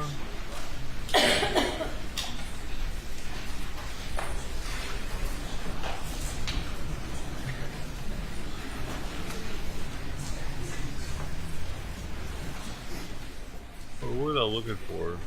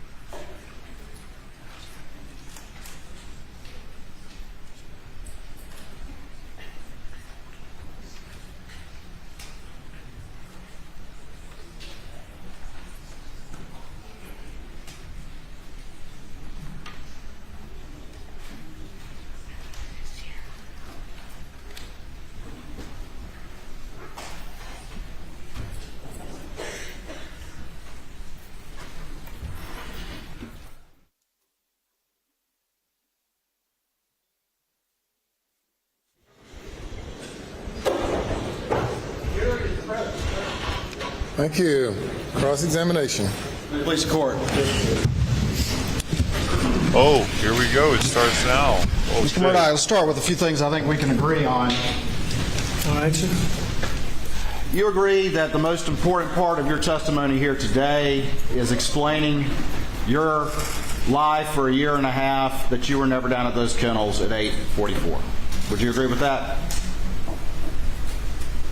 I think all of my testimony is important, Mr. Waters. Would you agree that that's an important part of your testimony? Sure. All right.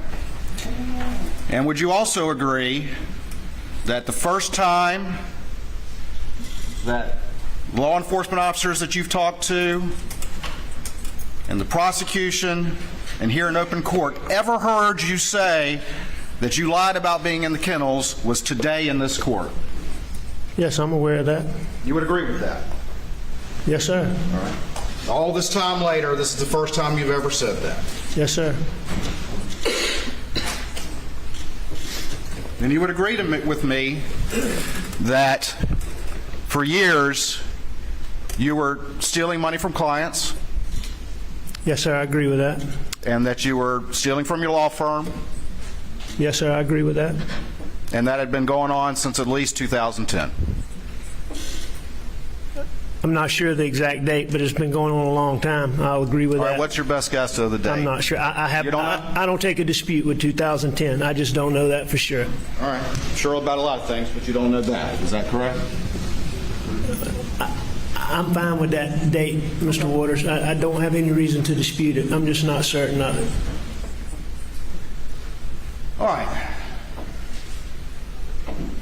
Let's just keep on things that we may be able to agree about.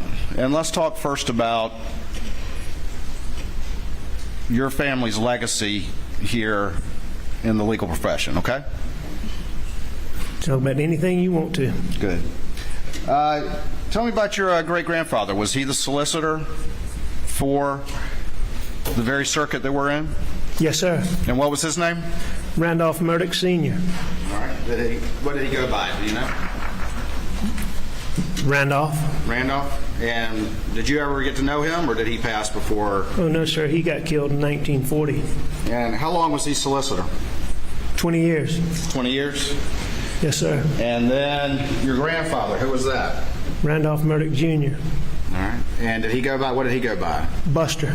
That's who Buster is named after. And was he solicitor? Yes, sir. He was the solicitor for 46 years. From 1940, he took over when my great-granddaddy got killed, and he served until 1986. He was the longest-serving prosecutor in the country. And you knew him obviously well. He was your grandfather, correct? Wow. Oh, I knew him extremely well and loved him dearly. Idolized him, did you not? Yes. You know. So he was the chief prosecutor for all that time as well, is that correct? Yes, sir. And then your father, Mr. Randolph, he became solicitor not long after that, is that correct? When my grandfather retired because you weren't allowed to be solicitor after age 72. My dad took over, filled his unexpired term, and then he ran. And he became the chief prosecutor for this area right here as well? Yes, sir. And how long was he solicitor? From 1986 until 2006. Till 2006? Yes, sir. I actually worked a case with him about a guy who killed a trooper. He's a fine man. Yes, he was. An excellent lawyer. Yes, he was. And he was an excellent lawyer, right? Yes, sir. That's a big part of your family legacy and your heritage that's so ingrained around here, is that history of being the chief prosecutor and being part of a central part of the legal community. Is that correct? Would you agree with that? That my family's been a central part of the legal community? Yes, sir, I agree with that. And not only just a central part of the legal community, but the chief prosecutor for this area since 1910, I think, up until 2006? 1920. 1920? 2006. 1910 is when my great-grandfather started the law firm. The law firm. Yes, sir. All right, so 1920 to 2006, correct? That's correct. An unbroken chain of being the chief prosecutor here, correct? That's correct. And then you went to law school as well, is that right? Yes, sir. And when did you graduate from law school? 1994. 1994. And did you ever become a full-time solicitor? No, sir. All right. And so you went into private practice, I think, with Mawson Coon, is that right? Yes, sir. And then you 1994. went to the former law firm that no longer exists because of your activities, correct?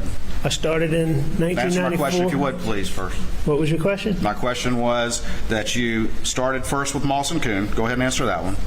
Yes, that's correct. And then you went to the law firm that doesn't exist anymore, that started in 19, but it doesn't exist anymore because of your activities, correct? That's correct. And as part of that, of your practice, you were a trial lawyer, correct? That's correct. Successful trial lawyer. I don't know about your adjective, but I was, I guess so, yes, sir. Did you make millions of dollars in legal fees? Yes, sir. But you won't tell this jury that's successful. Well, if that's the criteria, yes, sir, I was successful. Okay. Well, you won cases, correct? I did win cases. Settled cases? Sure, I settled cases. Okay. Heard your former law partners say that you were a successful lawyer? I did hear some of them say that. I think you even became president of the Trial Lawyers Association, is that right? That's correct. And when was that? I'm not sure of the exact year, but it would have been in the 2015 range, 2014, 15, 16, somewhere in there. And in that role, you were kind of the president of the Association of People Who Do Trial Plaintiffs Work, right? Yes, sir. Who do jury trials, correct? Well, that's part of it, right? Yes, sir. That's part of it. That's part of it. Sitting down, looking jurors in the eyes, and giving a closing argument. Is that right? Yes. And what kind of cases did you normally do? Just generally, what subject matter? I did all kinds of cases. I did cases that, I handled some very big cases. I had a lot of cases where, somebody, their cable company was billing them $20 more than they should have been. And I handled everything from that to the big cases and everything in between. All right, so the big cases, tell me about those. Those were typically plaintiff's work, all plaintiff's work, correct, for your big cases? Yes. Okay. And plaintiff's work is where, or there would be, say, for example, automobile or truck accidents, correct? Or that some of it? Every big case I ever had was the automobile. No, sir. Not all of them were automobile wrecks. Were many of them? Sure. All right. And if they, let's say, your plaintiff collided with like a UPS truck or a tractor trailer or something like that, you've had cases like that, correct? I have. And they led to very big recoveries, is that correct? The UPS case that I handled? Yeah. Yes, sir. All right. And as a part of that, developing those types of cases, you were involved in investigating the facts of the case, correct? Yes. And you were involved in gathering, let's say, telemetry data from automobiles, correct? Telemetry data, like you presented in this courtroom this week? Yeah.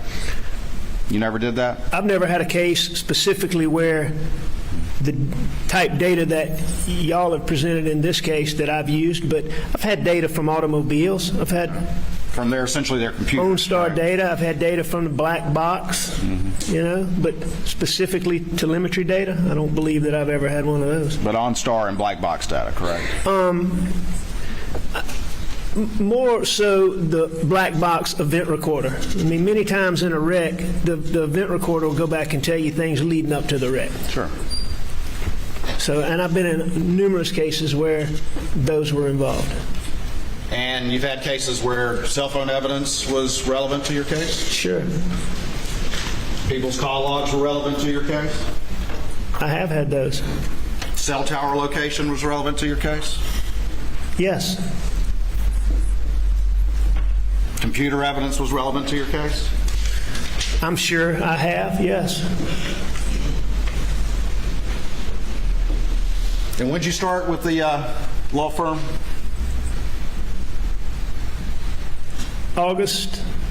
September of 1998.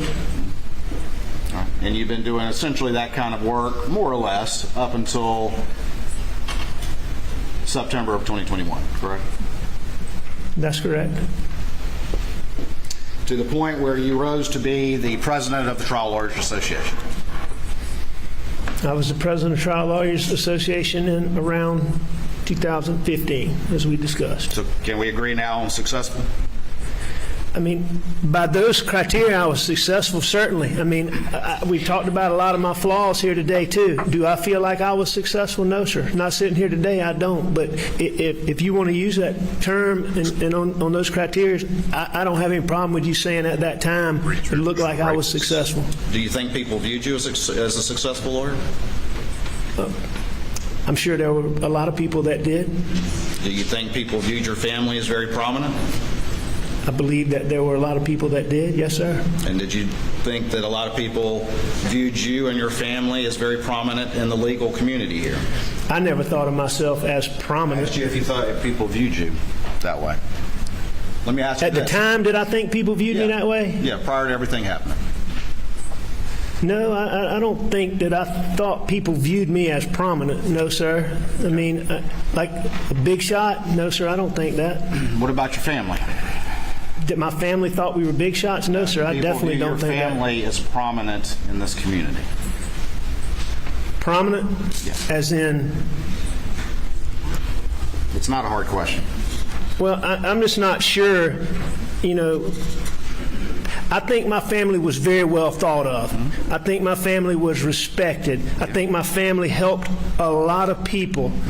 I'm not challenging you on any of that. I'm just getting you to agree what seems to be a basic fact. Would you agree with that? With what? That my family helped a lot of people and was well thought of? Oh my God.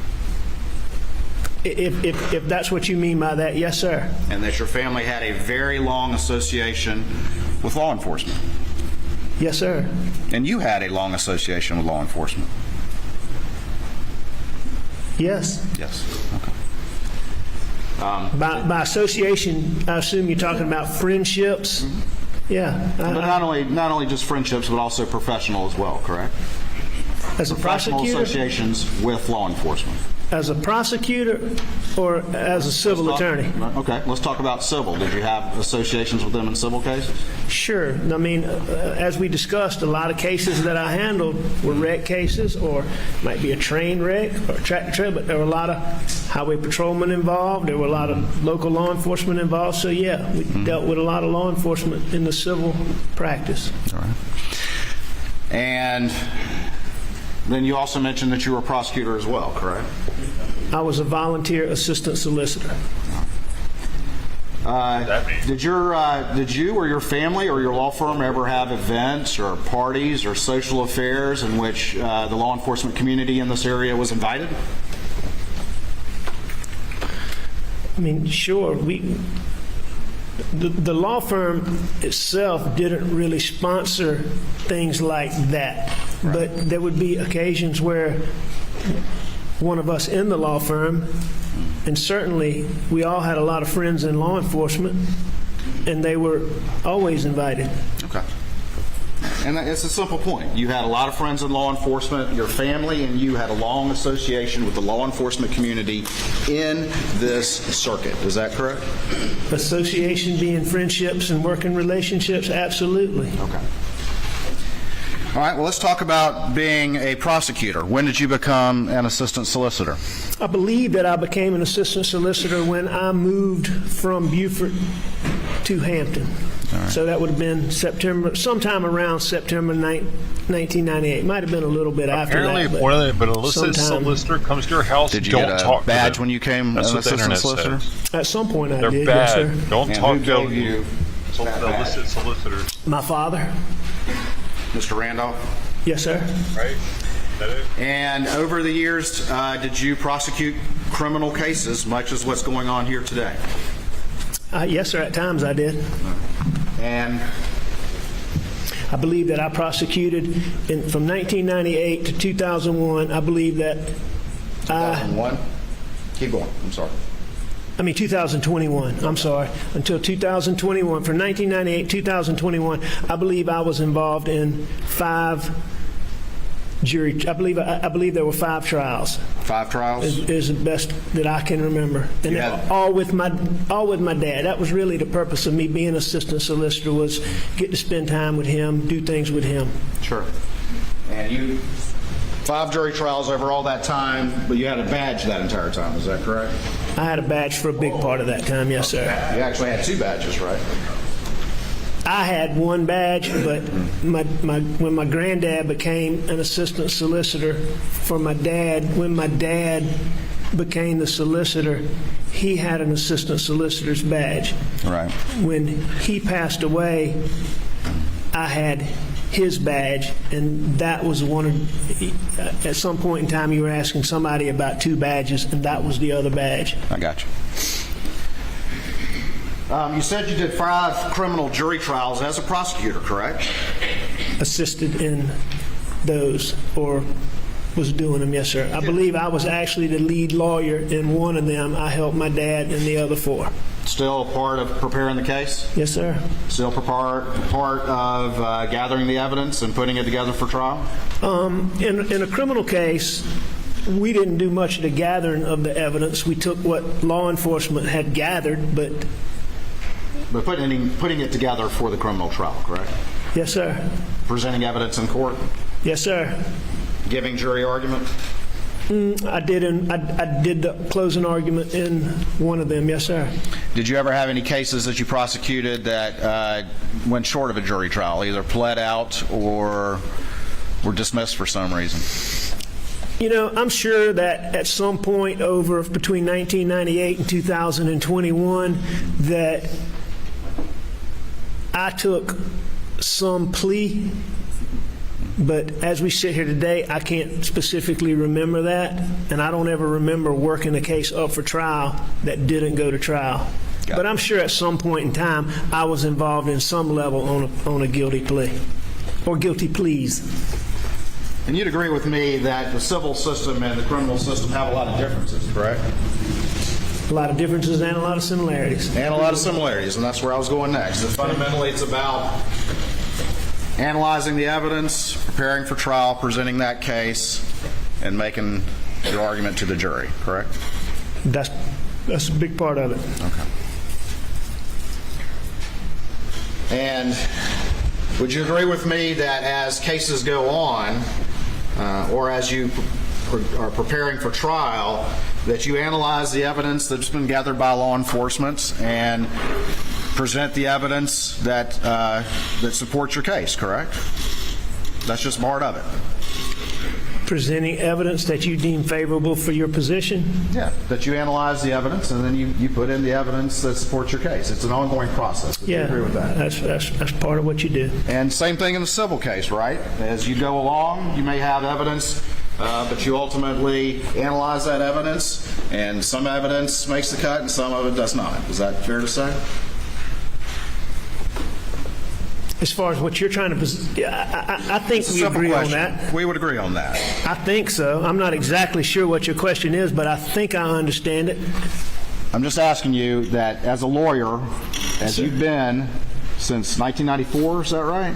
That's correct. It's a simple question. You analyze the evidence that's been gathered, whether civil or criminal, and then present that in court. Is that correct? Yes. All right. That's part of what that you do. That is an ongoing process as you prepare for a case. Is that correct? An ongoing process as you prepare for, in criminal courts or civil courts? You got to steal the money, too. Well, I mean, but there's a distinction, because in civil court you have the deadlines, and so you aren't allowed to gather evidence during a trial or a week before a trial, or you know, for instance, if this was a civil trial and we found that OnStar data during the third or fourth week of trial, you wouldn't be able to use it because you're past deadlines. But in a criminal case, you are able to use it. But you would agree that none of that was the fault of anyone on this side of the table, that GM initially responded they had nothing and then responded all of a sudden that they did? I don't have an opinion, and that's certainly not anything I'm intending to convey. You talk to this jury a lot about that, but you know nothing about that particular part of it. Is that what you're telling us?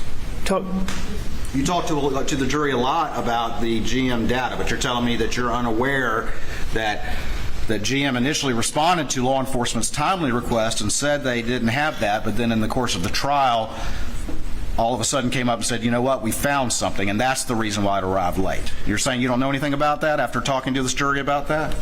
I don't know a single thing about that. I know that y'all represented that to the court, and I don't have any reason to doubt it.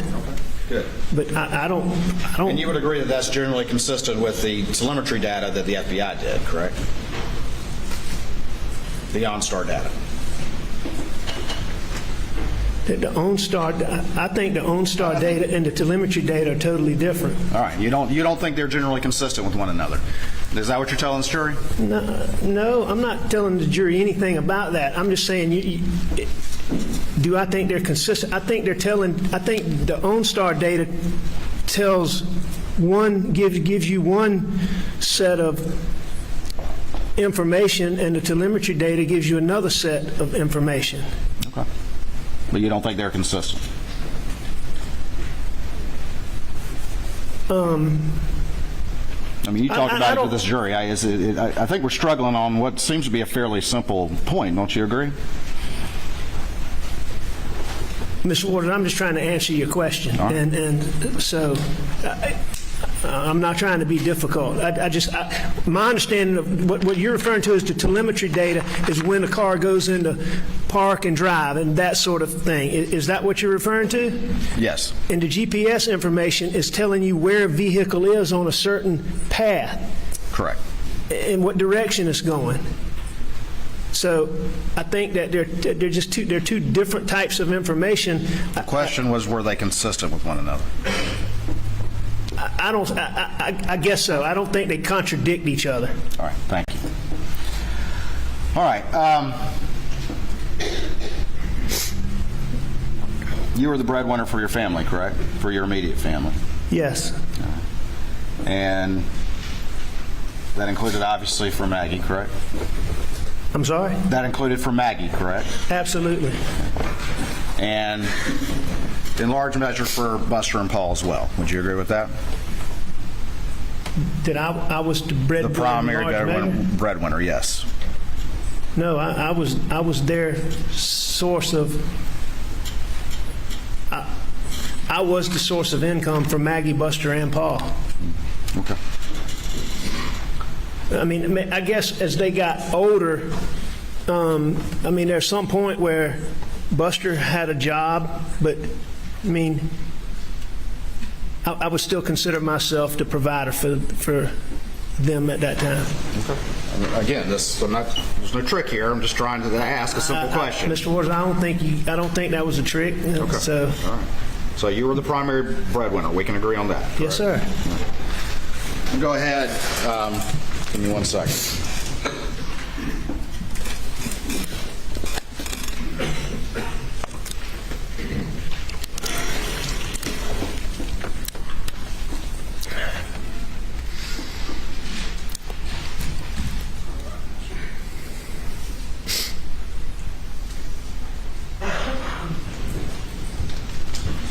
All right, I'm going to show you what's been marked as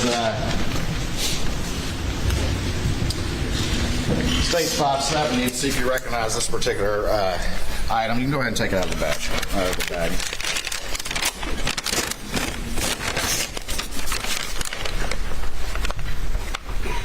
All right, sir. You know what that is? Yes, sir. That's 571. Yes, sir. All right. And then I'm going to show you what was in the bag in 570. Can you tell me what that is? I can. All right. And what is that? Which one? 570. What is that? All right. 571 is what I would consider to be my badge. All right. And then what is this one right here, which is 570? Okay, 570 would be the one I told you about, was my grandfather's badge after he retired, when he became an assistant for my dad. Your Honor, this time I'd offer states 571 and 570 in the evidence. Yeah, I admit it. All right. Where did you keep 570, the one that was your grandfather's? It didn't have a single place that it was kept. Do you know where it was recovered by law enforcement? No, sir. Would you dispute if it was recovered out of the Mercedes you were driving on September 4th, the day of the side of the road incident? No, I believe that. Yeah, the Elmo, please. Why do you carry his dad's badge?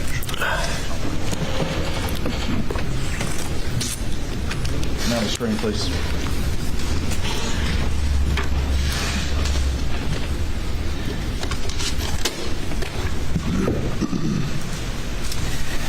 And 571, where did you keep this one? Usually in my car.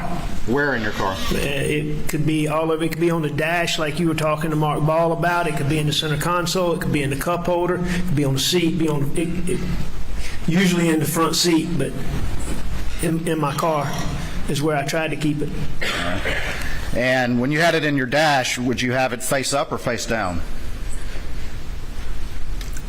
I didn't have any particular manner in which I stored it anywhere.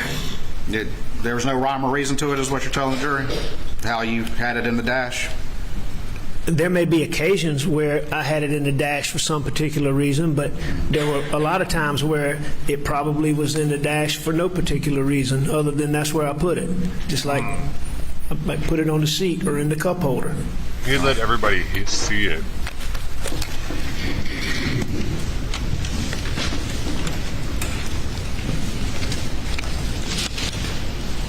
You said there were particular reasons why you might put it in the dash.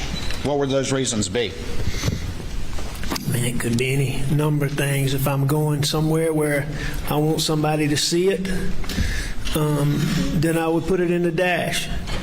If there's another reason for somebody to see it, like for instance, if I get pulled over, I might have it in the cup holder so an officer could see it when he walked up. And why would you do that? Why would you have it in the cup holder? You're not saying you were on official business, are you? No, I'm not saying I'm on official business. Well, why would you want it in a cup holder if you got pulled over? Because I found that law enforcement oftentimes is friendlier when you're in law enforcement. When you're law enforcement. So you considered yourself law enforcement? No, sir. I can't say that I considered myself law enforcement. Well, you carried a badge on you as an assistant solicitor for 2 decades, roughly? From around 98, so yes, sir, for 2 decades. And you would ride with it sometimes sitting in the front dash facing out, correct? That's correct. And you would put it in the cup holder so that law enforcement would see you if you got pulled over, right? That's correct. Okay. So, but you didn't consider yourself law enforcement? I personally didn't consider myself to be law enforcement, no, sir. All right. So you were just using having this badge to your advantage and taking license with it. Is that correct? I guess in some circumstances that is accurate. So he wanted others to see him like that, but he didn't see him like that. No. Bro. See if you could use it to get away with something, correct? Get better treatment if you got pulled over. Get better treatment if I got pulled over? I mean, that's probably a fair statement. That, yeah, if somebody in law enforcement saw that, yeah, I'd say that's true.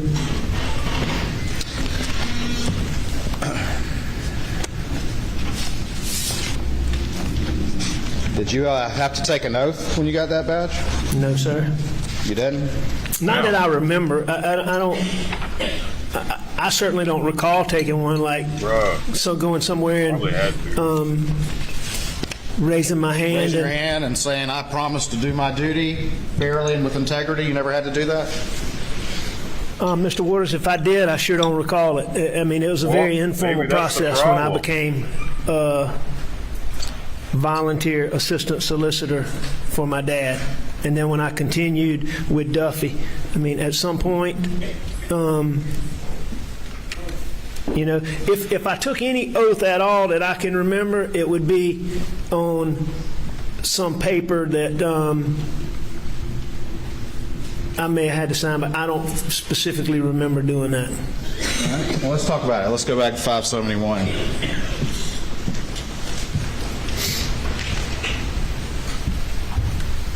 And on the inside of it, what are those right there? Are those an ID card with your picture on it? Yes, sir, that is. All right. And at the top, on that top, leave it in there if you would, please. Can you not see it? I can, but I was just going to see what's on the back. Okay. All right, sir. All right. And it's got your picture on it, got your name on it? Yes, sir, that does have my picture and my name. All right. Good. Put that one back for me, please. What is happening? Why is he taking it out? So you want to look at this top one? Look at the top one. Okay. What office does it say that you are on that top one right there? Up there at the top. State of South Carolina Solicitor, the Solicitor of the 14th Judicial Circuit. Wow. It says that I, as Solicitor of the 14th Judicial Circuit, I do hereby certify that, and it has your name, right? Mm-hmm. And it has all that data. What position does it say that you're appointed to? As the, okay, it says that as Solicitor of the 14th Judicial Circuit, I do certify that Richard A. Murdaugh was on July 1st, 2013, appointed as the Deputy Solicitor of Allendale, Beaufort, Colleton, Hampton, and Jasper counties in and is authorized to enforce the laws in the 14th Judicial Circuit of South Carolina. All right, awesome. Can I hold it back? And it's, yes, sir. Signed by Duffy Stone. Signed by Duffy Stone. So Deputy Solicitor, is that correct? I was never a Deputy Solicitor, Mr. Waters. That's what that says, but I've never been a Deputy Solicitor. Unless Deputy Solicitor is, I was a volunteer assistant solicitor. And as far as I know, Sean Thornton has been the only Deputy Solicitor that Duffy Stone had. And it's a simple point. It says Deputy Solicitor, but Deputy Solicitor is a higher rank than Assistant Solicitor, correct? To your understanding? That's what I think. Yeah. And that was Sean Thornton. I've never been Deputy Solicitor, even though that does say that. All right. I agree with you. And that was signed by Duffy Stone, not by me. I understand. This is what was given to you. That's what was given to you. I went through this whole long thing at the beginning about whether or not you had an association with the law enforcement community, but this was given to you not by your father, but by a successor, correct? Well, no, sir. I believe we got to this because you were asking me if I took an oath, and I don't remember taking an oath, and then you started asking me about these things. Okay. And you agree that this card says Deputy Solicitor, right? I agree that card says Deputy Solicitor. All right. But he was never a deputy with me that it solicitor. says on the back that It is reposing special trust and confidence in your ability, care, prudence, and integrity. Is that what it says on the back of this? I mean, if you're, no, sir. I mean, I trust, if you're reading that off the back of that, I assume that it does. All right.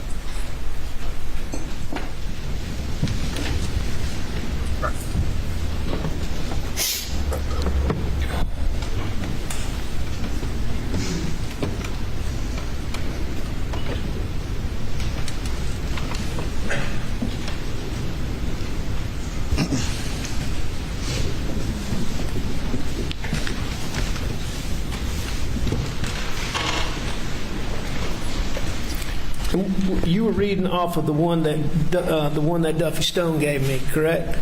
Yeah, and then the one at the top, where did that one come from? You want me to bring it back to you? No, sir. I think I can see it. That It's would not be focused very well. That's okay. I mean, I know what it is. I looked at it when you handed it to me. So the card on the bottom is what I got from Duffy Stone. The one on the top, and the one on the top should give you a better. There we go. All right. So the one on the top was what came from my dad when he was solicitor. The one on the bottom is what came from Duffy Stone when he was solicitor.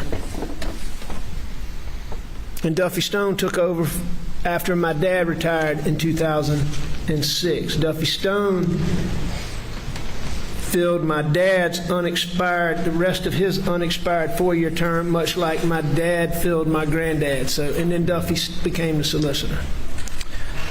Did you ever have lights in your vehicle? In the particular vehicle? No, in any vehicle. Yes, sir, I did. Was that a government vehicle? No, sir, it was not. When did you have lights, like blue lights and stuff? Yes, sir, I had some blue lights. When did you have blue lights? And let me remember, you did 5 cases over 20 years, and you had blue lights in your vehicle, but it was your private vehicle, correct? Well, it was the vehicle that I drove. It was a law firm owned vehicle. The law firm's own vehicle. So how'd you get blue lights in there? I had them installed. And who installed them? I believe that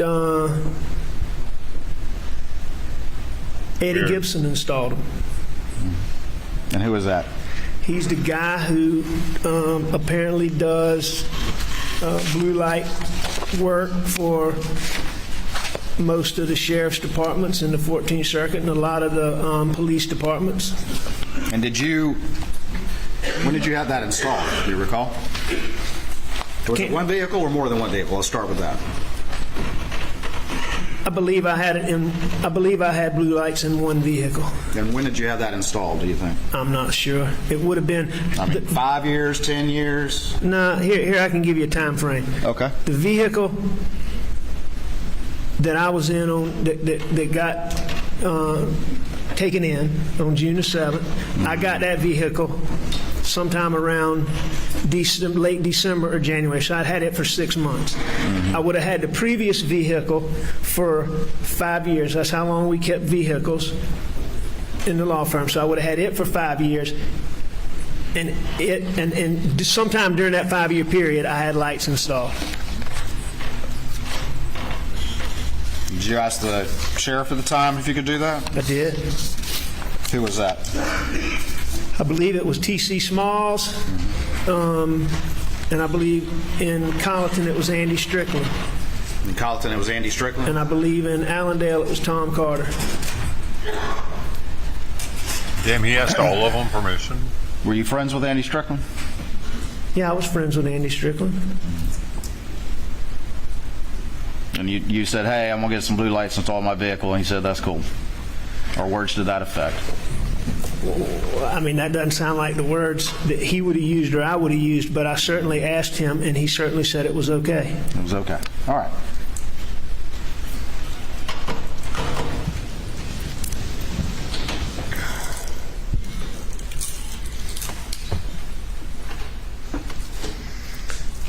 Along with Sheriff Smalls and I believe Sheriff Carter. I'm not positive about Sheriff Carter, but I believe so.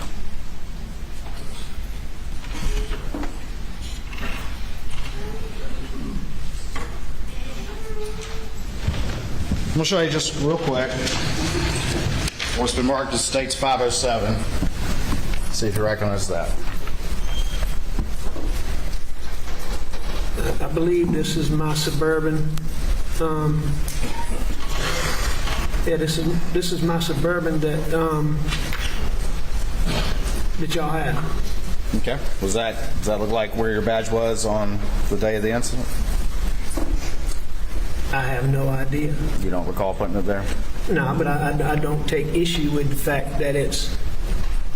I don't take issue with the fact that it's there. If that's if that's how they say it was, found it, and that's the picture. Your Honor, it offer States 507 in the evidence. No objection. Submit it.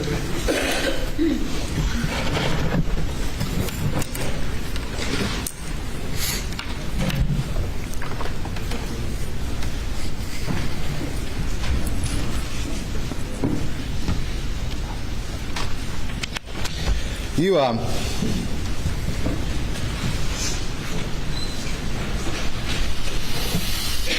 testified some about the boat case, and we'll talk more about that later. Boat case being, I'm sorry. The boat wreck case. Can we agree that that's what we're talking about when we say the boat case? February in 2019? Well, there's two things. You referring to the civil case when you say the boat case, okay. But when I think about the boat case, I think about the charges that y'all brought against Pawpaw. Okay. So, but there also the civil case. Mm-hmm. All right. Pawpaw? That was your new name for Paul? I mean, I called him Pawpaw. Maggie called him Pawpaw. Russ calls him Pawpaw. Sure. Roro calls him Pawpaw. I mean, that's Roro. Who was Roro? That's Rogan Gibson. Okay. And this jury, of course, has heard multiple recorded statements of you during the course of this. Saying Did Paul. you ever refer to Paul as Paul No, during that? he didn't. I don't know. Bullshit. Do you recall? You fucking weirdo. Paul. How I referred to I can say Paul if you prefer that. No, you can call him whatever you want. I'm just asking you if you ever called him that during the course of that entire investigation. Or is that also the first time today, at least publicly? Is today the first time I've called my son Paul? No, sir, that is not correct. Have you ever called him that on all the recorded statements that this jury I heard? heard it one time. Nope. I don't know. You ever called Rogan Roro? I all call the him recorded Rogan statements? all the time. In the recorded statements, did you ever call him that? I don't know. I mean, I called him Rogan also, so I don't know. They're scratching. They're getting But itchy. I'm happy to call him Rogan, and I'm happy to call Paul. All right. Well, let's talk about, and I'll be specific with the boat wreck criminal case and the boat wreck civil case. Okay. Is that fair? Yes, sir. All right. And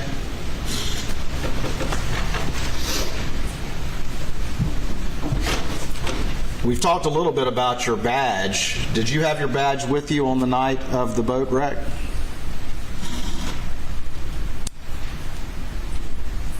On the night of the boat wreck, did I have it with me? Yeah. When? Did you go to the hospital that night? I did go to the hospital that night. Did you have it with you then? I don't know, but I don't believe so. But I really don't know. You don't believe so?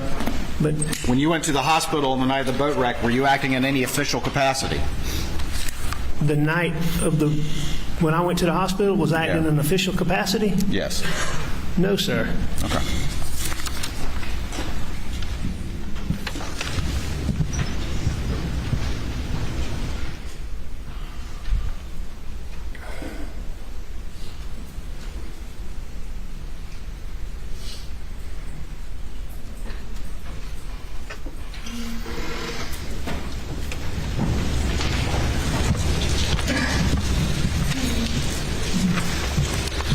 I'll show you what's been marked as States 569. And do you recognize the person on the right in that image? No, sir. You don't recognize that?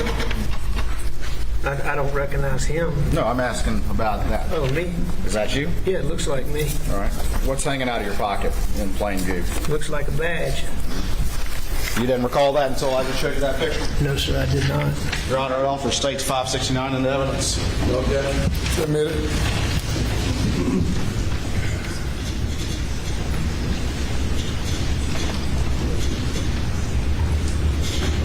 That's you in the white shirt, is that right? Yes, sir, it is. And this is the badge hanging out at your pocket? You remember which, is that correct? Looks to be, yes, sir. Which badge is that? Which one of the two, do you remember? Nah, you can't tell from here. Okay. And why'd you have it hanging out of your pocket like that? I don't remember having that. No, I don't know. You don't remember that? I don't remember that, no, sir. Did you generally walk around with your badge hanging out of your pocket? Generally speaking, no, sir, I did not. Or only when you wanted some advantage from it? Did I want some advantage from wearing it like that? Did I hang it out in my pocket when I wanted an advantage? Yes. I may have. Okay. I certainly may have. All right. What advantage did you want? When? Then? I don't even recall this, Mr. Waters, but if I was wanting some advantage, as you say it, I guess, and I don't remember this, but I guess I would want, as I said, a badge has a warming effect with other law enforcement. And so if I was seeking any advantage, as you say, then I guess that would be what it was.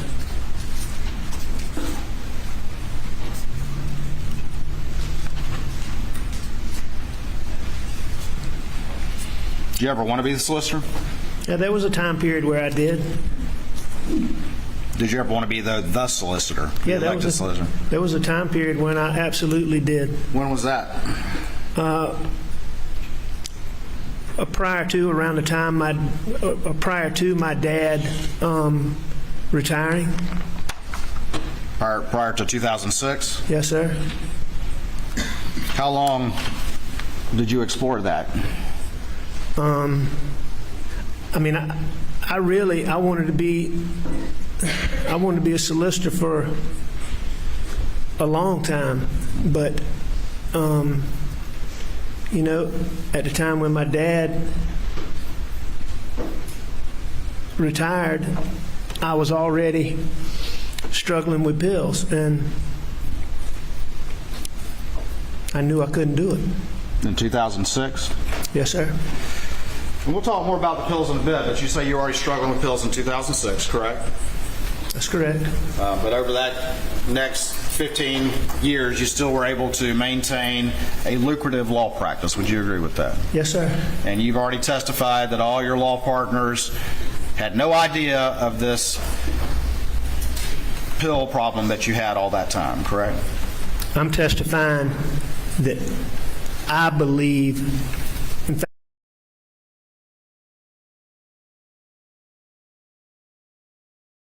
I'm certain that none of my partners knew this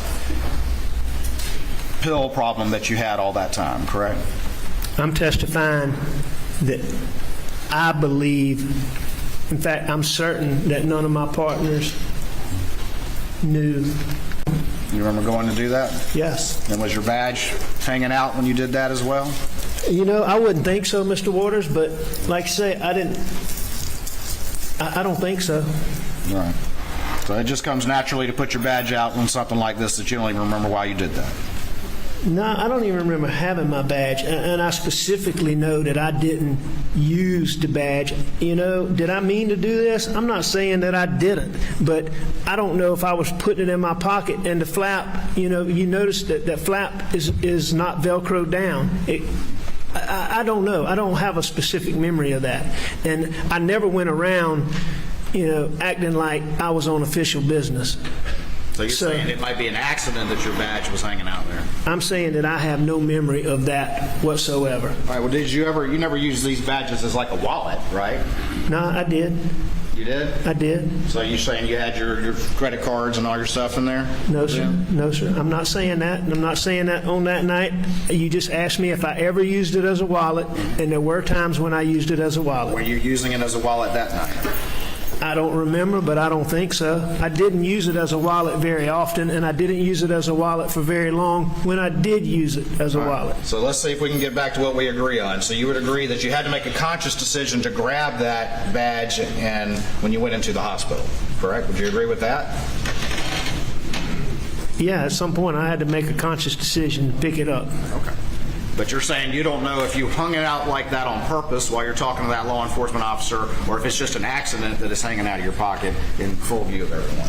Well, I am saying that because that is not how I would normally carry a badge. And even if I wanted to give somebody an impression, to me, that's got kind of an obnoxious look to it. That is not something that, that's not something I would typically do. But I may have done it that night. I have no memory of that. Okay. All right, so you're saying that just could be an accident that is hanging out like that? I'm saying it could be, or I could have put it there like that. All right. I don't remember. Did you generally just walk around with it in your pocket? Or would you only carry it when you wanted to use it for something? No, I wouldn't generally carry it around in my pocket just any time. Okay. All right. All right, so we got the badge that may be accidentally hanging out of your pocket. You won't concede that you did that purposefully. I mean, Mr. Waters, if you want me to say I did that on purpose, I don't have a problem with that. I'm saying I don't remember that. All right? So can I tell you that I did that on purpose? No, sir, I can't. Can I say that this happened by accident? No, sir, I can't. What I can say is I don't remember it, and that's not how I would normally, that's just not how I would normally, that's just not, that's not something I did. That's not a normal thing. So I don't know. Okay. All right. That's fine. You won't concede to this jury that there was any intention or purpose to you doing that at the hospital on the night of the boat wreck. I'm saying I don't remember using that badge. Fair enough. And I specifically remember, I'm sorry, go ahead. You can ask You specifically remember what? That when I went into the room with the kids, did I pull my badge out? And I know that I did not do that. No, because it was on your pocket like that, correct? It's on my pocket like that right then. Mm-hmm. Did you use that to get into areas that shouldn't be accessed by non-official personnel? No, absolutely not. I mean, there was nowhere that I went that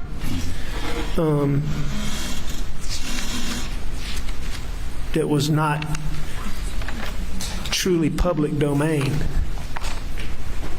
I mean, basically, the places that I went to were, when I got there, I went to Paw Paw. When I left Paw Paw, I went to Morgan Dowdy, who was like a daughter to Maggie and I, had dated Paul for a long time. And I went to Morgan. Morgan had an injury to her hand that was bad, and she was very upset about Mallory. And they were working on her, so I left her room. I went back to Paw Paw. At some point in time, I noted I went to Connor's room, and I believe those are the only rooms I went to. But again, I can't tell you that with certainty. While you were wearing that badge like that, did you tell any of the kids who were in the boat wreck not to cooperate with law enforcement? I never told anybody not to cooperate with law enforcement. Whether I had a badge hanging out my pants, didn't have a badge, or any point in time did I tell anybody don't cooperate with law enforcement. Did you become aware in March or April or May of 2021, shortly before June, that an investigation into the investigation of that night had begun, as well as your conduct? Yes, I did learn of that. Okay.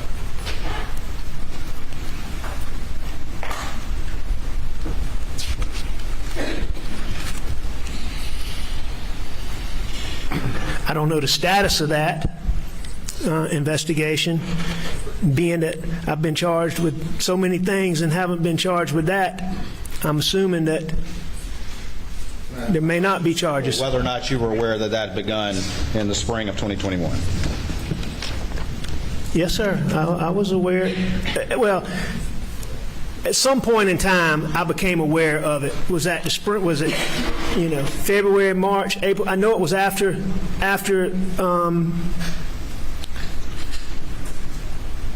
I know it was after that night, and it was before June 7th. Before June 7th. I'm pretty sure that I already knew that. Did on June 7th. You mentioned Andy Strickland. Do you know what happened to him? Do I know what happened to him when? How he lost his job as sheriff? I believe that when he was charged, I don't know if he resigned or he was suspended. Okay. Do you remember if that was a few months prior to you becoming aware of an investigation into the investigation of this boat case, including you? Do I know what now? Andy Strickland was charged and lost his job. Was that a few months prior to you becoming aware of the investigation into this incident that's on the screen? A few months prior? I don't really know this for a fact, but I believe, as I'm sitting here today, I believe that Andy was charged back in the fall. And like I said, we learned about when, I've testified about when I understood there was an investigation into whether or not I was acting in a public manner or whatever it was y'all were investigating, public corruption or that. So if it was a couple of months, if it was a month or two when Andy Strickland got charged, then if you showed me that, I'd be surprised, because I think he was charged before that. All right. But this was a friend of yours, correct? The guy who you asked if you could put lights in your car in a private vehicle, correct? Well, I mean, Andy, yeah, I considered Andy a friend. I considered TC a friend, and I considered Tom Carter a friend, sure. All of whom I asked if I could put lights in the vehicle. All right. And so, yes, sir. I mean, I considered Andy a friend. Would you at least agree with me that in at least the fall of 2020, your friend Andy Strickland was indicted and lost his job for a financial and corruption investigation? Objection, Your Honor. Relevance. Response. Your Honor, I think there's a link between his knowledge of that and what he's admitted, that there was an investigation going on in the months prior to the murders. Anything further?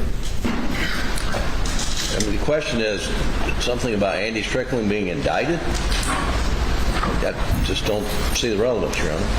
I sustain the objection. All right. We can at least agree that you were aware prior to the murders that there was this investigation, correct? The one on the screen. The one related to the boat, the investigation into the boat case.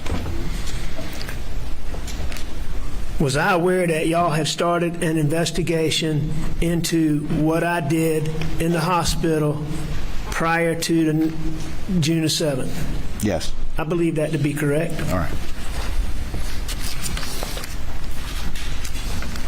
And if it wasn't before that, it was shortly after it.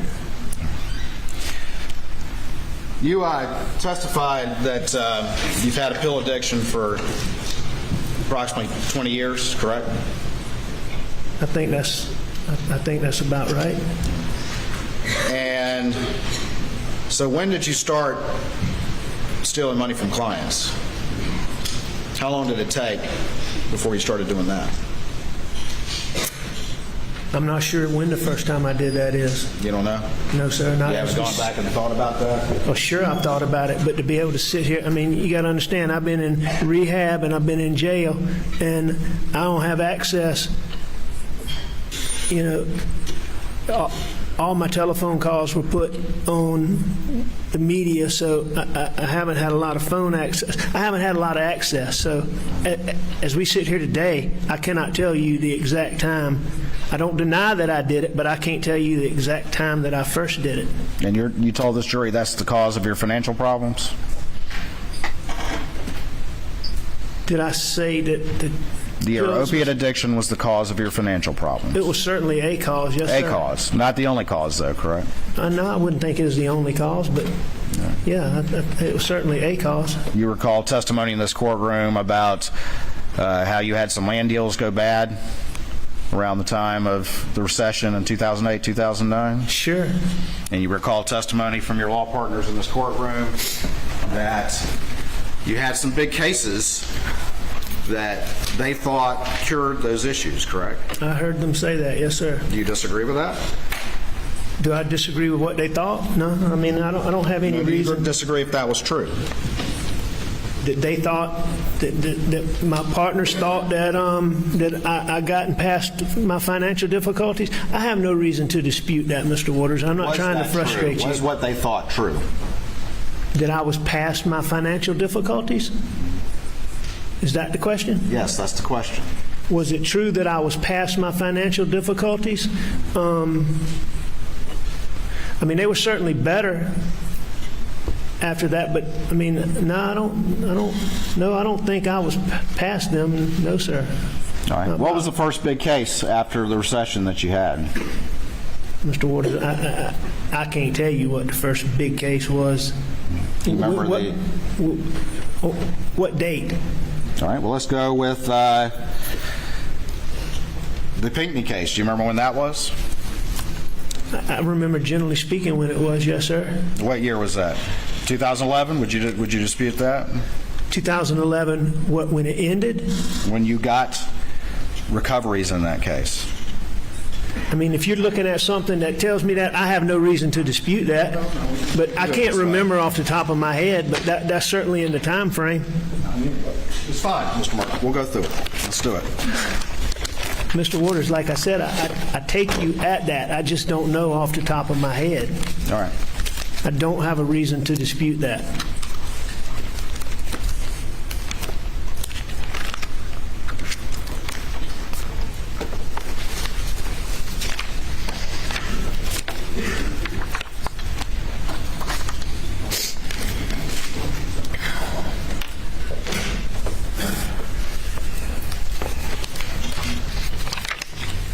All right, I'm going to show you what's been admitted into evidence. States 331. Let's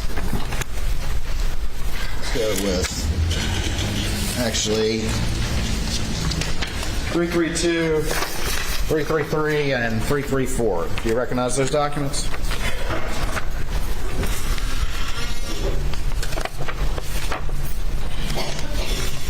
Just generally, do you recognize them? I do. All right, and just generally, what are those? Those are disbursement sheets. Can I have them back, please? Yes, sir. Just give me 1 second. Yeah, take your time. Just trying to see which ones.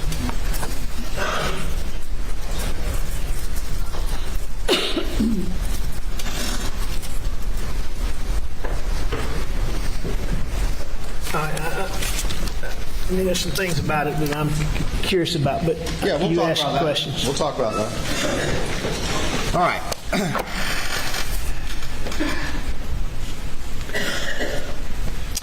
Let's talk about, let's start with Natasha Thomas. Do you remember her? I do. How old was she when she became your client? I'm not sure. She was young. She was a teenager? I'm not sure, but I know she was young. She was underage, correct? Yes, she was underage. I do believe that. All right. In fact, I know that. And can you tell me what she was injured in this wreck in an automobile wreck, correct? Yes. And the company Michelin, that was one of the defendants for an alleged tire issue, is that correct? That is correct. All right. And do you remember how much Natasha Thomas got in that particular case? And I can show it to you on 334. You remember how much she got? As a gross settlement, I believe it shows $2 million. $2 million. All right. And how much were your or PMPD's fees that would be attributed to you in that out of that $2 million?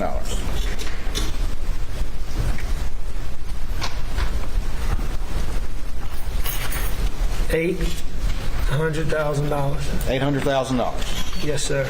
All right. Excuse me. Yes, sir. All right. And so that would be $800,000 in fees that would get attributed to you. That has nothing to do with the money that you subsequently stole from that teenager. Correct? The $800,000 is different from money that I stole? Yes. That's correct. All right. So you got $800,000 attributed to you with the firm But that was not enough. You also stole money from that teenager. Is that correct? That is correct. All right. When you did that, did you sit down with her, much as you sat down with this jury, and explain to her what was going on while you were stealing her money? That would be the normal process, but I certainly don't remember specifically doing that. That would be the normal process, correct? It would be. It may be a little different with a teenager, but certainly, I mean... You would sit down with them across the table and go through these documents, correct? That would not be abnormal, yes, sir. All right. And then you would explain to them what was going on and how they were getting everything they were entitled to, correct? If I was the one doing it, yes, sir. And you would look them in the eye while you did that, correct? It wouldn't be unusual for me to look them in the eye. While you were doing some fast talking to a teenager, correct? I certainly was not telling her the truth. I don't know if I was talking fast or slow, but I wasn't telling the truth. All right. Well, you ultimately convinced her that there was nothing amiss here, right? While you were stealing her money, correct? I don't know if I convinced her that nothing was amiss or I misled her, but I admit candidly in all of these cases, Mr. Waters, that I took money that was not mine and I shouldn't have done it. I hate the fact that I did it. I'm embarrassed by it. I'm embarrassed for my son. I'm embarrassed for my family. And I don't dispute that I did it. I understand that. But you understand that we have to ask about these things because we've heard about it in a very academic paperwork manner. But every single one of these, you had to sit down and look somebody in the eye and convince them that you were on their side when you were not, correct? That's what you did in every single one of these. I mean, every time... Answer my question, yes or no, and then you can explain. I'll let you explain all day long. Well, I mean, no, sir, that may or may not be true. Okay. And Mr. Waters, just to try to get through this quicker, I admit... I know you want to get through it quicker, but we're not. So answer the question, please. What I admit is that I misled them, I did wrong, and that I stole their money. Now, this is something... What's the date on that one? I'll bring it back to you. Well, you can tell me. I trust you to tell me accurately. All right. Well, you know, it's kind of funny. It doesn't have the date on it, but I'll let you take a look at it. All right, I'm just looking at the date of the check. So that's December 20th. So that goes 2011. So that gives us a ballpark. So that's 12 years ago. For me to sit here and tell you specifically that I remember sitting down and talking with Natasha Thomas, I can't tell you that. But what I can tell you, and I can tell you that I didn't do right by Natasha Thomas. I took money from Natasha Thomas that didn't belong to me, and I was wrong for doing that. I can remember people I've talked to 12 years ago. If they bring it up, you know what I'm saying? Mr. Murdaugh, but you would like for it just to be as simple as that. Just to say, yes, ladies and gentlemen, I stole money, and have that be the end of it. But in every single one of these cases... Object to the comment, Your Honor. You testified that you would like to just admit that... And make this quick, correct? Isn't that what you said? Isn't that what you implied? No, sir, Mr. Waters. You have charged me with murdering my wife and my son, and I've sat here for all these weeks listening to all this financial stuff that I did wrong, that I'm embarrassed by. I'm happy to talk to you about as much of that as you want to talk about. I'm required to talk about it as much as you want to talk about it. But the fact is I cannot specifically remember sitting down, the details that you're asking me for, I can't tell you. But what I can tell you is that in all these financial situations, I stole money that was not my money. I misled people that I shouldn't have misled, and I did wrong. I can tell you that. And I may be able to tell you specifically in some instances what I did or didn't do. All right. Well, good. Well, we'll do that. But the point that I'm asking you is it's not just as simple as some paperwork. You had to sit down and deal with these people and convince them that you were telling them the truth in order to steal this money, correct? That may not be true, because in some situations I may not have had to do that. They may have just trusted me to do it. Okay. So that's my point, is I misled them. There's no question about that. But did I sit down in each particular instance and like you're breaking it down step by step. I can't say that. All right. I can say I did wrong. I stole money that wasn't mine, and I shouldn't have done it. All right. And it was terrible what I did. All right, well, let's look at stage 330. This is Arthur Badger in the EPS case, correct? That's correct. All right. Do you remember what the total recovery was in that particular case? There were multiple plaintiffs. Let me ask you that first. There were multiple plaintiffs in that case, correct? That's correct. And do you remember what the total recovery was in that case? Not exactly, but I mean, I know generally. All right. Was it $12 million? Would you disagree with that? Was it $12 million? I mean, if you tell me it was $12 million, then I believe you, but I thought it was a little bit more than that. All right. And if ultimately, if you have multiple plaintiffs, how do you decide as the plaintiff's lawyer, or how does it work out that amounts of that total recovery get allocated to individual plaintiffs? I mean, different cases are different ways.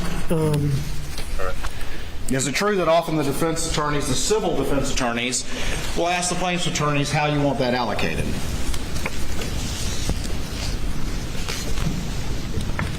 Sometimes, yeah. Sometimes? Sure. Is that what happened in this case? In the Badger case? I can't remember exactly how we came to that. Who was the deep pocket in the Badger case? Do you remember? The defendant that had the money that you ultimately recovered from, the vast majority. Do you remember? Well, it was UPS, and I believe it was, I can't remember if it was corporate or if there was insurance, but it was certainly UPS was the major defendant. Okay. But I believe Arthur Badger was a defendant. But I can't remember. I know UPS was. Did you sit down with him and explain this paperwork that you were using to steal his money? I believe I did sit down with Arthur Badger. And managed to convince him that nothing was amiss while at the same time stealing money? I believe I did. And did you allocate millions of dollars to Arthur Badger personally while only telling him that his recovery was going to be around $300,000? I believe that I did, yes, sir. And on this exhibit, 330 sat down and looked him in the eye with all this stuff on here and fast talked him past these figures so that he believed you and left thinking that you had done him right. I would have. I believe that I sat down with Arthur Badger, and I know that I misled Arthur Badger, and I'm sure at some point during that conversation that I looked him in the eye.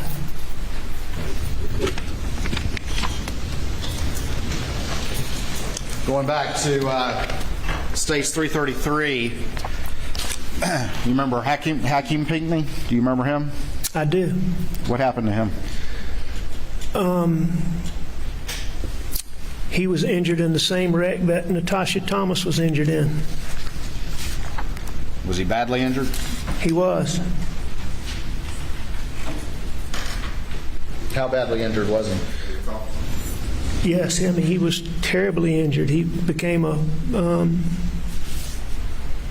can't remember what level, but he was a quadriplegic. You remember what the total recovery amount was for him? Not off the top of my head, no, sir. All right. Well, let me show you Stage 333 and see what the total, if you recall, what the total recovery was in that case. It looks like it was $10,245,000. And that was for Hakeem, correct? That's correct. And how much of that was the attorney's fees that would have gone to PMPED that would have been attributable to you? $4,098,000. $4 million in legal fees that you would have gotten from this settlement. Is that correct? $4,098,000. Yes, sir. And in the end, that wasn't enough for you, correct?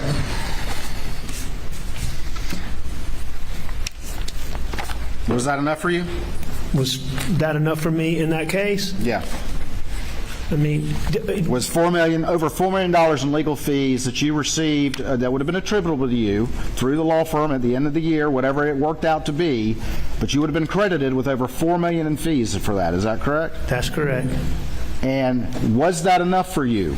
Was that enough for me? Or did you take more? Oh no, I took monies from Hakeem Pinckney that did not belong to me, that I should not have taken. Been rendered a paraplegic?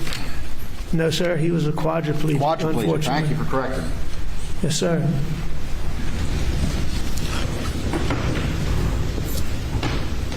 You ultimately take money from his mother, Pamela, as well. I believe that I did.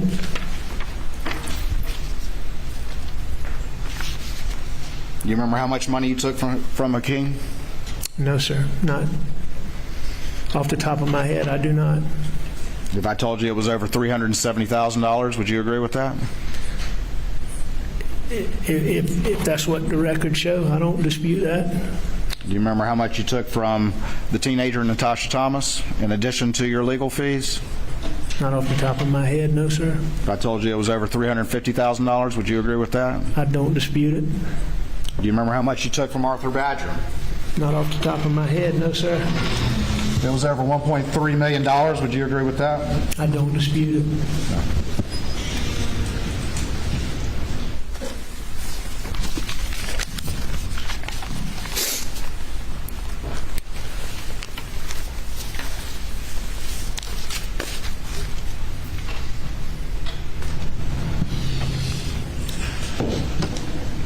Around the time that this was going on, did you have some land deals that were going bad? That had gone bad? Which 2008, 2009, 2010, 2011? I think those had happened a little bit before that, but I had some land deals that had certainly had problems. And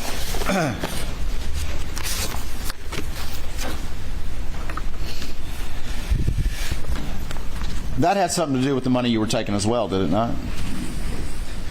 I think the whole picture had things to do with me doing stuff I shouldn't have done. I mean, I would agree that, that certainly would have played some role in it. Were you living a wealthy lifestyle? A wealthy lifestyle? Mm-hmm.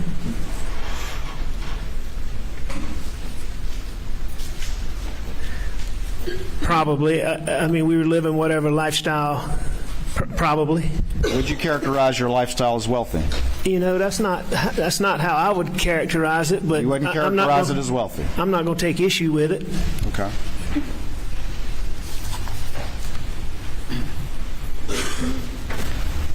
Around this time, were you making more than $1 million a year? Around what time? 2011. Yes. 2012. Yes. And you were still stealing money as well, correct? Yes. Can we at least agree that that's a lot of money? Over $1 Never million? mind, it's fine. Okay. I think there's no question that's a lot of money. Okay, good. We can agree on that. That's a lot of money, correct?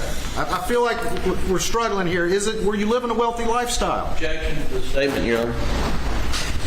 Were you living a wealthy lifestyle? I just don't know what you mean by wealthy. Is this a hard question, Mr. Murdaugh? Well, it's hard for me to know exactly what you want, and it depends. I was spending money that wasn't mine, that I shouldn't have. I think that, we lived a lifestyle. I don't have an issue if you want to call it wealthy. All right. Would you concede with me that not all of this money was going to pills at this point in time? No. All this stolen money? No, I doubt that it was. Okay. And it was being used to support your wealthy lifestyle? Well, I haven't looked at all these documents to know exactly what was being spent where, but here's what I do know. I know that I was making a bunch of money, and I should have had more money than I did.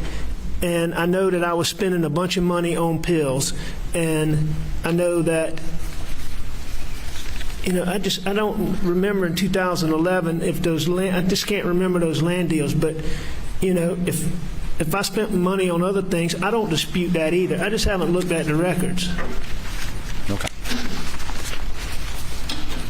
But you would at least concede that the money you were stealing was going to support your ever-expanding wealthy lifestyle. Would you concede that? Did all of the money I stole? Any of it, Mr. Murdaugh? Any of it? Yeah, I would certainly agree that there was money that didn't go to buy just pills. All right. And you would concede that even though you were generating millions of dollars in fees, that was not enough for you. Would you concede that? If by concede that, you mean was I also stealing money that I shouldn't have? Yes, sir, I agree with that. I've said that repeatedly.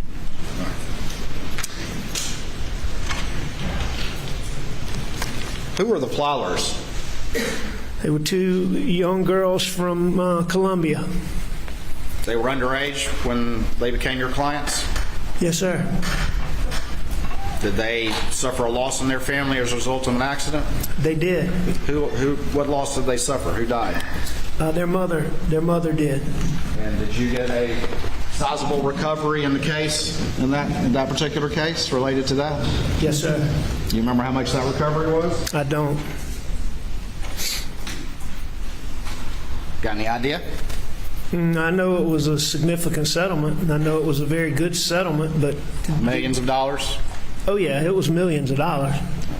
But whether it was, $2 million, I know it was significant. I don't know if it was 8 figures, but I know it was a significant settlement.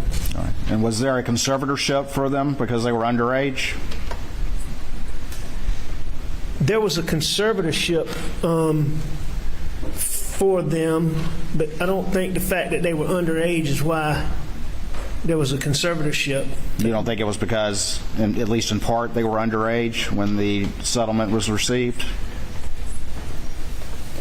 No, that's not what I remember. But for purposes of your thing, Mr. Waters, I agree there was a conservator appointed. Well, what is your memory of why the conservator was appointed? My memory is that the father in this case, who was the beneficiary or a big beneficiary in this, and who was the PR of the mother's case, was an undesirable witness. Mm-hmm. And there was testimony that he had hit his wife, and it was clear we felt like we didn't want him to be the face of the lawsuit, so we appointed a conservator. Who was that? For that purpose is why I believe we appointed a conservator. Okay, and who was that? That was Russell Lafitte. At Palmetto State Bank? Yes, sir. And after that, did you get Russell Lafitte to start loaning you money from the Plowler Girls account that he was conservator for? He loaned me money from the Plowler account. I don't know if I got him to do that. Oh, you didn't talk to him about it? Y'all didn't talk about that at all? No, we did talk about it. I mean, there's emails to that effect. Are you disputing that to this jury? Mr. Waters, I'm not disputing. I'm just telling you that Russell Lafitte gave me a loan from the Plowlers. Your question was, did I get him to do that? And I don't necessarily believe that to be accurate. Well, who came up with the idea? I don't know that it was come up with an idea. There was, I think that Russell felt like that it was a sound investment for those girls to charge me a higher interest rate when they weren't getting but so much interest somewhere else.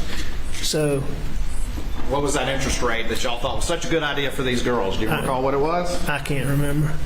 The reality is that you needed the money, and this was a convenient source to keep your massive cash flow going as early as 2011, 2012. Isn't that correct?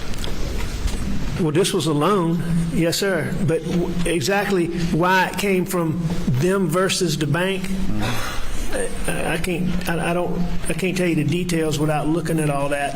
I can't tell you that off the top of my head. And despite all you were earning, you would even send Russell emails saying, hey, transfer over $75,000 from the Plower account into my account, correct? You remember emails to that effect that you would have to him? Do I remember an email to that effect? No, I don't remember that. But dispute that there were emails to that effect? Not if you say there were, Mr. Waters. I don't dispute that. I don't dispute any of this, that I took money that didn't belong to me, that I misled people. I know that you want the answer to be that simple. That's not what I'm at. We agree on that. We've agreed on that. Well, no, sir. I don't necessarily want the answer to be simple. I just want everybody to understand I do not dispute that I stole money that was not my money, that I misled people to do that I misled people that trusted me to do that, and that what I did was terrible. I don't dispute that. It's just the way you're asking these questions, and, you know, I mean, there's some things in there that I do take issue with. Okay. Which part of what I just asked you about the pliers do you take issue with? You take issue that y'all didn't conspire to do that, you and Russell? You Yes. take issue with that? You take issue with that? Okay. I can tell you that Russell Lafitte never conspired with me to do anything. Whatever was done by me. Okay. So you told the Plower girls that you were borrowing money from their account? No, I don't know. I don't know that I told them that. Tell Russell to tell them? I don't recall. I don't believe so, but I can't sit here and tell you what I told him however many years ago. Did you tell Russell he could borrow money from that account too? I don't remember having any discussion with him about him borrowing money. Was the supposed interest rate you were paying far lower than anything you could have gotten anywhere else? I don't even know what interest rate I was paying. Okay. One thing's clear, you never told this to the Plower girls, did you? I would have thought the interest rate that I was paying was a little bit more than what a bank loan would have been, but I don't know that. I don't know that to be. I don't know what the interest rate was, so I don't know that for sure. When you stole the Badger money, how much did you steal from Arthur Badger that we talked about before in the UPS case? I don't remember the exact amount. Over $1.3 million. Would you dispute that? I don't dispute that.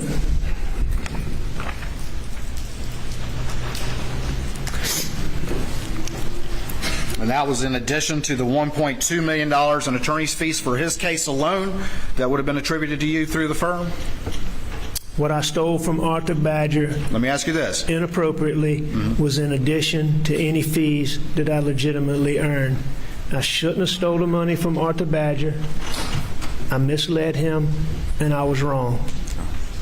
Did you speak with Russell Lafitte once you stole this money from Arthur Badger about structuring that $1.3 million that you stole in a manner so it appeared to be payments to the Plyler account?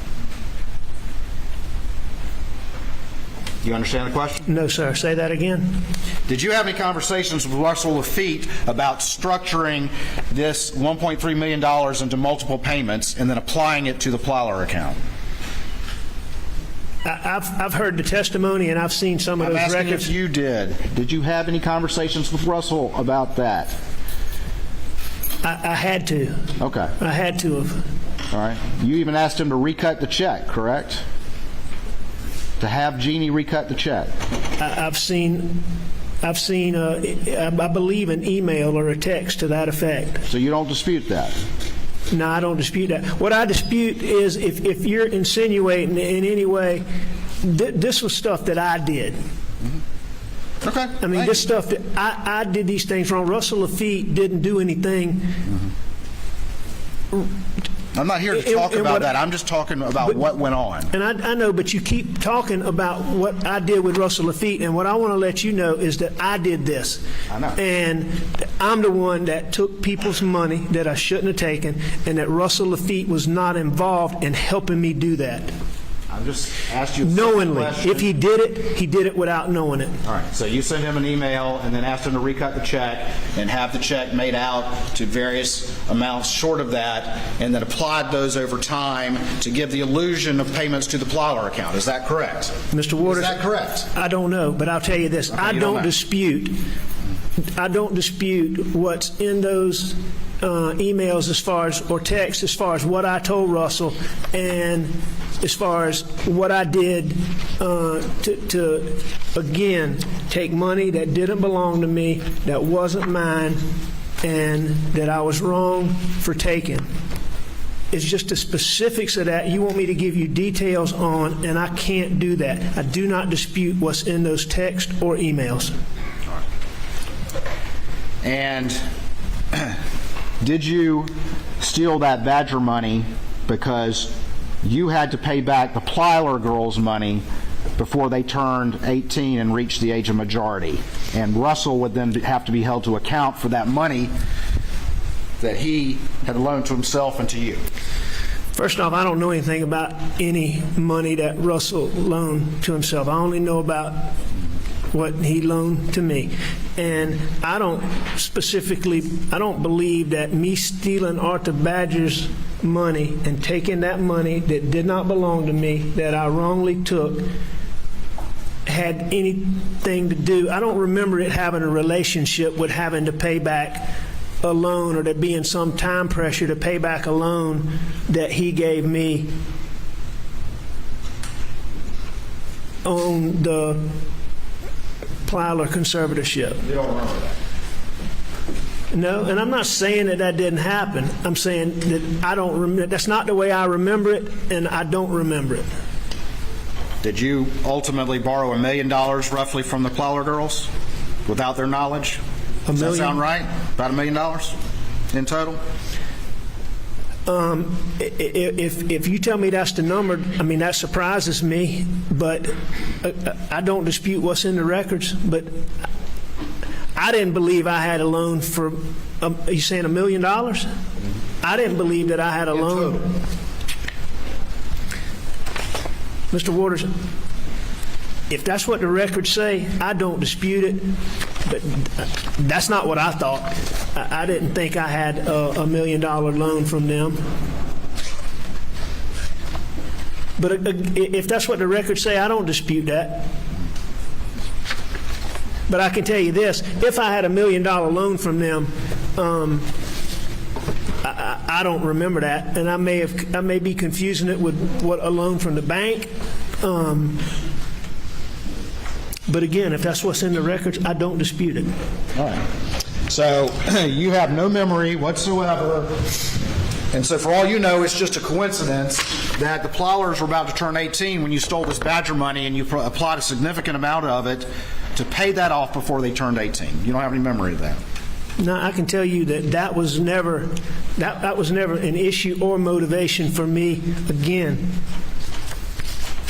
taking Arthur Badger's money that I shouldn't have taken, that didn't belong to me, and that I was wrong for.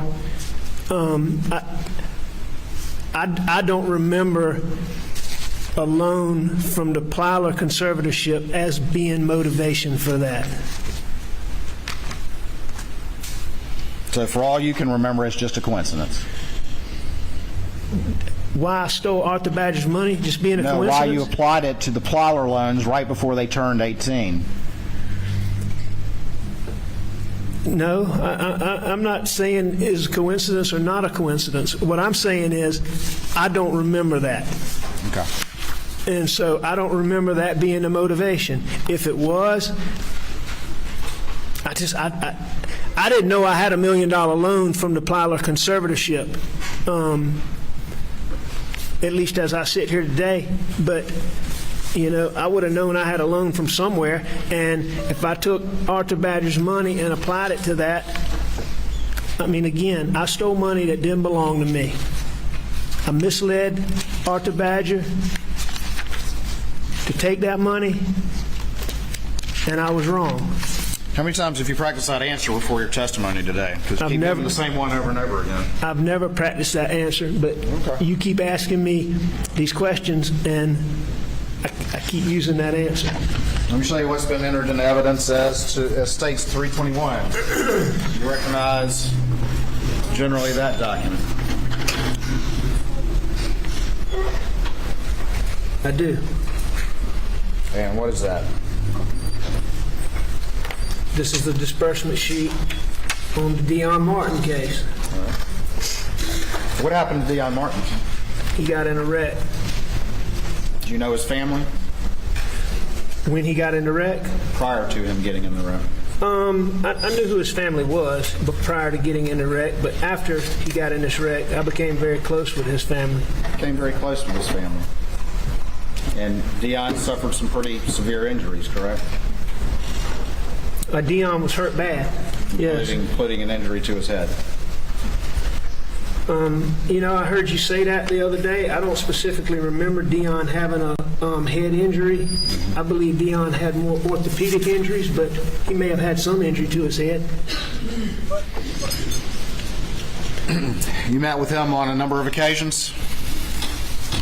Yes, I met with him on a number of occasions. Met with his parents on a number of occasions? About Dion? About the case, while the case was going on. I don't know if I met with his parents about Dion's case, but I know I met with Dion, and I may have met with his parents if they say that. I mean, his dad's one of the most honorable fellows that I know. If he says I met with him, I certainly believe that. But you said you became close with them, correct? You remember anything, man? Damn. Close with the parents? I consider Dion's.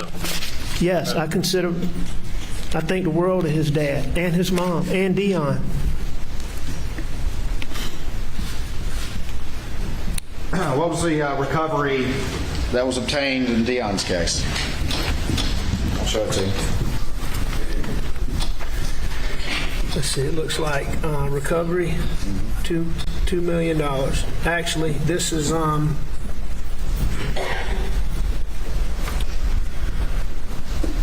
I know it was $2 million, but I believe the recovery was less than $2 million.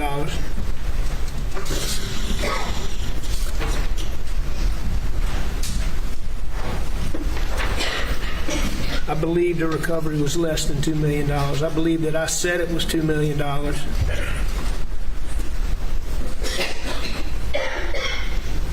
I can't remember exactly what the recovery is, but I know it was less than $2 million, and I know that I misstated it as $2 million. So you falsified the paperwork, correct? It appears that I put inaccurate information on the paperwork. Yes, sir. You put inaccurate information. You falsified it, right? If you like that word, yes, sir. All right. And that's that right there where you put that $500,000 on there, correct? Right. Oh, I'm sorry. Can I have the Elmo, please? I'm sorry, Mr. Waters, what was the question? Let's get the Elmo up and then I'll show you.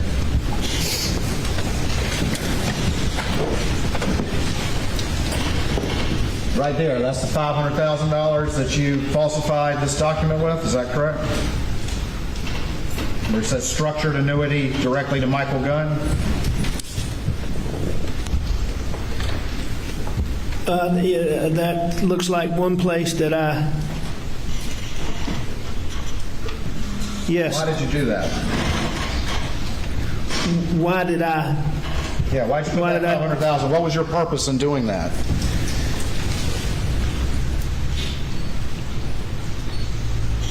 It appears that I was stealing his money, $500,000. Were you not inflating your fees with that one?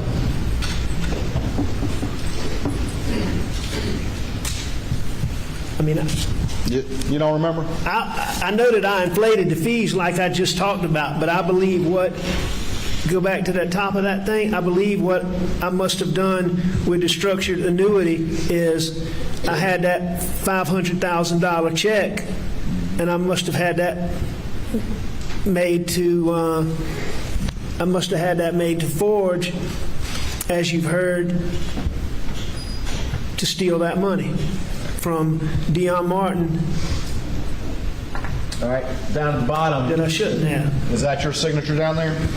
It is. Is that Dion Martin's signature on the other side? You dispute that? No, I don't dispute that. So you would have sat down with Dion Martin and gone over this document with him and convinced him that there was nothing amiss here? You know, again, I don't know if I went over the document with him or not, but I certainly misled Dion Martin. I certainly lied to Dion Martin. I certainly took money from Dion Martin that did not belong to me, and I shouldn't have done it. You don't specifically remember talking to Dion. There was nothing in you that causes you to remember talking with Dion, sitting there with this document in front of him, as you looked him in the eye, knowing that you were lying to him the whole time. You don't even remember that?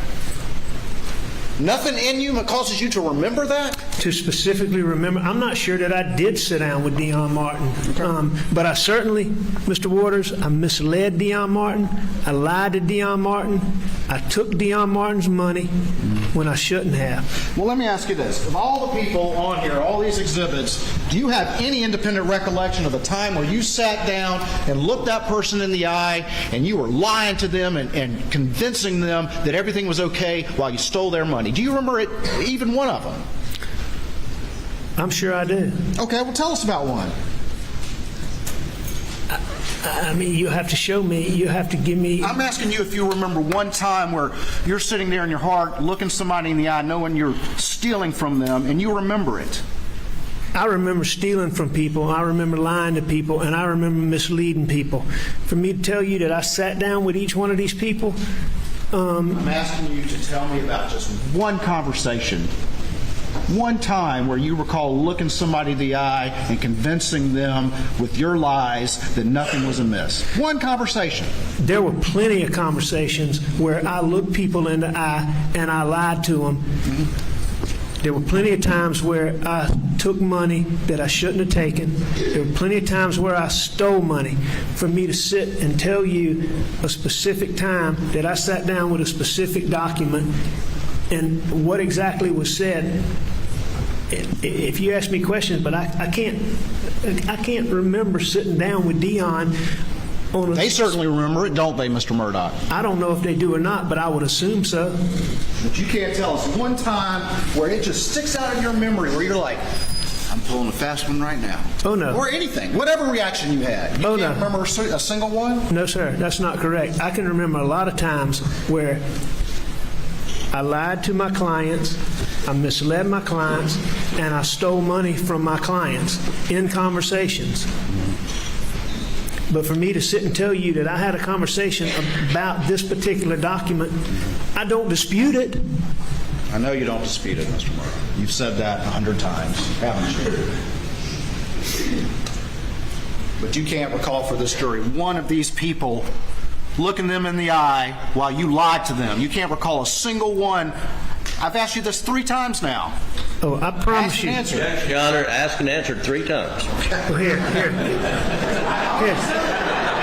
Here you go, Mr. Waters. I mean, the point's made, isn't it, Mr. Murdaugh? I don't know if your point's made or not, but here's You don't know that either, do you? Here's what I will say again. I remember lying to clients of mine. I did it on more than one occasion. I took their money when I shouldn't have taken it. I'm sure that I looked them in the eye. I'm sure that I misled them. But I can't tell you exactly when those occurred 12 years ago, is the only point. I don't dispute that they occurred. I don't dispute that everything about what I did was wrong. Okay. But I can't sit and tell you the specific details that you're wanting me to give you. We could just write that answer down on a sheet of paper and you could hold it up each time you want to say that, couldn't we, Mr. Objection is overruled. If that's what you want to do, Mr. Waters, but I'm trying to answer your question. All right.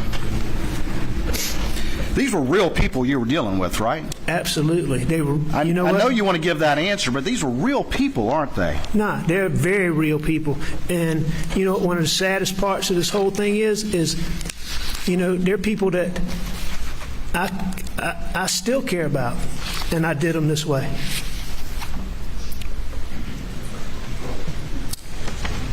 You know, that's what I was meaning in that text that you made an issue about to Annette Griswold, and it was So a lot you talking can about love my people partners, but and it was still a lot fuck them talking over? about these people. Like you did your I mean, family? I know the people that I did wrong and that I hurt and that I stole from.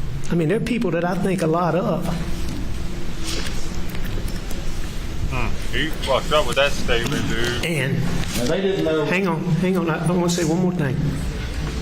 And there's no question that the actions that I did, the things that I did wrong, hurt a lot of the people that I care about the most.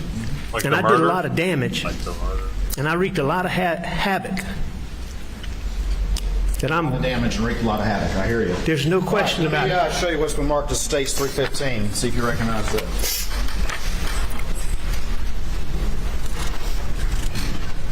I do. Which case is this? This is Elise Mallory. And what happened in this case? I stole her money. What happened, though, with the underlying case? Can you tell the jury that? Do you remember that?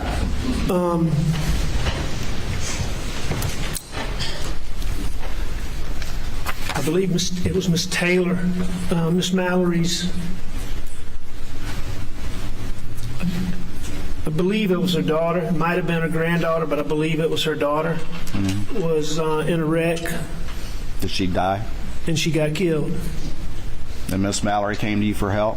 She did. You remember that one at all? Okay, we remember one now. Oh, no, Mr. Waters, I remember all of these people. Okay. It's not that I don't remember them. You're just asking me details about conversations. Okay, great. I can promise you, I remember all of these people that I did wrong. All right, and you stole all of the money, didn't you? I stole all of the money, most of the money that I've been accused of stealing, I stole. No, I mean, you stole every single dime of the recovery. She didn't get one dime. Isn't that right? I have to look at the records, but if that's... You credited yourself with legal fees, and then you stole all the rest of the money, correct? I don't dispute that. All right. Tell me about, first of all, tell me about Miss Mallory. So she lost her daughter, correct? Is that correct? That is correct. And she came to you for help, is that correct? Granddaughter, but... All right. One. All right, and she came to you for help, correct? Yes, sir, I agree with you on that. Very, very sweet lady, correct? Very sweet lady. All right. Tell me about your conversation when you looked her in the eye and lied to her while you were stealing every dime of the money. This is a perfect example, Mr. Waters. I stole her money. I did her wrong, but I don't even believe that Elise Mallory was there when I stole that money. If you look at that disbursement sheet, I don't even believe I ever showed that to her. Okay. But you don't remember having any conversations with her when you lied with her about this case while you were stealing all her money? I don't think I did in this case. I don't think I had any meetings with her. I think I stole her money, and I don't believe that I had a meeting with her. So, again, you can't tell us one conversation you had with any of these people when you looked them in the eye and convinced them that you were doing them right, that you were telling the truth. That's not true, Mr. Waters. I remember a lot of those conversations. I remember a lot of them. Okay. All right, you just testified you remember a lot of them. I've been asking you now for the past 10 minutes to tell me about one of them where it's stuck in your heart. There are a lot of stuck in your brain. There are a lot of conversations I had where I misled my clients and I stole their money, where they trusted me, and I remember them. Okay. So, but you keep, again, can you tell me one? Tell me how it went down, what you said, how you convinced them, how you looked them in the eye, how you made them believe, how you used your skills as a trial lawyer to convince them. Can you just tell me about one of those? What was going through your head when you did it? Your Honor, objection under Rule 403. We've been going over and over and over this. Objection's overruled. All right. What's your question, Mr. Waters? Oh, my Can you God. tell me about one of the conversations you had with all of these people? Just one. I can where tell you what was going through your head and how it went down when you sat there and looked them in the eye and convinced them that you were doing them right while you were lying to them and stealing their money. Yes, sir. I had a lot of conversations with a lot of my clients that I cared about. And so I will tell you that I had conversations with them where I misled them and I lied to them and I took their money. And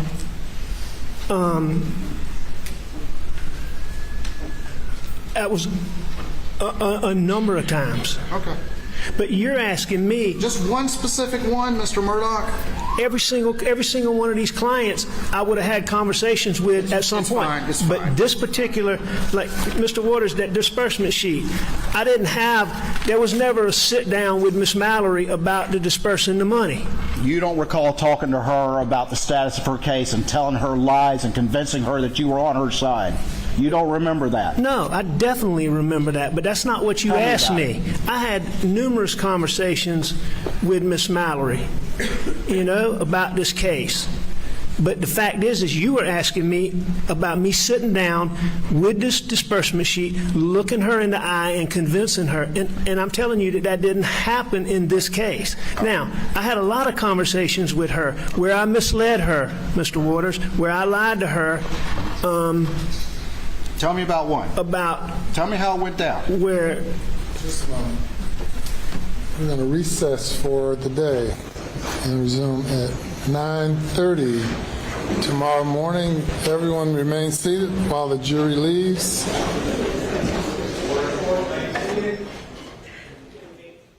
Please do not discuss the case. We'll see you all 9:30 tomorrow morning.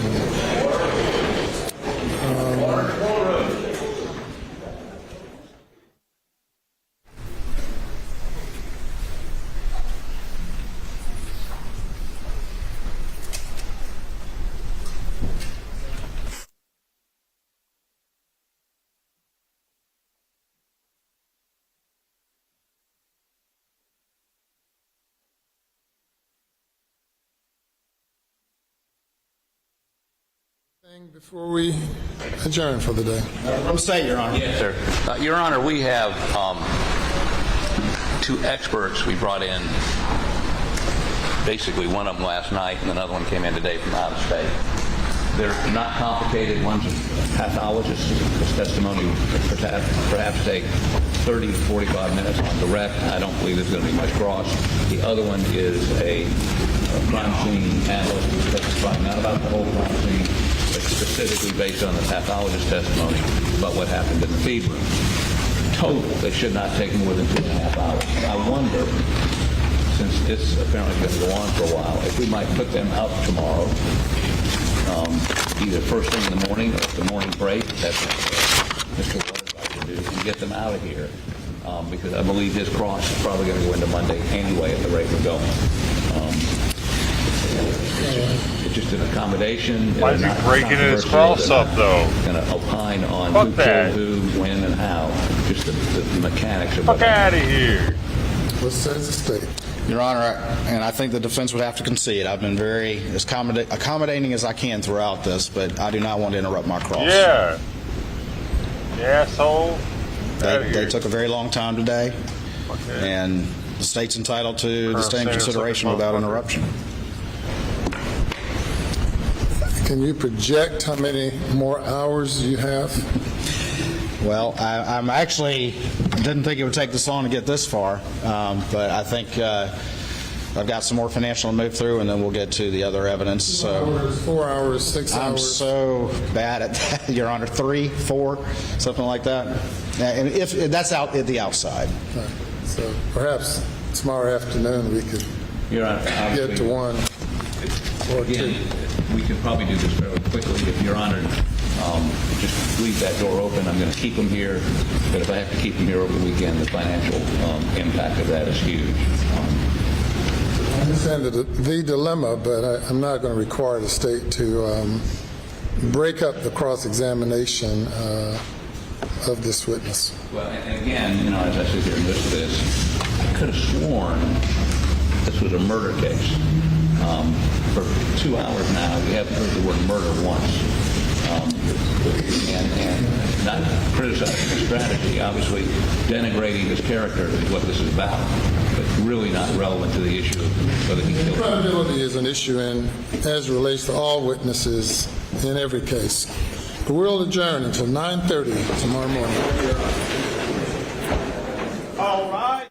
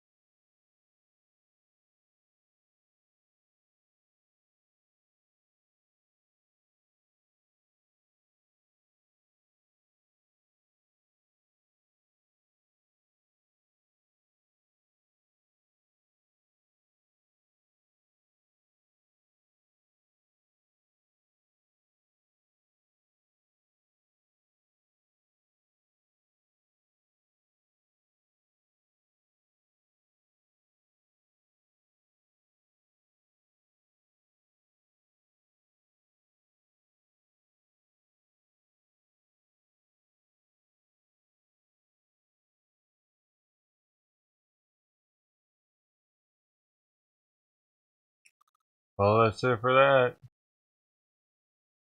Thanks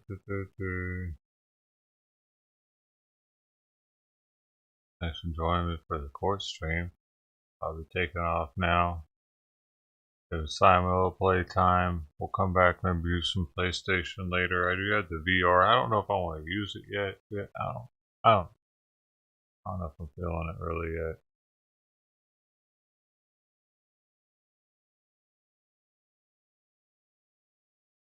Above Bitcoin, Cash, Smooth, Sam, Patty Catman, T, Genovates, Mr. Wild, 47, Mark Bass.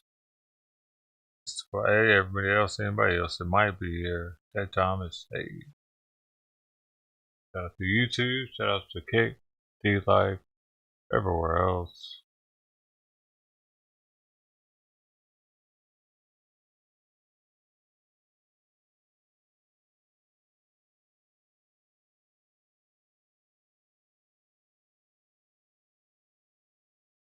Hey, Tony.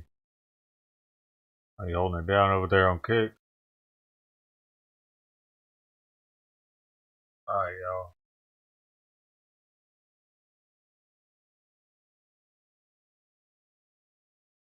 Happy Thursday.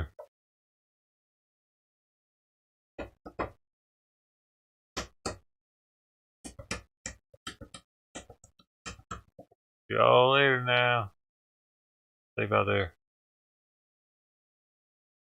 Simon says meow. Tell him yourself from me.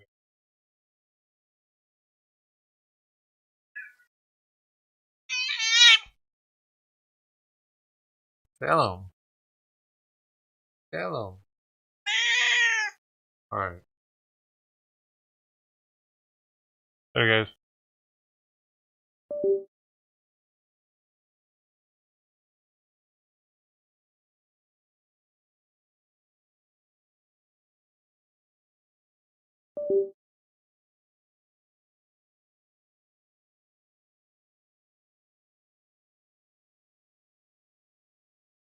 Meow, meow, meow, meow, meow, meow.